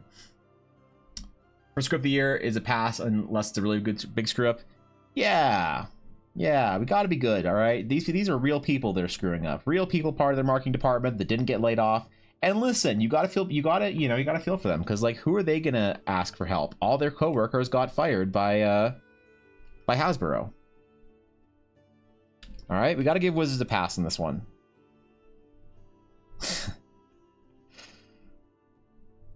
Yeah, come on, man. We gotta be good to them. Monks obviously huge fans of Klefki. Klefki also famous enemy of Warlocks. Ah, yes. Yeah, that's all right. That was a good one. I think I spent money on games in 4 years, and you haven't spent money on games in 4 years. Venus, you're out here just playing Minecraft like a champion. God, that's so Slavic of you. You're just out in the middle of like a field, squatting on some like concrete cinder blocks while playing like Minecraft and listening to hard bass. I'm impressed.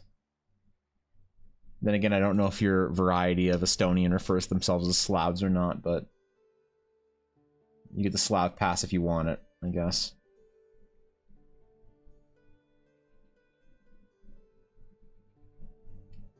You're also allowed to squat on concrete while listening to hard bass. That's not bad. Yeah.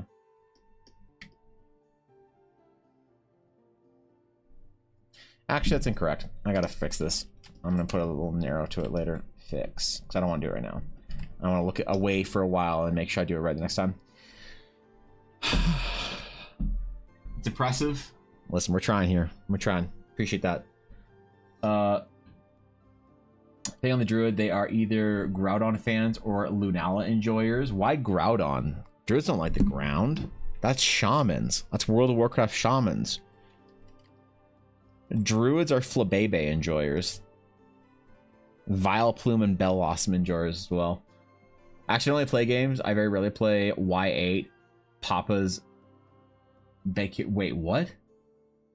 Valkyria? I don't know what the fuck you're talking about, Venus. I don't know what the fuck you're talking about, but I'm just gonna assume that that's dope ass shit that you're talking.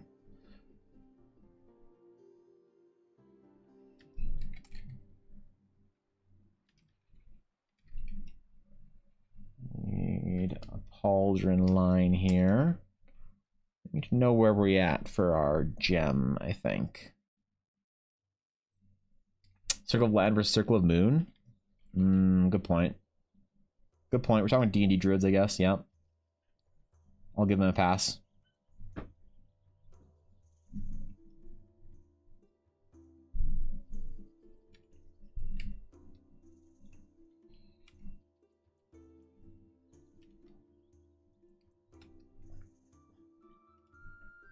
Yeah, I'm gonna do it, man. I'm gonna do a full year of intense frugality. A year of improvement. If I was like a white girl on Instagram, I'd talk about how it's a year of self-care. But I'm not a white girl on Instagram, so I can't use the term self-care. I'm also not a gym bro, so I can't say it's about being becoming a better me either. I don't know how to talk about improvement and self-improvement without sounding like a gym bro or a white girl on Instagram.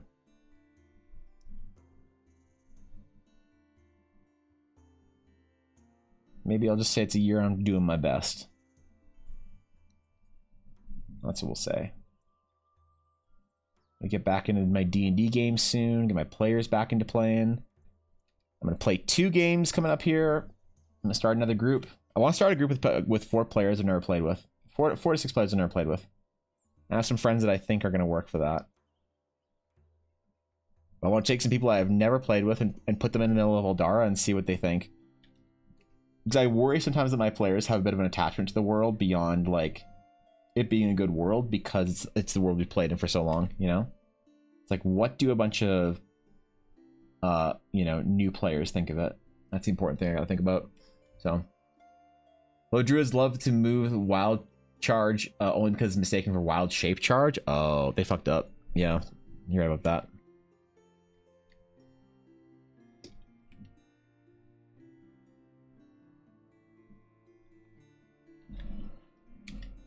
Oh,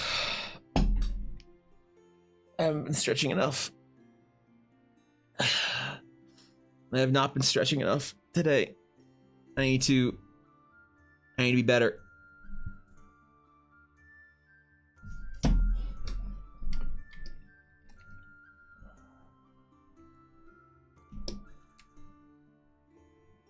Yeah, I think Battlemaster fits Endrick the best.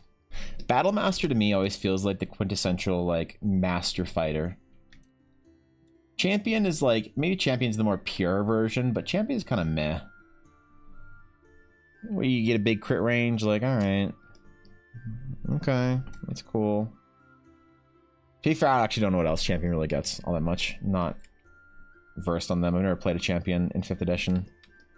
Battlemasters are always what I go to, so. When I think about, you know why I like the Battlemaster? The Battlemaster feels like a fighter, like a 3-5 fighter with lots of feats. Right? I like that. I like that ability to do lots of shit that your party doesn't really understand. It's like Battlemaster, the difference between a Battlemaster fighter and like any sorcerer is you spend 10 minutes talking about what you're doing in your D&D game, but you players actually understand what the Battlemaster does, and it matters. The sorcerer spends like 10 minutes like comboing, and then you're like, so what did you do? Oh, I missed. Okay. Okay, cool. I guess. All right. Just kidding. I'm sorry, sorcerers. Pause Maker is a really chill clicking game where you make pies for customers and decorate your lobby according to the holiday. Oh, that's cute. I don't know. I've never heard of that, but fair enough. Venus, you would do great with Roller Coaster Tycoon 1. You would have done super well if you were born in 1992. You just would have played Roller Coaster Tycoon on the family computer. Oh yeah, you would have been fine.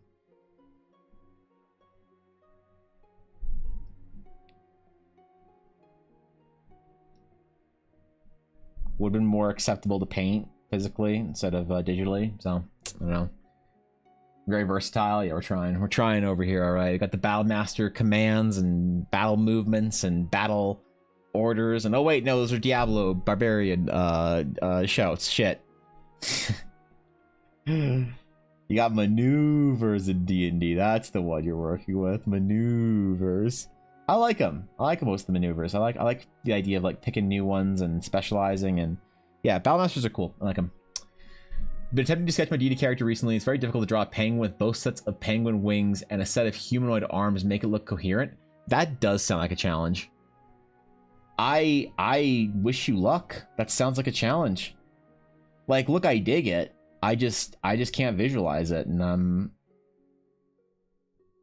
inspired right now, though. So there's that. We want something like etchings on the armor if we can.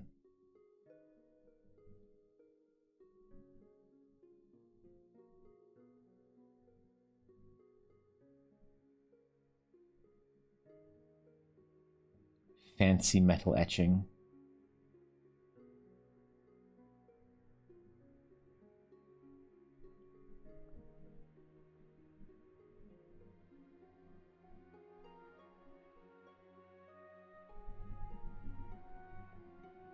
Can't go too heavy-handed with her hatching, all right?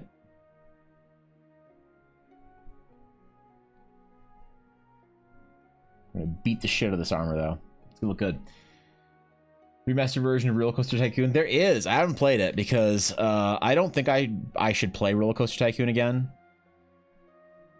I feel like it'd be bad for me. I would just avoid all the new games and play a 20-something-year-old game made by one dude.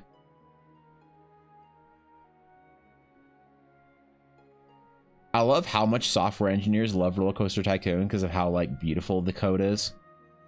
I love that they appreciate that about it, you know?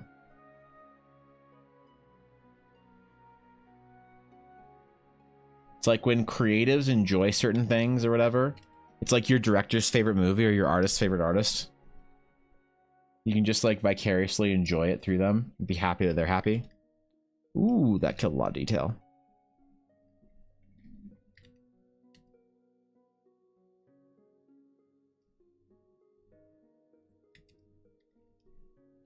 All right, we gotta make it up.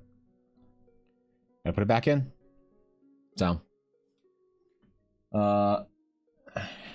recently read the Battlemaster maneuvers were actually supposed to be available to all fighters, but feedback said that fighters could be more simple. Really? We want to believe this concept, but I don't know if it's true. Who the fuck thinks a fighter could be more simple than a fighter? Oh my god. Who did they ask for 5e feedback, man? They must have asked the most casual people imaginable. Like, good, D&D should be accessible, but sometimes when Wizards is just like, no, this concept in 5e is too casual, or it isn't casual enough, I just, like, sort of wince. And then it's like, whenever you think that part of, like, 5e is too casual, someone from Wizards, like, make, like, subtweets about you saying that you're an elitist, and you're like, no, stop. Stop. I just miss my depth. Fucking weirdo. Now you could have bought Bionicle? You could have. You could have. I almost wouldn't have been 20 that time. Yeah, alright. That's fair.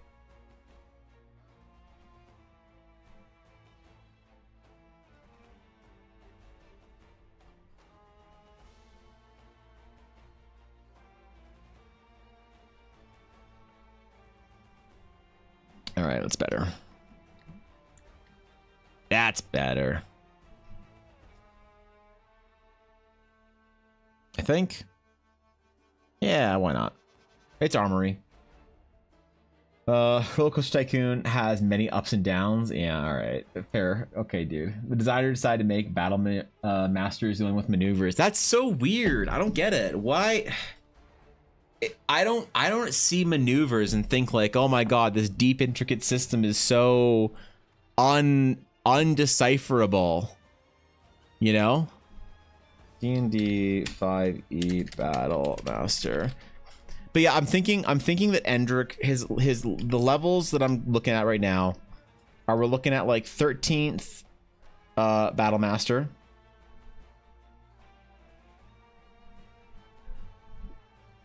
And he has one level in Ranger and one level in Cleric. That's what I think. I think he's a 15th level battle master with one Ranger level and one Cleric level.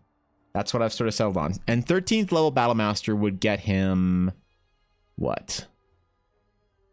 13th level would get him to...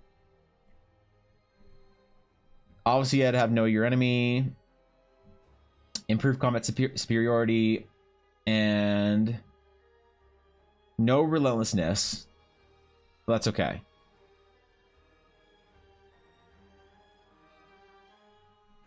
Yeah, I don't really care about this. And then, of course, all his maneuvers, man. Ooh, there's a lot of maneuvers. I don't know how many... wait, how many would he have at 13th level? You can... Three maneuvers of your choice. Many maneuvers enhance attacks in some way. You can only use one maneuver per attack. You learn 2 additional maneuvers of your choice at 7th, 10th, and 15. Each time you learn new maneuvers, you can also replace maneuvers you know with a different one. So he would have, what, 3, 4, 5. He has 7 maneuvers.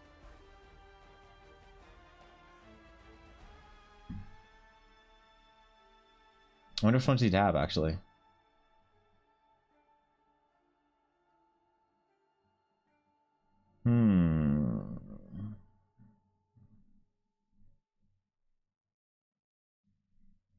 Yeah, I don't know. I haven't thought that far ahead. It's not like I'm gonna play him anytime soon. But it'd be fun to play him in a game, though. That'd be actually dope. So, is Endrick part cleric? Everyone time to bully Endrick? Yep.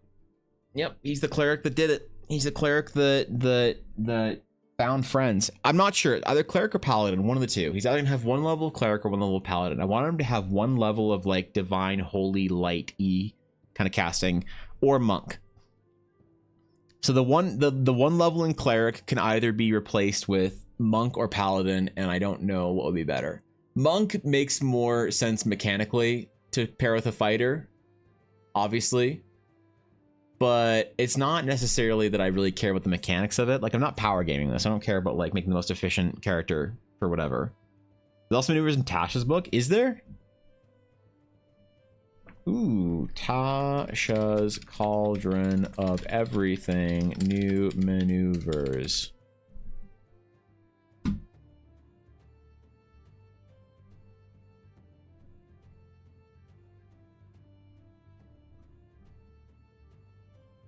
Where are they?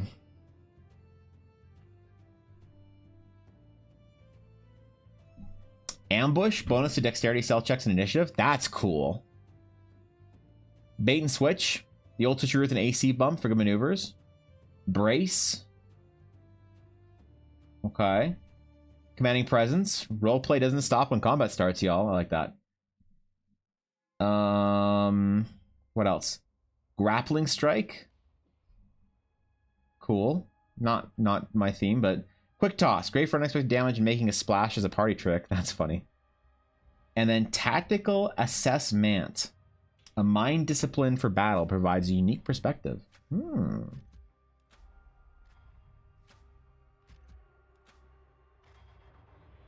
That's cool.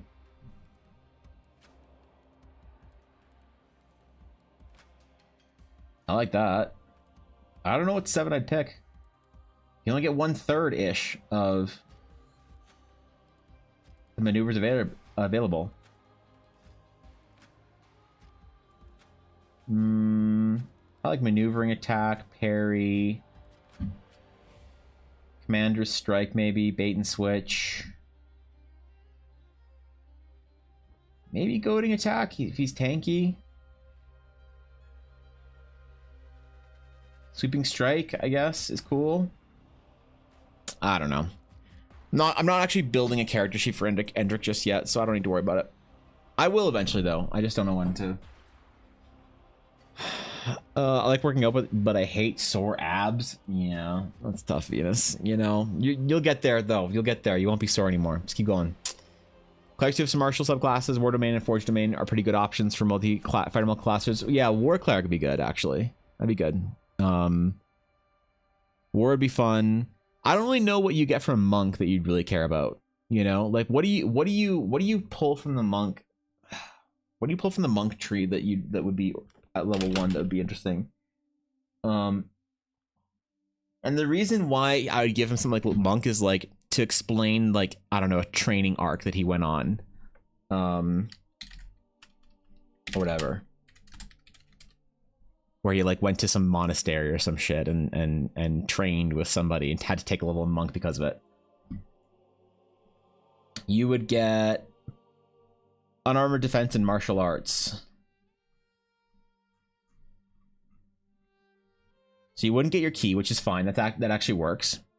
You wouldn't get unarmed movement. That actually works. But what? Okay, so what do we got? First level, your practice of martial arts gives you mastery of combat styles that use unarmed strikes and monk weapons, which are short swords and any simple melee weapon that don't have two-handed or heavy property. You get the following benefits while you're unarmed or wielding only monk weapons and you aren't wearing armor or wearing a shield. So I wouldn't actually get any of this. Unless he's like out of armor, which is fine. Yeah. So it wouldn't be all that effective in his character building to get any of this shit. But it would be fun just like, I don't know, mechanically or whatever to just say he has a level of monk or whatever. But war domain cleric. What do we get at level 1? What's our level 1 dip? Divine favor and shield of faith.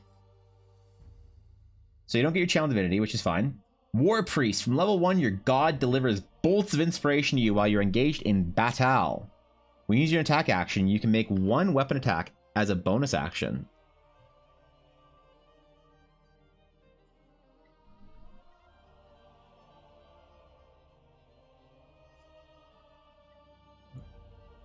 That's pretty cool.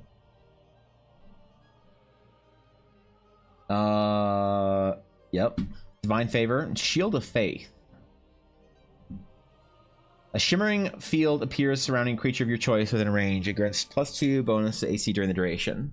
It's concentration, right? So that doesn't really work, but that's still cool. Yeah, I don't know, that's cool. Obviously. Divine favor, your prayer empowers you with divine radiance until the spell ends. Your weapon attacks deal an extra D4 radiant damage on hit. I mean, what would level 1 paladin look like? Let's just 5e paladin.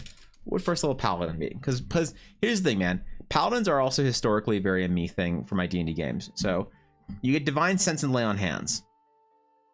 Okay, that actually works because you wouldn't get, because not having divine smite or spell casting. I kind of like that actually. You get divine sense and lay on hands. That's it. Presence of strong evil registers on your senses like a noxious odor or powerful good rings like heavenly music in your ears. I've read this so many times because Ella has had to link divine sense to me because I have to know if like we have to be like, oh, can I like I divine sense? Do I sense anything? And I'm like, fuck, what is divine sense? Like how what does it sense again? And so she just like links this in Roll20 or Foundry or whatever. And I'm like, oh, that's right. Yeah, okay. So I've read this fucking divine sense paragraph, I don't know, probably 20 times in the last year. And you get lay on hands. Your blessed touch can heal wounds. You have a pool of healing power that replenishes when you take a long rest. With that pool, you can restore a total number of hit points equal to your paladin level times 5. So 1.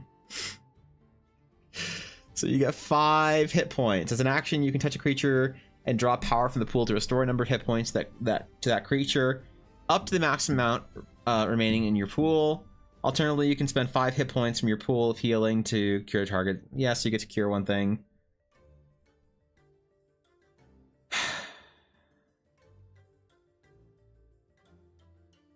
Maybe taking more levels of paladin would be more fun.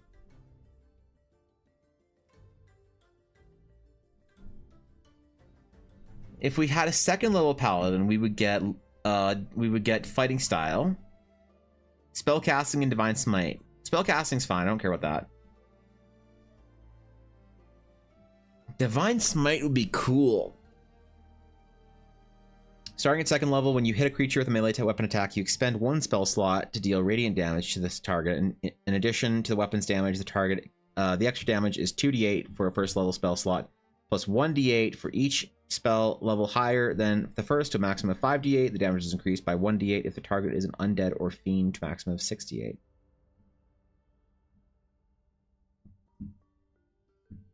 So maybe the second level, because the thing is, what I wanted to do is I wanted to avoid taking an oath.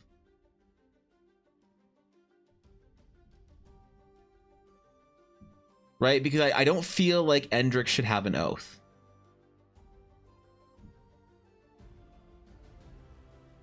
It doesn't feel right to me. It feels too free fightery, you know, adventure-y to have an oath, and like it takes away from his fighter edge too much. But I give him level 2, so that would put him down to 11th level battle master, 2nd level paladin, and I mean, does the ranger even give him anything at first level? Because I could just do 2 of those. So you get favorite enemy. I don't care about that.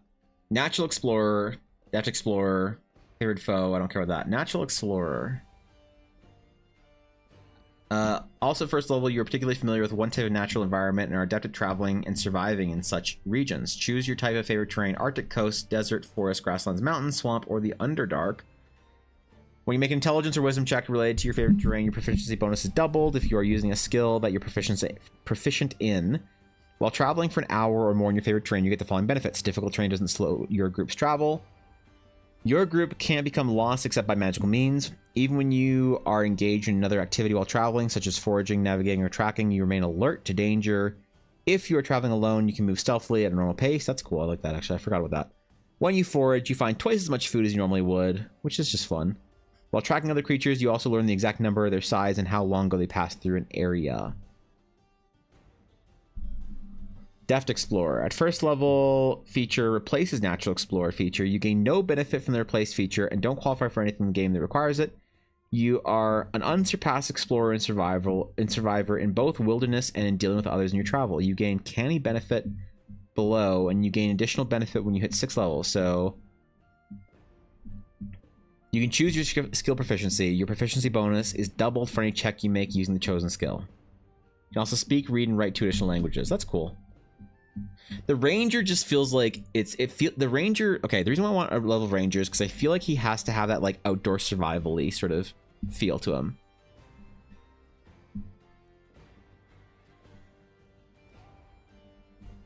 And I kind of like that, just him having but like I don't know if it's worth taking an entire level just for like a fun outdoors, because you can be like an outdoorsy fighter. You just take survival. You don't need to take a level in ranger. You just take survival, right? Because I don't know if I care about necessarily the idea of having, you know, a level in ranger to have a favorite enemy. Beginning at first level, you have significant experience studying, tracking, hunting, and even talking to certain types of enemy. Choose a type of favorite enemy. Aberrations, beasts. It'd be humanoids. But yeah. Alternatively, you can select 2 races of humanoids, such as gnolls and orcs, as favorite enemies.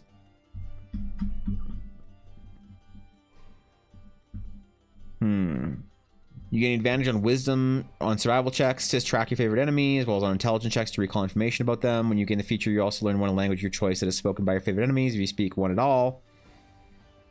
You've chosen one additional favorite enemy, as well as an associated language at 6th level. Who cares?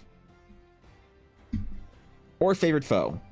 This is the first little feature that places favorite enemy, works with favorite foe slayer feature. You gain no benefit from the replace feature. When you hit a creature with an attack roll, you can call on your mystical bond with nature to mark the target as your favorite enemy for 1 minute or until you lose your concentration. The first time on each of your turns you hit the favorite foe or favorite enemy and deal damage to it, including when you mark it, you increase the damage by 1d4.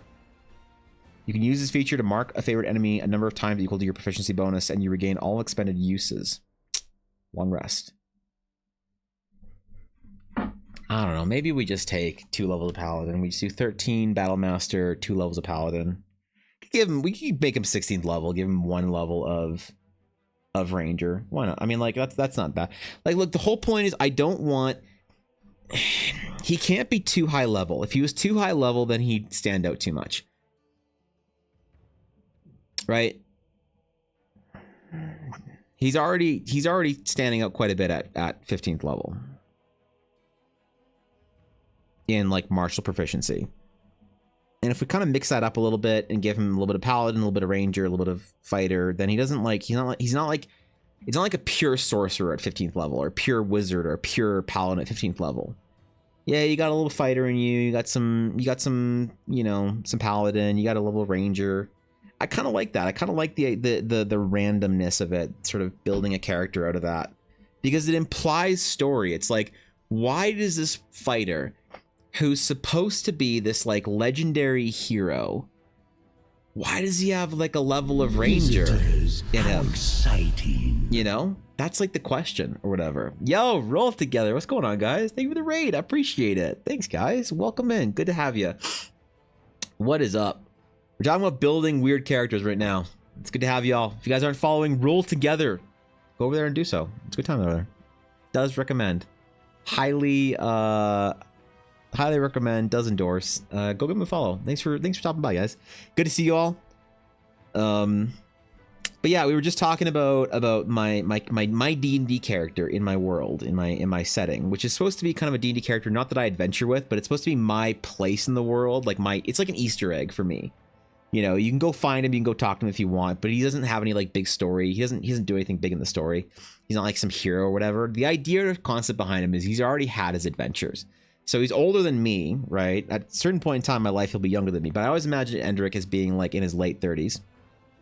You know, he's had his adventures, he's gone on his you know, world saving endeavors, and now he's there as sort of a I don't know, a person inside the world to go view or talk to or whatever, if you want to kind of, I don't know, get some information about something or whatever. But anyway, and I want to make him obviously a fighter, because that's my history in D&D, is fighters and paladins. And I'm thinking about giving him a couple levels in paladin and a couple levels in other classes, because sometimes it's fun just to have like extra, like his armor and his character design has all sorts of gear and items and things from different adventures. He's got a you know, a gauntlet from an adventure where he like saved an elven village and had to like, I don't know, get a piece of elven royal armor, but then the other gauntlet broke and now he has, you know, another gauntlet he got specially made for him, that kind of stuff. So have a great stream. I appreciate it. Thank you again for the raid. I appreciate that. Welcome in, everybody. But yeah, that's where we're at right now, is we're just figuring that out. I guess some cool features that we can do for our character. We're not power gaming this. I don't want him to be like the best character ever. He's not supposed to be this like, you know, overpowered Baldur's Gate character that can one-shot someone by throwing a penny at them. You know, it's supposed to be the flavor is the most important thing. And the flavor of, you know, being like most levels in fighter and then having like a level or two here. Like I like the idea of him having like a level of rangers. Like, why would he get a level of ranger? Because in his like 20 years of adventuring, he just like was in the wilderness enough. But then again, maybe you can just pass that with by giving him a big survival check, like a bit like a proficiency of survival, you know. And then we're thinking 2 levels of paladin, mostly as a reference to the fact that I always in D&D, my favorite classes were paladin and fighter. And I feel like if we're going with mostly fighter, we should do a little bit of paladin. Two levels gets us in there with a divine smite, a decent lay on hands, and some other things. But no oath, which is important, because he's not like he would stay in one place long enough to take an oath. He's just like fighter. He goes on adventures and fights shit. Crazy idea. Give him the feat Wood Elf Magic. Normally it's a race lock, but you're the GM. Learn from the Wood Elf village he helped out. That's cool. That's cool. I like that. That's kind of a cool idea, right? Because he has to have like, I want to have him. I want to put like a weird like faded etched rune on his boots. And it's like, why is this like dwarven rune etched into the boots? Like, you know, because when he was going through this like, I don't know, this undermine area, he had to go through this like frost, like this patch of like this entire like I don't know, cavern of Everfrost or some shit like that, whereby he would immediately be frozen to the ground and then frozen, you know, solid. So him and the party members had to get like a frost protection rune etched into their gear. But after 20 years, the rune's power has diminished, and so still the etching, the physical etching of the rune is there, but like the glowing effect of it is like long gone. Things like that I want to include in his armor and in his design. And so I'm trying to figure out how to do the same sort of thing for his character class. And I like the idea of giving him some dumb feats like that. Like he gained this feat from, and like we'll give him more feats than he should have, because I give my players more feats and features than they should have, right? Like a player will do something, you know, they'll like, I don't know, always buy ingredients for food and always do camp cooking, and then I'll give them like the cook feet or whatever. I don't know. There's like a thing where you can make food that's like snacks or something like that for your party. I forget how it works exactly, but like I'll just give a player that thing and be like, here you go, you just have it, and then, you know, you just get it. So you're right about that, Garth, and I should be thinking about outside the box and not limited to, oh, I only have so many feats, or I only have so many of this or that or whatever.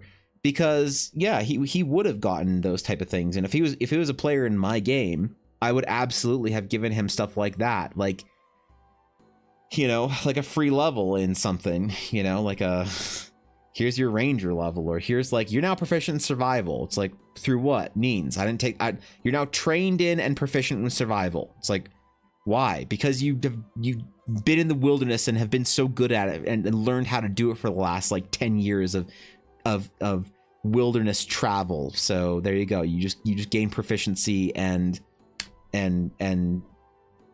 you know, training and survival. It's like, okay, right? Like I would, like, absolutely I'd do that kind of shit. So maybe we don't even give him ranger. Maybe we just do two. We just give him 13th level battle master, 2 levels, because 13 would give him 13th would give him what? The extra maneuver, or no? 10th would give him the extra maneuvers. 10th would give him conspirator. Okay, so we could actually give him a we could even go down to as low as level 10 as a fighter. So we can make Endrick like even like 13th level overall. Give him 10 fighters or 11 fighter, 2 paladin. He's 13th level. And then he's not so powerful that you like don't understand why this person isn't well known. Cause like Yurna, the witch, she's 16th level. She's 16th level and she's the most powerful pure sorcerer class on Teleria. At 16th level. There's no higher level sorcerer. If you're a level 14 sorcerer and you want to learn your 15th level, you probably know Yurna. She probably has to like teach you in some way or whatever, you know? Because that's the way I make my players like I make them find their levels in game. Is one thing that I do with my players. You don't just get to like take your 5th level. You go back, you get your 5th level and you increase your. I give you your health for your chosen class, your hit die, whatever, and then you don't get any of your features or new spells or attacks or whatever until you go back to town and you find someone or something to teach you your 5th level in whatever class that is.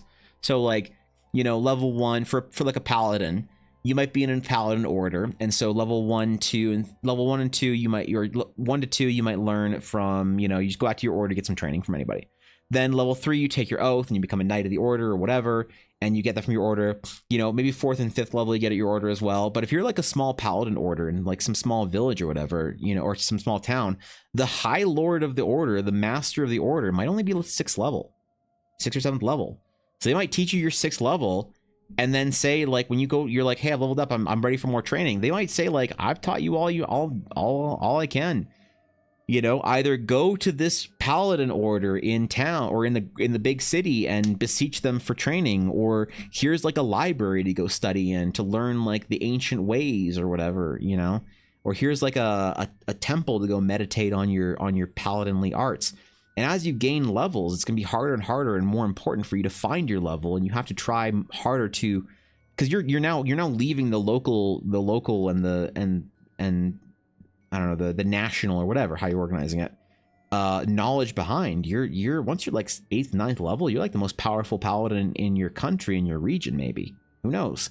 There's not a lot of them that are higher level, because in Teleria, I don't think it's very good. It's very conducive to the story that I'm trying to tell, to have power be absurd.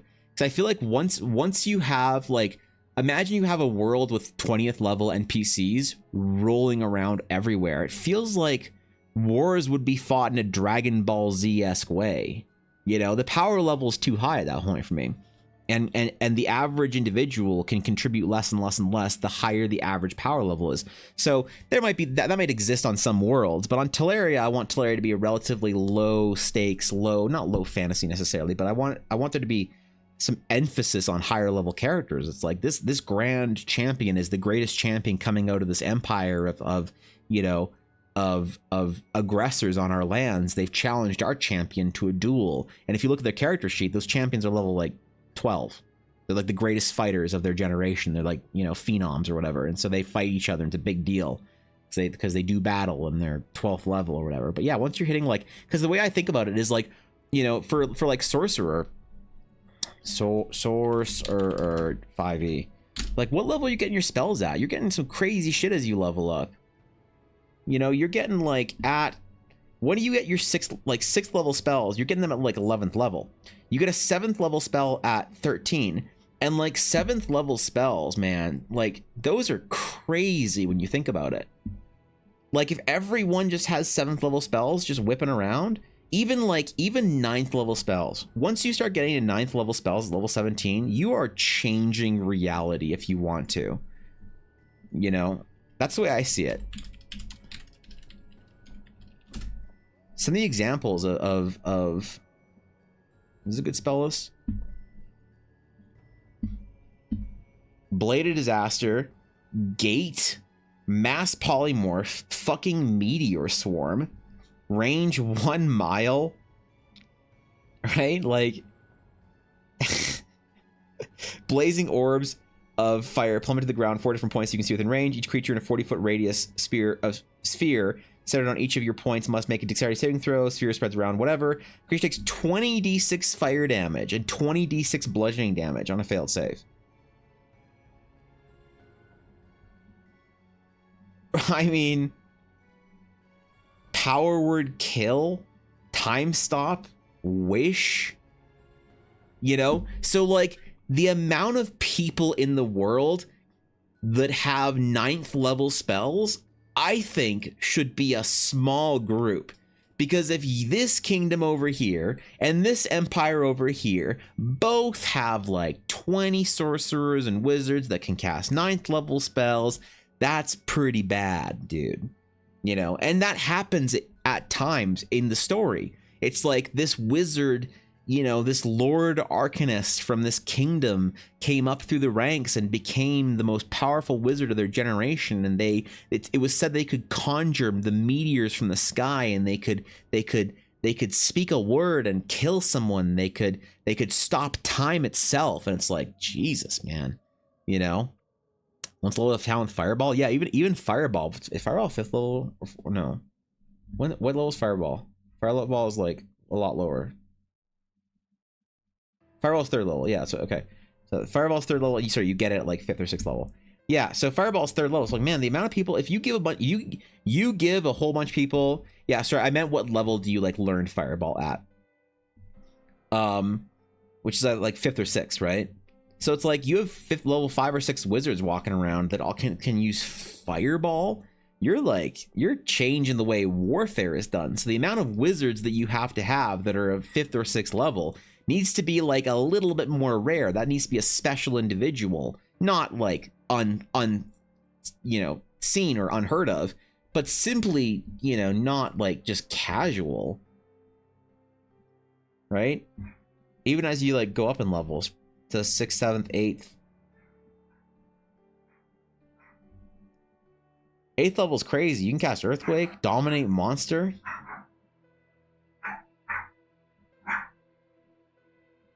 Guys, I might need to make a hat out of Yuna.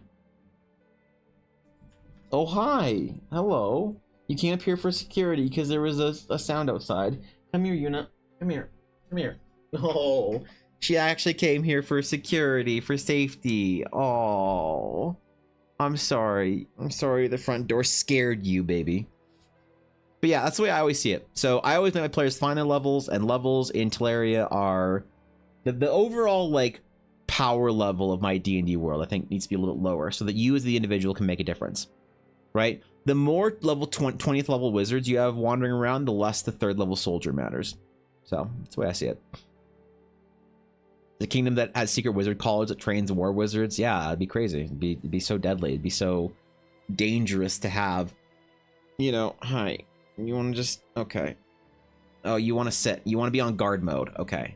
Here, I don't want your butt on me. So here, there you go. There you go. Okay. She's in guard mode, guys. She's watching the front door. She actually came up here. She actually came up here for security. Oh, I feel so bad. She got spooked by something downstairs. Probably just an elk walking by the front yard or whatever, or some shit, you know? Some Canadian shit that happens out here. Good girl. You knew where to run to when something bad happened. But yeah, I don't know. That's just the way I see it. And that's the reason why my magic level is like overall lower. There's going to be worlds, like one of the realms of Eldara might have like 20th level wizards running around, you know? But that's a different type of fantasy and different type of story that changes the way that the everyday experience. Because it's like on one end you have like what are the extremes of this? The extremes of like low power fantasy would be like, what is the lowest power fantasy you can think of? Like maybe Lord of the Rings, where like your average person is like a third level, like Aragorn might be like 6th level or something like that, you know, where you don't have insane power across the world, right? Except for your power sources, like even Saruman and Radagast and Gandalf weren't like, you know, weren't like 17th level wizards, right? Game of Thrones, good example. Yeah, great, perfect plot. Game of Thrones, 100%. Very small conjurations, very easy, you know. And then on the other extreme is like Warhammer, right? Like Warhammer 40k, where you just have like, I don't know, your average Astartes Marine is like a 15th level badass that can just crush you with their mind. You got psychers rolling around everywhere. The Emperor of all mankind is a 50th level human, you know. And I guess there's not one that's better than the other, but it does change the sort of style of storytelling.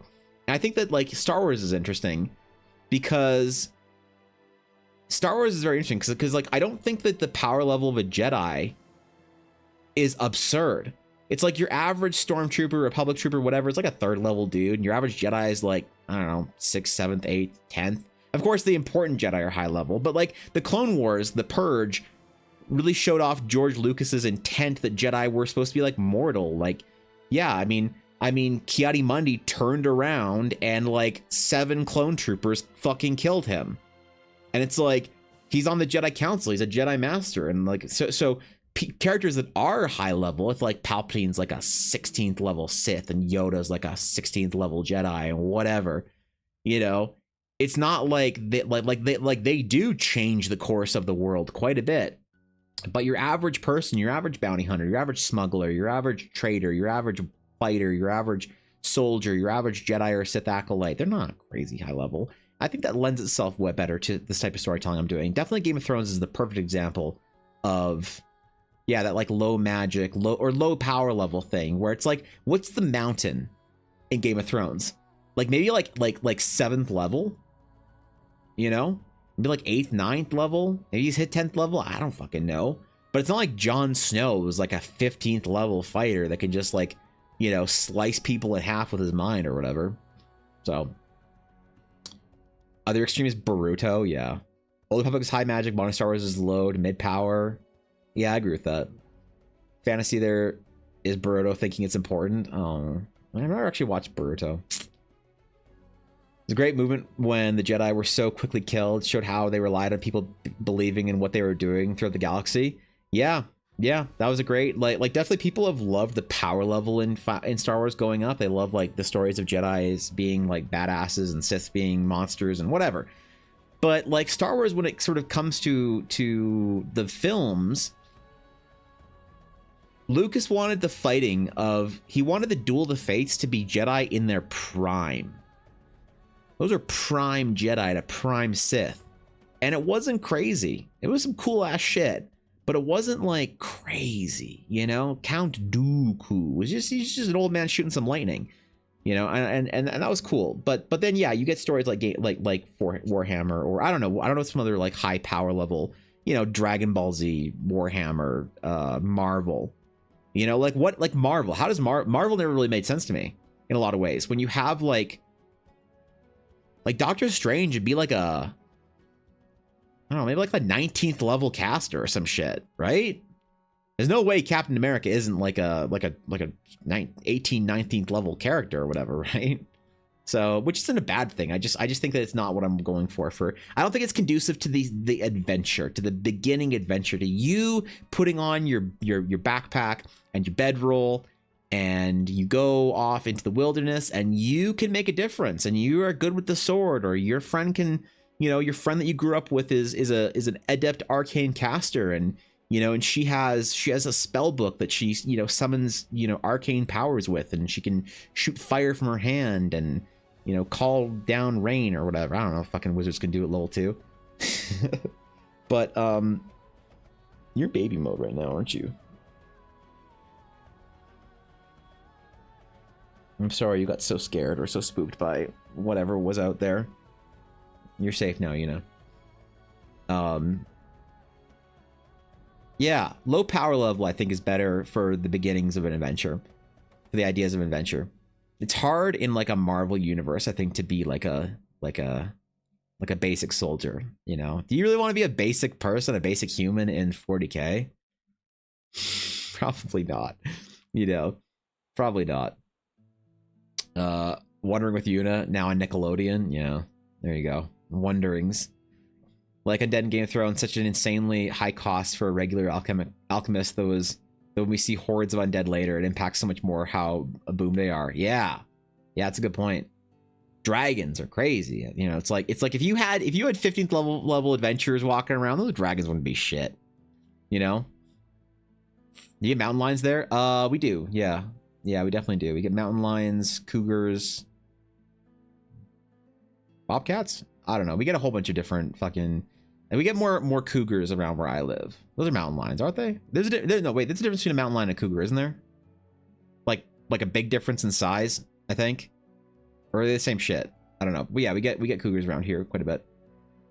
I enjoy Trigon because main character is overpowered, but he can't use his power because it'll destroy everything whenever he does. Yeah, it's like a kind of like a Spawn. The McFarlane's character Spawn, kind of that like infinite, like limited reserves of infinite power, same thing.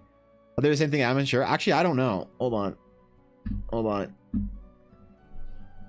Cougar versus mountain lion. Are they the same thing? Mountain lion, also known as the cougar, puma panther, or catamount. Yeah, Canada cougar map. Oh yeah, dude. We get a ton of cougars around here. Fuck, bro. The thing is, you never see them. I don't think I've ever seen a cougar in the wild. I have had inclinations that there are cougars nearby, or that like there's a cougar somewhere that knows that I'm here or whatever. I have definitely walked through the forest and a cougar's been like, yo, what's that? What's that guy? Is that a food? Ah, it's too fat. But they don't attack all that often. A cougar won't fuck around. Like a big old mean dirty mountain lion, it typically isn't gonna fucking jump your dog or whatever if you're there. They're usually pretty chill. They don't want to mess around with anything. They want free meals. It's like they're faster and quieter than anything. They can eat anything they want. They can take down a buck. They can take down a rabbit, a fox, whatever they want, man. They can eat whatever the fuck they want. So when they see something that they think is gonna fight back, like a bear or like a moose or like a human, they're like, fuck that, man. Nah. So yeah. We also have lynx. Yep. Looking for single cougars in the area. Yeah, okay. Different. She came up because she was scared downstairs. Something run by the front door or whatever. And she barked and then came up here and sat. You wanna go see Ella? Yeah. You done being safe here? Clearly not. You know where's Ella? You don't know what I'm talking about. I say Ella. I whisper, where's Ella's real name? And Yuna just like knows. She like looks for her. Especially if I'm out. Where is she? Hey, go see Ella. Go see baby. Yep, she's coming for you. All right. And military instructor has been followed by a lynx until he realized he got out of the swamp. Yeah, that's funny. Yeah, they don't mess around, dude. So I'm not scared of cougars whatsoever, or mountain lions. They don't ever. There's never mountain lion attacks where I live. Occasionally, the only time mountain lions fuck around with people is if you leave your dog out in your yard or whatever. Mountain lion killed a dog last week in Kananaskis, really? People are done with off leash. Oh, yeah, because people off leashed. Yeah, the majority of times that there's like a bear or mountain lion or something attack, it always starts with, and their dog was off leash, and you're like, oh, okay, yeah, your dog's off leash, it runs, I don't know, 80 feet away, and then a mountain lion just yoinks it, so, or an owl or some shit. All right. That's it for today. I think we're done. A good stream, man. We got some work done. We got some shit figured out, and that was fun. I'm gonna save. Control S. I got some work to do. I got to do some family shit tonight. That's gonna be a pain, but I gotta go do it. I'll come home and I'm either work or play Final Fantasy 14 or maybe Baldur's Gate 3, Dark Alliances 2, 3, something like that. I don't know, man. Where's our outro? There it is. Cool. So hey, thanks for the for relaxing. Thanks for chilling. That's right, Ashley. I don't really raid all that often on my channel, so definitely, yeah. If Ashley's live, go over and say what's up. But I don't typically raid on my channel for a myriad of reasons. So unfortunate, but whatever. So yeah, Ashley is live. Go give her some love. But yeah, I will be on tomorrow. When I get on, we're gonna have a chill day, and then heads up for everyone. I'm gonna mention this every single day this week. Next week, I am taking a week and a half to 2.5 weeks off, somewhere in that range, to do a stay-at-home workation. I'm gonna get caught up on things and start 2024 with a big fresh start, and I'm gonna get this weight off of my shoulders, the fucking monkey on my back. Get my commissions done, get messages replied to, get things done, and I don't want to take time off. I'm terrified, but I think I have to. I mean, I know I have to. And it's gonna be good. I'm gonna focus on developing some routines for the rest of the year. Things like getting back to going to the gym every single day. Because no, I'm kind of slacking. I'm doing like a couple days a week, but I'm not doing every day like I was. So when I get back on track to this next week and this month, and set up my routines and get everything back in track, and I'll come back to you all a beast, ready. So yeah, I'm scared. I don't like taking time off, but I'll probably do some big marathon thing when I come back and be fun. But regardless, I will see you all tomorrow. Until next time, my friends. Farewell.